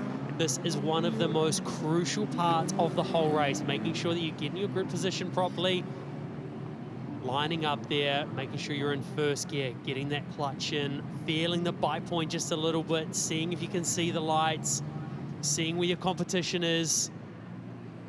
And Zach Scholar will have learned from what Louis Sharp did in race 1, where he started from that outside line. It's the gripped up, rubbered up side of the road, though, the outside of the starting grid, that you can commit around the outside to turn 1. You're just pointing out that he's a long way forward in his grid box. It's not international FIA rules in terms of the starting, where they can put the front wheels on the white line. The whole car has to be behind that white line. The judges, in fact, will look at that. Regardless, on a beautiful afternoon, just on 27 degrees here in the northern Waikato region in New Zealand, race 2 in Castrol Toyota Formula Regional Oceania Trophy. Left of screen is Evan David, the first Sri Lankan to race in the championship. On the right, the Kiwi Zach Scholar, runner-up last year. Away we go, and it's the Kiwi with a better start. Comfortably will lead into turn 1. Nakamura looks down the inside, around the outside, side by side, and loses the spot in the end. Nakamura back in position, but Scholar leads them down the back straight for the first time, and the freight train commences immediately. Weaving around, Freddie Slater going the long way round. Big move, Freddie Slater. The Brit made a really good start. He's already got ground, and he's going to try and squeeze up the inside of David, who shuts the door. They're side by side through turn 3 and turn 4. That is a massive start by Freddie Slater there. Just got a little bit too aggressive at turn 2. Didn't quite get the car stopped in time, and then that dropped it back an extra position. So that brings Nakamura up. He's had an awesome start as well, already up into 3rd place. Into the double Bs, the pair of left-handers that's been challenging everyone this weekend. So Slater for a moment was second, now he's back. Who's that spinning in the background? James Wharton. Or is it Sharp? It's our race 1 winner. No, it's James Wharton. You were right the first time. So car 13 pointing in the wrong direction at the double Bs. And if he cannot get that car fired, it may well be stranded. Feisty opening lap. Brilliant start. Zach Scholar leads them down to the final corner, to the sweeper for the first of 18 times. Louis Sharp has a little bit of a look up the inside of Ryan Wood as a safety car is deployed. So at the same time that happened, Louis Sharp just made the move. Yeah, they'll need to check Ryan that. Wood, They'll need to check that. Yeah.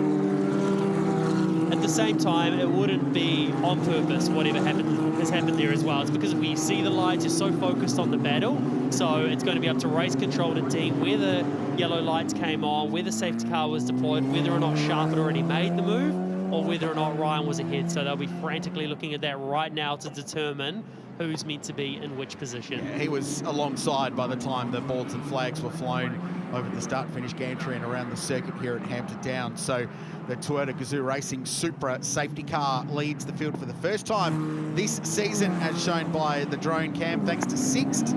That's the scene on a beautiful Saturday afternoon. So 2 from 2 so far. Second position leads into turn 1. Is there anything in that in terms of starting from the rubbered up side of the road? Seems to be, because it is that, as you said, the rubbered side of the road, the more used side, so it's not as dirty, so it allows a better start. But either way, Scholar, that's a massive start from him. Freddie Slater, and 3 wide if you look a bit further back with the others behind Louis Sharp, and then Freddie Slater here nearly had the move done. At this point here, I thought he was in. I thought he was up into second, but at this point he just overcooked it just a little bit, got out of it, and then that tightened him up a bit too much and allowed Nakamura through. Massive commitment on cold Pirelli tyres to sail around the outside there. Then this is Ryan Wood going side by side with Kanato Lee in the battle in the final corner, and then this was the moment where James Wharton unfortunately was caught out on the second part of the corners. They dubbed the Double B, turn 6 and 7 here at Hampton Downs. So the TJ Speed with HMD Motorsport squad, brand new to the championship.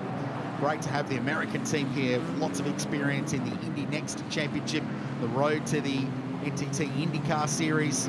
Cool to have them as part of this championship for the first time. But for James Wharton, unfortunately, he's running, but he is 19th and last in this one. Yeah, at least there's a safety car, which is allowed to pull him back onto the field, because if he didn't get that safety car, then he'd be just way down the back and out of any action. But it's kind of worked out well for him there. Sit there for a little while, let the safety car come out, and then, oh, thank you, I'll join to the back of the queue. But it's, I'm sure he didn't do that on purpose. It's one of those things that's worked out very well in his favour to be able to close right up again. That cold tyre commitment from Freddie Slater was pretty impressive. And then behind it, there was a 3-wide battle. Louis Sharp was on the outside at turn 1. He was almost sort of run off the road. Not deliberately. Ryan Wood was on the inside of him, but that was pretty exciting stuff at the start. It proves how crucial the start to these races are. Getting track position early is absolutely critical. Yeah, really, really important thing. And 3 into 1, especially in turn 1, doesn't quite work.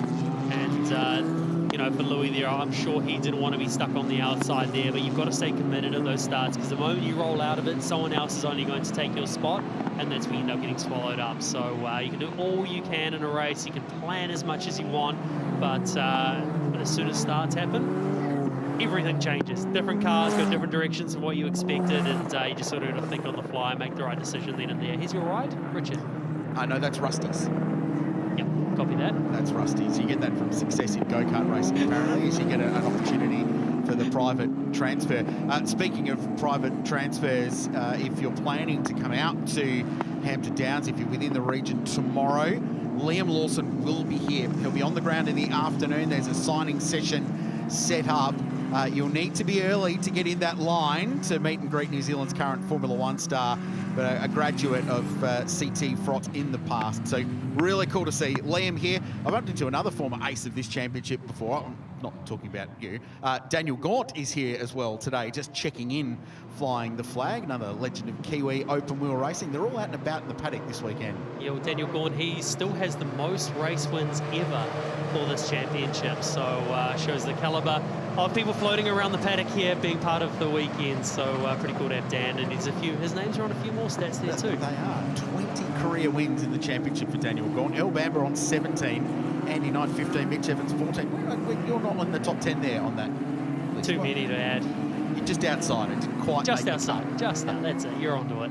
So another learning experience now for these drivers who will experience their first safety car restart. The GR Supra safety car will pull away. The question for mine, do you get on the push to pass if you're the leader, if you're Zach Scholar? Are you on the button the moment you get your foot to the ground? Because otherwise, you could be a sitting duck down at the bottom. Oh, it's a lap, isn't it? Yeah, well pointed out. So the push to pass doesn't start for a full lap after the restart. So away we go. It doesn't matter for Scholar because he got a really good run out the final corner. He nailed the restart. So too did Jin Nakamura, who'll go side by side. Where are they at the control line though? He showed as being passed at the control line. And then David goes through again. So now he's under pressure. The second of the high-tech cars is in the mix as well. So too Freddie Slater. Yvonne David still clinging on to second place, the pole sitter. This is perfect for Zach Scholar out in front, able to just get into it, and Freddie Slater again side by side with Jin Nakamura there. Oh, they touch on the exit, but this gives the right line to Freddie Slater up the inside. They're still side by side. Great racing by these guys. 5 corners now. Kanato Lee, the podium finisher from race 1's in there too. They almost bump wheels again, side by side for 6 corners now. And finally, Nakamura holds on to the position. It's taken so long, and now Louis Sharp is buying into this. Car number 11, blue and black, FT60, fighting on, and Ryan Wood on the outside. Busy after the restart. Ugo Shukwu there, he's still sitting in position number 8, so that shows how competitive it is. The fact that he's still sitting there in that position, and Ryan Wood still in this battle as well. Feisty stuff. This is all allowed Zach Scholar just to pull away out in front. Look at Wood going to send up the inside on the 19 car of Kanato Lee. He's got damage. His front wing's gone. His front wing's missing. That's race over. All the front downforce will disappear from the high-tech car. He's going to have to go to pit lane, and he will get that replacement. He will be right at the back of the field. And Ugo Shukwu, who's on the outside as well of Louis Sharp, trying to go the long way around, able to use the push to pass now. Is he going to activate? He can see the light is on. He's gone to the left-hand side. That extra 25 horsepower. Is it going to be enough to go around the outside of Louis Sharp? He's got the move done. Sharp looks down the inside of the 4 car, squeezes down there. Can he get past Ugo Shukwu after the battle for the race 1 win? Squeezes in wide on the exit with some oversteer, and Sharp will get another position. Seb Manson's in the mix. What racing this is. Nolan Alla in the mix as well in the Martini car behind Yuampu Chue in car number 5. He's in 9th position. This is 7th, 8th, 9th, 10th, 11th, all the way down to Theo McLaughlin in 13th position in the Red Bull car. That was world class by Louis Sharp to throw it back up the inside. He was at that point over a car length behind, and then Shukwu now, Ugo Shukwu, he's up the inside. He's now got the move done. These guys are fighting super hard. They know this is an important race. Rusty. Boys, I'm led to believe that Motorsport New Zealand Race Control may be looking at Seb Manson in the wake of the incident for James Wharton. So the TJ Speed with HMD Motorsports crew have worked on a question mark about whether there was contact between them. We've seen some good battles between Aussies and Kiwis over the years. That is maybe what's unfolded there. No dramas for Wharton's car, though.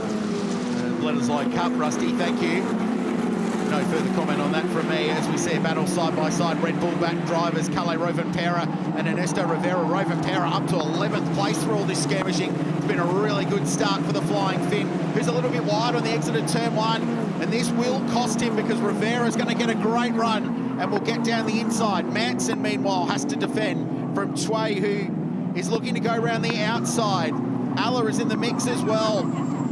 You can see Rovanperä there. He actually reacted with a push to pass as well once he got wide, because as you go wide onto that curb, you actually bottom out on it, so it's hard on the tub over those curbs. So he lost a bit of time on the exit, and now he's getting swallowed up a bit by that slight mistake that he's made. Jack Taylor got up the inside, but the way this circuit works as they go through the undulations and into the double B, Jack Taylor couldn't quite get that move past in the number 50 car. That's the white car with a red nose back of shot, and just in behind that is Theo McLaughlin, the Irish driver, and then James Wharton on the rebound after that lap 1 spin back to 16th position, so already up 3 spots.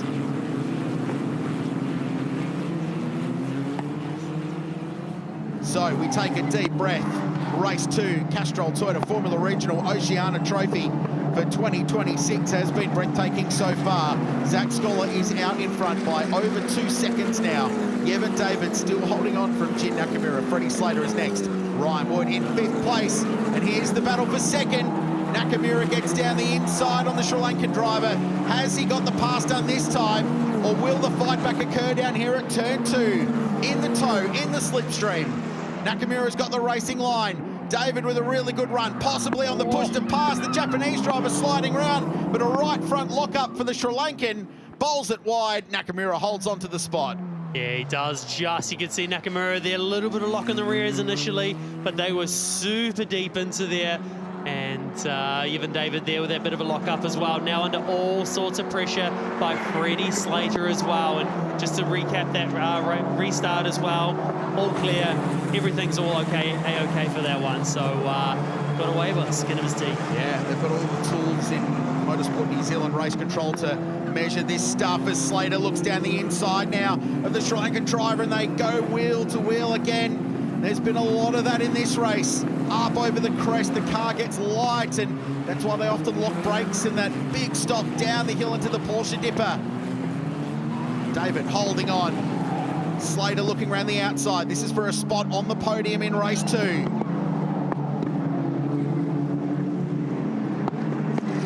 And he holds on, David. This is good racing, and Ryan Wood is right in this mix as well. So in comes the man from Wellington, the Supercars racer.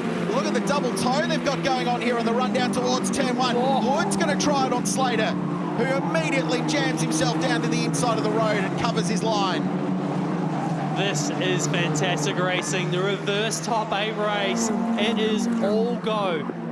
As there has been a drive-through penalty issued as well for car number 22, Sebastian Manson, for little incident on turn 1 with Wharton there, so that's obviously been deemed his fault. So just underneath our commentary position, hear him roll on through. So it's been done for that one, but as the racing continues, Freddie Slater, Ryan Wood, and the next in behind Yevon David now is Hugo Shuku. The vastly experienced racer Chris Pither, who's raced these cars, who's raced supercars. He's contested the Bathurst 1000. He's the driver's standards advisor for CT Frott this summer and has been so for some time. Hugely experienced guy and very rational and in his approach in making judgments about what a driver is doing and then whether it requires a penalty or not. So they're all over it in race control, and having someone with Chris's experience is massively valuable to these drivers. Yeah, he's very, very good at that role, and I think an important part of that role is gaining the respect from your competitors when you do make a call, that they understand why and what goes on, and Chris is very, very good at that, and being fair, reasonable, and of course Chris wants to see as much racing as we all do as well. He's not trying to penalise everyone for every little thing, but obviously the safety is in mind as well, and very, very good at that role. So as we see this battle still unfold now, Yevon David under pressure once again. Tough race for him. It's sort of like that, Richard Crowell, when you get into this position where you're in the mirrors, you end up stuck in your mirrors. You can't get your rhythm going. You're constantly focusing on the next car as you go there. He's gone right around Yevon David there, nice and easy, and got that position back. So this is where Yevon David now needs to try and settle in, get a rhythm, and get his race back together so he can focus on what's happening in front. You got one of the fastest guys in the field in front of you. Head down, focus on what he's doing, and push on. Ernesto Rivera just leaving the pit lane from the M2 competition camp, so the Red Bull car back on the racetrack. Out the back, Kanato Lee has set the quickest lap of the race at 1 minute 30.6. Why is that important? Well, the combined fastest laps from this race and race 1, in terms of an average, will set you for race 3 tomorrow morning. So you need to show race pace. So it's been a bad race for the Japanese driver in terms of having some damage, lost his front wing, dropped to the back of the field. But in clean air, out in the back, and not in these remarkable battle packs that we've got going on, he's been able to set the quickest lap of the race. Manson into pit lane as well. Yeah, it's an interesting one, Manson back in pit lane, so whether it's a puncture or maybe because now his race is more or less done and dusted, he's come in to get those tyres off the car to save him for another race tomorrow, because, you know, when you're stuck down there in those lower positions, there's not much more you can do there. What a move by that Freddie Slater. Ryan Wood tried to send it round the outside at turn 1, because of course he did. And Slater now finds himself defending left and right. Woody on a charge for a podium in this race. Yeah, Ryan Wood, we know how competitive he is. He pushes on super hard. He's aggressive when he needs to be. A super talent. And here he is, all over the back of Freddie Slater. Slater's car moving around a lot. He was really aggressive in the opening laps of this race on cold tyres, so I wonder if he used up the goodness in those Pirellis early in this race and is starting to pay for it late. These are the hottest conditions now we've seen all weekend in terms of ambient temperature and track temperature, which is over 40 degrees now. So it's hard work, the tyres clinging on. They're driving these cars hard, and there's been so much action in this one. They've had to work hard. So this is the battle for 3rd and 4th place. Freddie Slater, the young Brit, who's hugely experienced and successful in Formula Regional cars around the world, and Ryan Wood, the Supercars racer, looking to get himself on the podium. Zach Sculler, by the way, now 3.1 seconds, cruising away out in front from Jin Nakamura in 2nd position. Yeah, he certainly is. Ryan Wood, is he going to be back on the push to pass button to try the outside move once again? Not quite close enough this lap. Rihanna.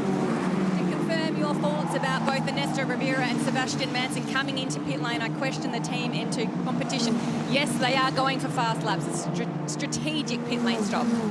Yeah, thanks, Reed. Nicely done. And that's going to be a really interesting element of the championship this year, is if your Saturday race is no good, throw tyres at the car, see how fast you can go, and get yourself up the grid for Sunday morning so you can salvage a bad Saturday with a good Sunday. As we see Jack Taylor looking around the outside of Kalle Rovanperä. This is for 10th position in the race. Taylor 10th, Rovanperä 11th. He's building some racecraft now. Phil McLaughlin is in the full Red Bull livery car in behind as well. This is a really entertaining little battle pack. We're starting to see Rovanperä getting racing. Rusty? Rich, can I just add to Rihanna's comment there? I'm at the other end of pit lane with TJ Speed, I should say, with MD Motorsports. They brought both James Wharton and Ricardo Baptista in, held them for quite some time, 4 brand new Pirellis on both those cars, and then released them into clear air. They too are chasing lap times. Guangpu Shui slowing down from 8th position. Is there a mechanical issue on this car? Limping by and was gobbled up by that big battle pack. Nolan Alla goes through, Jack Taylor, Kalle Rovanperä. McLaughlin is limping his way back to pit lane. A really solid top 10 run for the young Chinese driver who's come out of F4 racing. As we go back to Evan David, who spent his race with someone locked up under the rear wing of the 21 car. And Nolan Alla is going to get down the inside at turn 1. The Martini car for Giles Motorsport goes forward. Yeah, great move by him as well. As even David there, he's still just struggling, isn't he, to find his rhythm. Drops down another position there. He certainly has got some experience in battle packs in this race, Evan David. There's no doubt about that. He has fought really hard to hold on to positions while this battle continues. Kalle Rovanperä inside the top 10 now. We'll get to the bottom of what happened to the young Chinese driver's car, number 5, but limping back to the lane. It's been a few lockups from Scholar out ahead there, because I thought a couple laps ago, I heard it earlier, there was another lockup as well. So he's still certainly pressing on, because as we're talking about, you've got these drivers coming in, putting new tyres on to get faster laps. So you can't just settle into the lead of the race and enjoy that and manage a gap. You've still got to put hard laps in to make sure that you get yourself up the grid for the next one. So the way that this championship's designed, there's no rest time. There's always something else to be focusing on, with it being so action-packed with 2 races a day. Now, further back in the field, it's not spectacular wheel-to-wheel racing, but we've got a bit of a fastest lap off going on, because there's a bunch of drivers well out of position that have stopped to put new tyres on and are trying to set the quickest lap of the race or improve their lap times. Among them, Seb Matz and Ernesto Rivera. Kanato Lee, remember, pitted for that front wings to set the quickest final sector of the whole race. He's up to 15th position now, so making up some ground. So they're all going after quick lap times. Evan David, again, this time it's Jack Taylor, the young Aussie, looking around the outside at turn 2.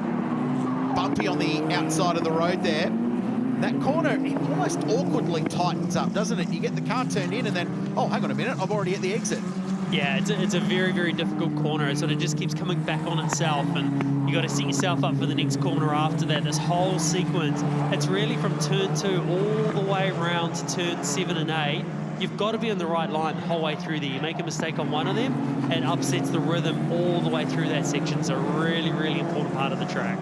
This has been a good drive for Jack Taylor, 17 years of age, from Launceston. Beautiful part of the world down there south of Victoria.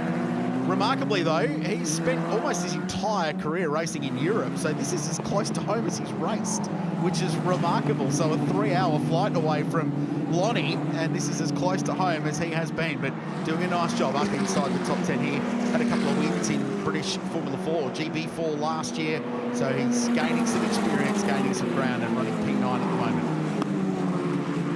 Yeah, again, it just shows the level of this championship that he's been racing on the other side of the world his whole career, and makes his way back to New Zealand to be part of this. And you really get that sense, don't you, that these drivers genuinely want to be here and they genuinely want to prove themselves amongst this championship. Yeah, really positive vibe as Ryan Wood looks up the inside of Freddie Slater. This is for third. He was on the push to pass. Slater was wide, had to sacrifice some entry to that corner and had a big slide through the middle of turn 2 as a result. If that was a supercar, Ryan Wood would have gone down the inside there, but there are no guards to bang on in CT Front Racer. Yep, there would have been a little bit of brake clearance, a little bit of a tap, but you certainly can't get away with that in these cars, and it just only helps hone your racecraft as well. Rihanna. In the pit lane with MTech Motorsport, the guys are going to work. They believe there was some contact, so it's a right front tyre arm that they are trying to get on top of at the moment. Thanks, Reed. Here goes Woody around the outside. Another brake lock up for Freddie Slater. He's under massive pressure from Ryan. He's got good drive out of the Porsche dipper into the final corner. This is where he has been super strong all weekend, and Slater's going to have to compromise his entry to the corner a little bit there. Turned in from mid-road. Ryan Wood will get a great run out, and he should be locked under the rear wing of the 27 car in front. And that's the thing, he couldn't even use his push to pass him because that 100 seconds from when he last pressed it hadn't quite lapsed, so he wasn't able to take advantage of the position he was in and use it again. And while those two have been battling, Ugochukwu cruised up to the back of them in 5th place. So we're starting to get a little form guide, aren't we? We're only 1 3/4 races into the championship, but there's some names that are remaining in the top 10 in both of them.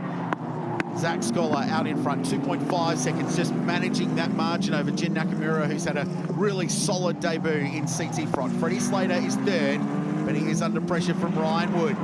He's got a couple of laps to try and find his way past and score his first trophy in an open wheel car. Ugochukwu in 5th position. Louis Sharp is 6th, the race 1 winner. Nolan Alla in 7th place. Has been a really stout drive for the American to climb up the order well into the top 10. Yevon David in 8th, Jack Taylor 9th, and Phil McLaughlin in 10th, but he's still got Kalle Rovanperä right behind him, though that is a swap of position for those two. The Irishman has gone past the Flying Finn to score that position. As we look a little bit further back, there is Kalle, and that position's switched back. It has. So McLaughlin has dropped back to 11th place, and Rovanperä back in the top 10. I just feel like this sort of feels like the calm before the storm brewing right now, doesn't it? Those 3 drivers a bit further up, Freddie Slater, Ryan Wood, Ugochukwu. I feel like those guys are about to get amongst it with only 2 and a bit laps to go for this race. Here we Ryan go Wood, is he going to get on the push to passes? He's gone wide. I doubt he'll use it at this point now because he's already affected his exit. At the same time there, it looks like Slater got on his one as well, the push to pass, so that gap's opened out just that little bit more. Yeah, and Ryan knew he was compromised immediately. He didn't even bother trying to zigzag down the back straight to stay in the tow. Abandoned the attempt that time by on the push to pass, but going very, very slowly further down the field. It's like some sort of issue with that car going on. It was doing it a bit earlier on too, and obviously some sort of fault going on, warning to cars behind with the flashing light as well. Multiple meanings for the flashing light. The technology in these Castrol Toyota from the regional Oceania cars, trophy cars, is certainly really ramped up over the years. These engines are so reliable, the amount of time they get out of them, and they're just so efficient as well. So that, you know, what they're doing with them is pretty cool. That was Yampu Sui, so he's back down in 19th position in car number 5. So it's been a challenging race for him. Fastest lap still being traded a little bit further back, and Rivera and Walton have all got into the 29s now in this race, despite these very warm conditions. So they're pressing on a little bit further back. Remember, fastest laps count in CT Frot. They effectively for a position for race 3 tomorrow morning. 29.8 last time round for Walton is absolutely flying in this one. Rivera's gone quicker at a 29.70. 29.9 for Kanato. Lee's got pace as well, but right now Rivera with the quickest lap of the race, which will help him climb up the order for the race 3 grid tomorrow. Ryan Wood still 4th. This battle with Slater has taken a little breather, but we saw in race 1 how quickly he could get back to the car in front, Ryan Wood. And that's what he'll be working on now for an attack on the final lap of the race. Yeah, I'm nearly wondering if he's making the most of that gap as well, just give himself an opportunity to better his last lap time as well. As the first race, we saw some of the fastest laps were happening right at the end of the race, especially for Hugo Shukwu. He did his fastest lap on the very, very last lap. So these Pirelli tyres, they hold on, and you're still able to punch out some very fast laps at the end of the race. About to start the final lap of this one, race 2 in CT Frot. It's been a really interesting day, really racy day this afternoon in particular. The depth of competition in this field is outstanding. And if you win races in this championship, you know you are right up there. And on that point, Arvid Lindblad won the championship last year. He went on to race in FIA Formula 2 alongside F1. He's got the Red Bull seat alongside Max Verstappen. He certainly didn't win every race last year in this championship. So these drivers know they can beat him. They know that they're in the right position and that they too could be in Formula 1 in a couple of years' time, or IndyCar, or wherever their career may well take them. Final lap, 3.8 Ks remaining for Zach Scholar. This race last year, this round was where we discovered who Zach Scholar was. A fast, young driver who came flying onto the scene here in New Zealand, and once again out in front. And as I said earlier on, if he's out front, there is going to be no stopping him, and there is exactly that at the moment. He looks in control, looks like he has this all wrapped up. Second in the championship last year, he chased Will Brown all the way in the 69th running of the Napa New Zealand Grand Prix at Highlands as well. Couple of race victories, runner-up in the championship. Had never raced in New Zealand before last summer. Based in the UAE in Dubai. But as you said, it was a real welcome to country for Zach last summer. He announced himself. He's got the Tony Quinn Foundation backing on the side of that car. And MTech Motorsport are having a very, very good day at the office and against one of the strongest fields of international drivers assembled in this championship for years. Saturday, well, today for the locals, Kiwis are going to win both races. Zach Scholar crosses the line and wins race 2 in Castrol Toyota Formula Regional Oceania Trophy. Jim Nakamura's had a great day at the office as well. He's second, and Freddie Slater holds on to grab 3rd place. The Brit, great drive, defensive performance against an aggressive Ryan Wood. Hugo Shokwu after P2 in race 1 grabs 5th in that. Now race 1 winner Louis Sharp, having started 8th, gets to 6th position. What a day at the office for MTech though, that is huge. Yeah, it is. Great start to the championship for them. Some very, very strong drivers in the camp for them, taking out race 1 with Louis Sharp and then race number 2 with Zach Scholar. So fantastic job by the MTech team. Comprehensive performance. It all came down to the start. I think you want to start second in qualifying for the feature race. We'll see that tomorrow morning, local time, confirming results thanks to Allied Petroleum here at the Hampton Downs International. Zach Scholar, the winner. The margin in the end, 1.7 seconds. There was some management towards the end. Freddie Slater and Ryan Wood next. Kalle Rovanperä just missed out in his first top 10 finish, 11th, but a really racy 11th for the Finn. That's a massive step up from where he's been in that first race to where he is in that race. He just even looked more racy, and these are going to be the moments that he's going to have. He'll have moments where there'll be light bulbs and we come on and he goes, right, this is what I need to do here and there, and bang, this is where we're going to see the improvement from him. Some good drives further back too. Cooper Shipman in 12th position and Trevor Latourette in 13th. Personal best finishes for both of them. Kanato Lee took the front wing off that car early and had to pit, and so too did everyone behind. Highlights, race 2, Castrol Toyota Formula Regional Oceania Trophy. It all came down to the start for Zach Scholar. Brilliant launch from the outside of the front row. Led the field into turn 1. Oh boy, though, it was racy behind. And how about this from the young Brit Sharp in car number 27. Committed all the way around the outside of turn 2. Very nearly pulled off an enormous move and then had to work hard for it for the rest of the race. But from the start, the young Kiwi was in front, but it all teed off behind. Yeah, it really did. Ted Manson ending up with a penalty at the end of that one with a drive-through for the incident with Watson there. And the race got back underway. Once again, Freddie Slater and Nakamura there were pushing each other. They were side by side for 6 corners, battling and arguing for position number 2. The racecraft was outstanding, wasn't it, at the pointy end? Really high-quality racing.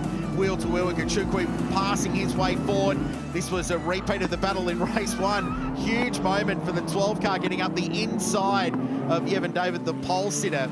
The big slide. They were moving round. Ryan Wood was on the offense on Freddie Slater, and they had a terrific battle. Feels like that was Woody's opportunity, but got it a little bit wide, and that cost him an opportunity to get onto the podium. I think he knew that was his opportunity as well, and that's why he got on the throttle a little bit too early in the end, which cost him that run to help him get up one more position. And there is your top 3 for race number 2. Well, that was fun. Good race. Good race. Brilliant race, and Zach Scholar there. He'll be happy with that one. Pulling off the win there, and it just looked commanding, didn't it, right from the start, Richard? Yeah, real management as well. Got that margin out to just over 3 seconds mid-race, and then just measured that gap towards the end over Jin Nakamura at the end. They're down in Allied Petroleum Victory Lane here at the Hampton Downs International, and a terrific result. So MTech Motorsport get 2 race wins on Saturday, the opening day of the championship. Dominant performance for Bruin Beasley's team. He goes and sees Mum at the end of that for a hug. What a great performance. And a really impressive start to this championship, and congratulations all around to the MTech team. Let's go down and hear from our race 2 winner. It's in Allied Petroleum Victory Lane, and we'll speak to Rihanna Cran. Thanks so much, Krause. A lot of very excited local fans here to celebrate their guy from MTech Motorsport, Zach Scholar. Congratulations. The pressure was on, but from the start, tell me how important that was. Yeah, I mean, we've been working towards that launch. Got a pretty good launch off the line, and then sort of built up about 3-second gap at the start, and then just managed it from there. Talk to me about the push to pass. What have you learnt so far today, and how is it going to impact the rest of this season? I mean, it's definitely pretty vital, not even just because of overtaking, because of obviously the new format, race 3, you have the combined fastest laps, so you need to use it strategically to get that fastest lap, and yeah, it's all a bit of a learning curve. I know you've got plenty of friends and family here to celebrate with you, so enjoy the celebrations on the podium. And coming in second place from High Tech Motorsport, we've got Jin Nakamura. Congratulations, Jin. It was a high-pressure race this afternoon. Tell me about it. Yeah, thank you. Yeah, I had to set a good lap time for race 3. Yeah, we are on the half set of new on the left, so I think our pace was good, but we couldn't catch the top. Yeah, I'm a bit disappointed for our pace, but I think it was good race and result. When you were saying you're disappointed in your pace, is there a particular part of the track that maybe you're finding difficult? Yeah, I mean, my start was good, but I couldn't overtake as early as possible. Yeah, I took a bit of time to up to the P2. Yeah, we will find and analyze for tomorrow's race. Congratulations, enjoy those celebrations on the podium. And coming in third place from M2 competition, hailing from the UK, we've got Freddie Slater. Congratulations, Freddie. You had some pressure behind you. Tell me about it. Yeah, that was the longest race ever, to be honest. Too much pressure from behind, didn't really have any pace to answer, so we definitely need to do some digging overnight to find some more lap time. Yeah, obviously we maximised the result there at the end of the day, but there's still more that we can find.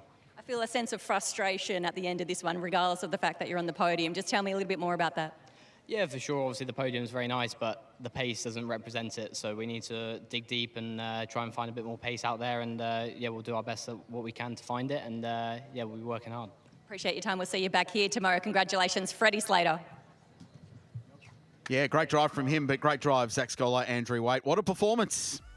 It certainly was. A fantastic performance by those top three drivers, and Zach Scholar there just managed to stay out in front, managed the race himself the way he did, and held that 3-second gap, but at the same time it's so important for him to set that fastest lap to help the grids later on tomorrow.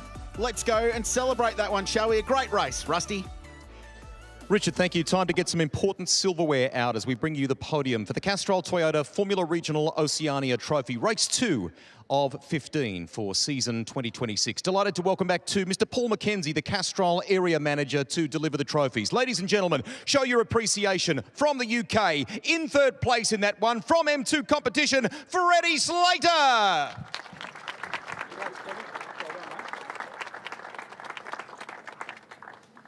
And now in second position, equally make some noise for High Tech from Japan for Jin Nakamura.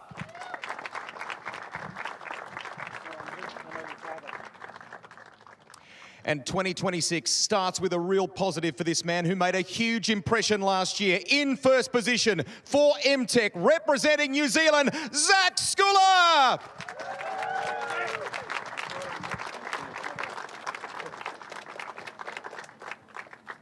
Smile drivers, we'll let our media grab a photo here. And then all of you that have gathered very kindly at Allied Petroleum Victory Lane, how about putting your hands together and showing your appreciation one more time, your race to podium for the Castrol Toyota Formula Regional Oceania Trophy here at Hampton Downs.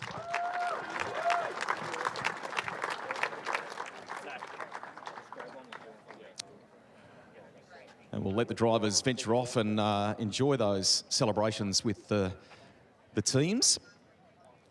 Just getting a photo, Zach in the background there. Reed, come on in. We're going to wrap up the day here. That's pretty cool for that young man, isn't it? Huge for the locals here as well. We've had 2 New Zealanders take out the victories in CT Frot, and I think what we saw in this second race this afternoon will really tell us what we're about to see over the next 4 weeks, because things certainly ramped up. We get to do it all again tomorrow. 2 more races coming your way. You heard Rihanna and Richard talk about it in that race around fastest lap times and how they will help set the grid for tomorrow. We are currently crunching some numbers in conjunction with Toyota Gazoo Racing New Zealand. So we will talk about the grid for you tomorrow morning when our coverage commences, and you'll see a bit more of that on social media as well. But it's going to be a huge day with all sorts of classes. Have you loved it? It doesn't stop here in New Zealand. It keeps coming at you, the motor racing, doesn't it? It's been an incredibly exciting day, and currently calculators have got smoke coming off them trying to work out exactly what the race grid is going to look like for tomorrow. But I think that's something we can really talk about for the summer ahead, using that strategic pit stop to put tyres on to get a fast lap to ensure that you can be at the front of the grid for tomorrow's race. Really interesting. Saturday wrapped up with some awesome racing after that safety car period, the advent, the addition of push to pass as well. Lots to look forward to on Sunday.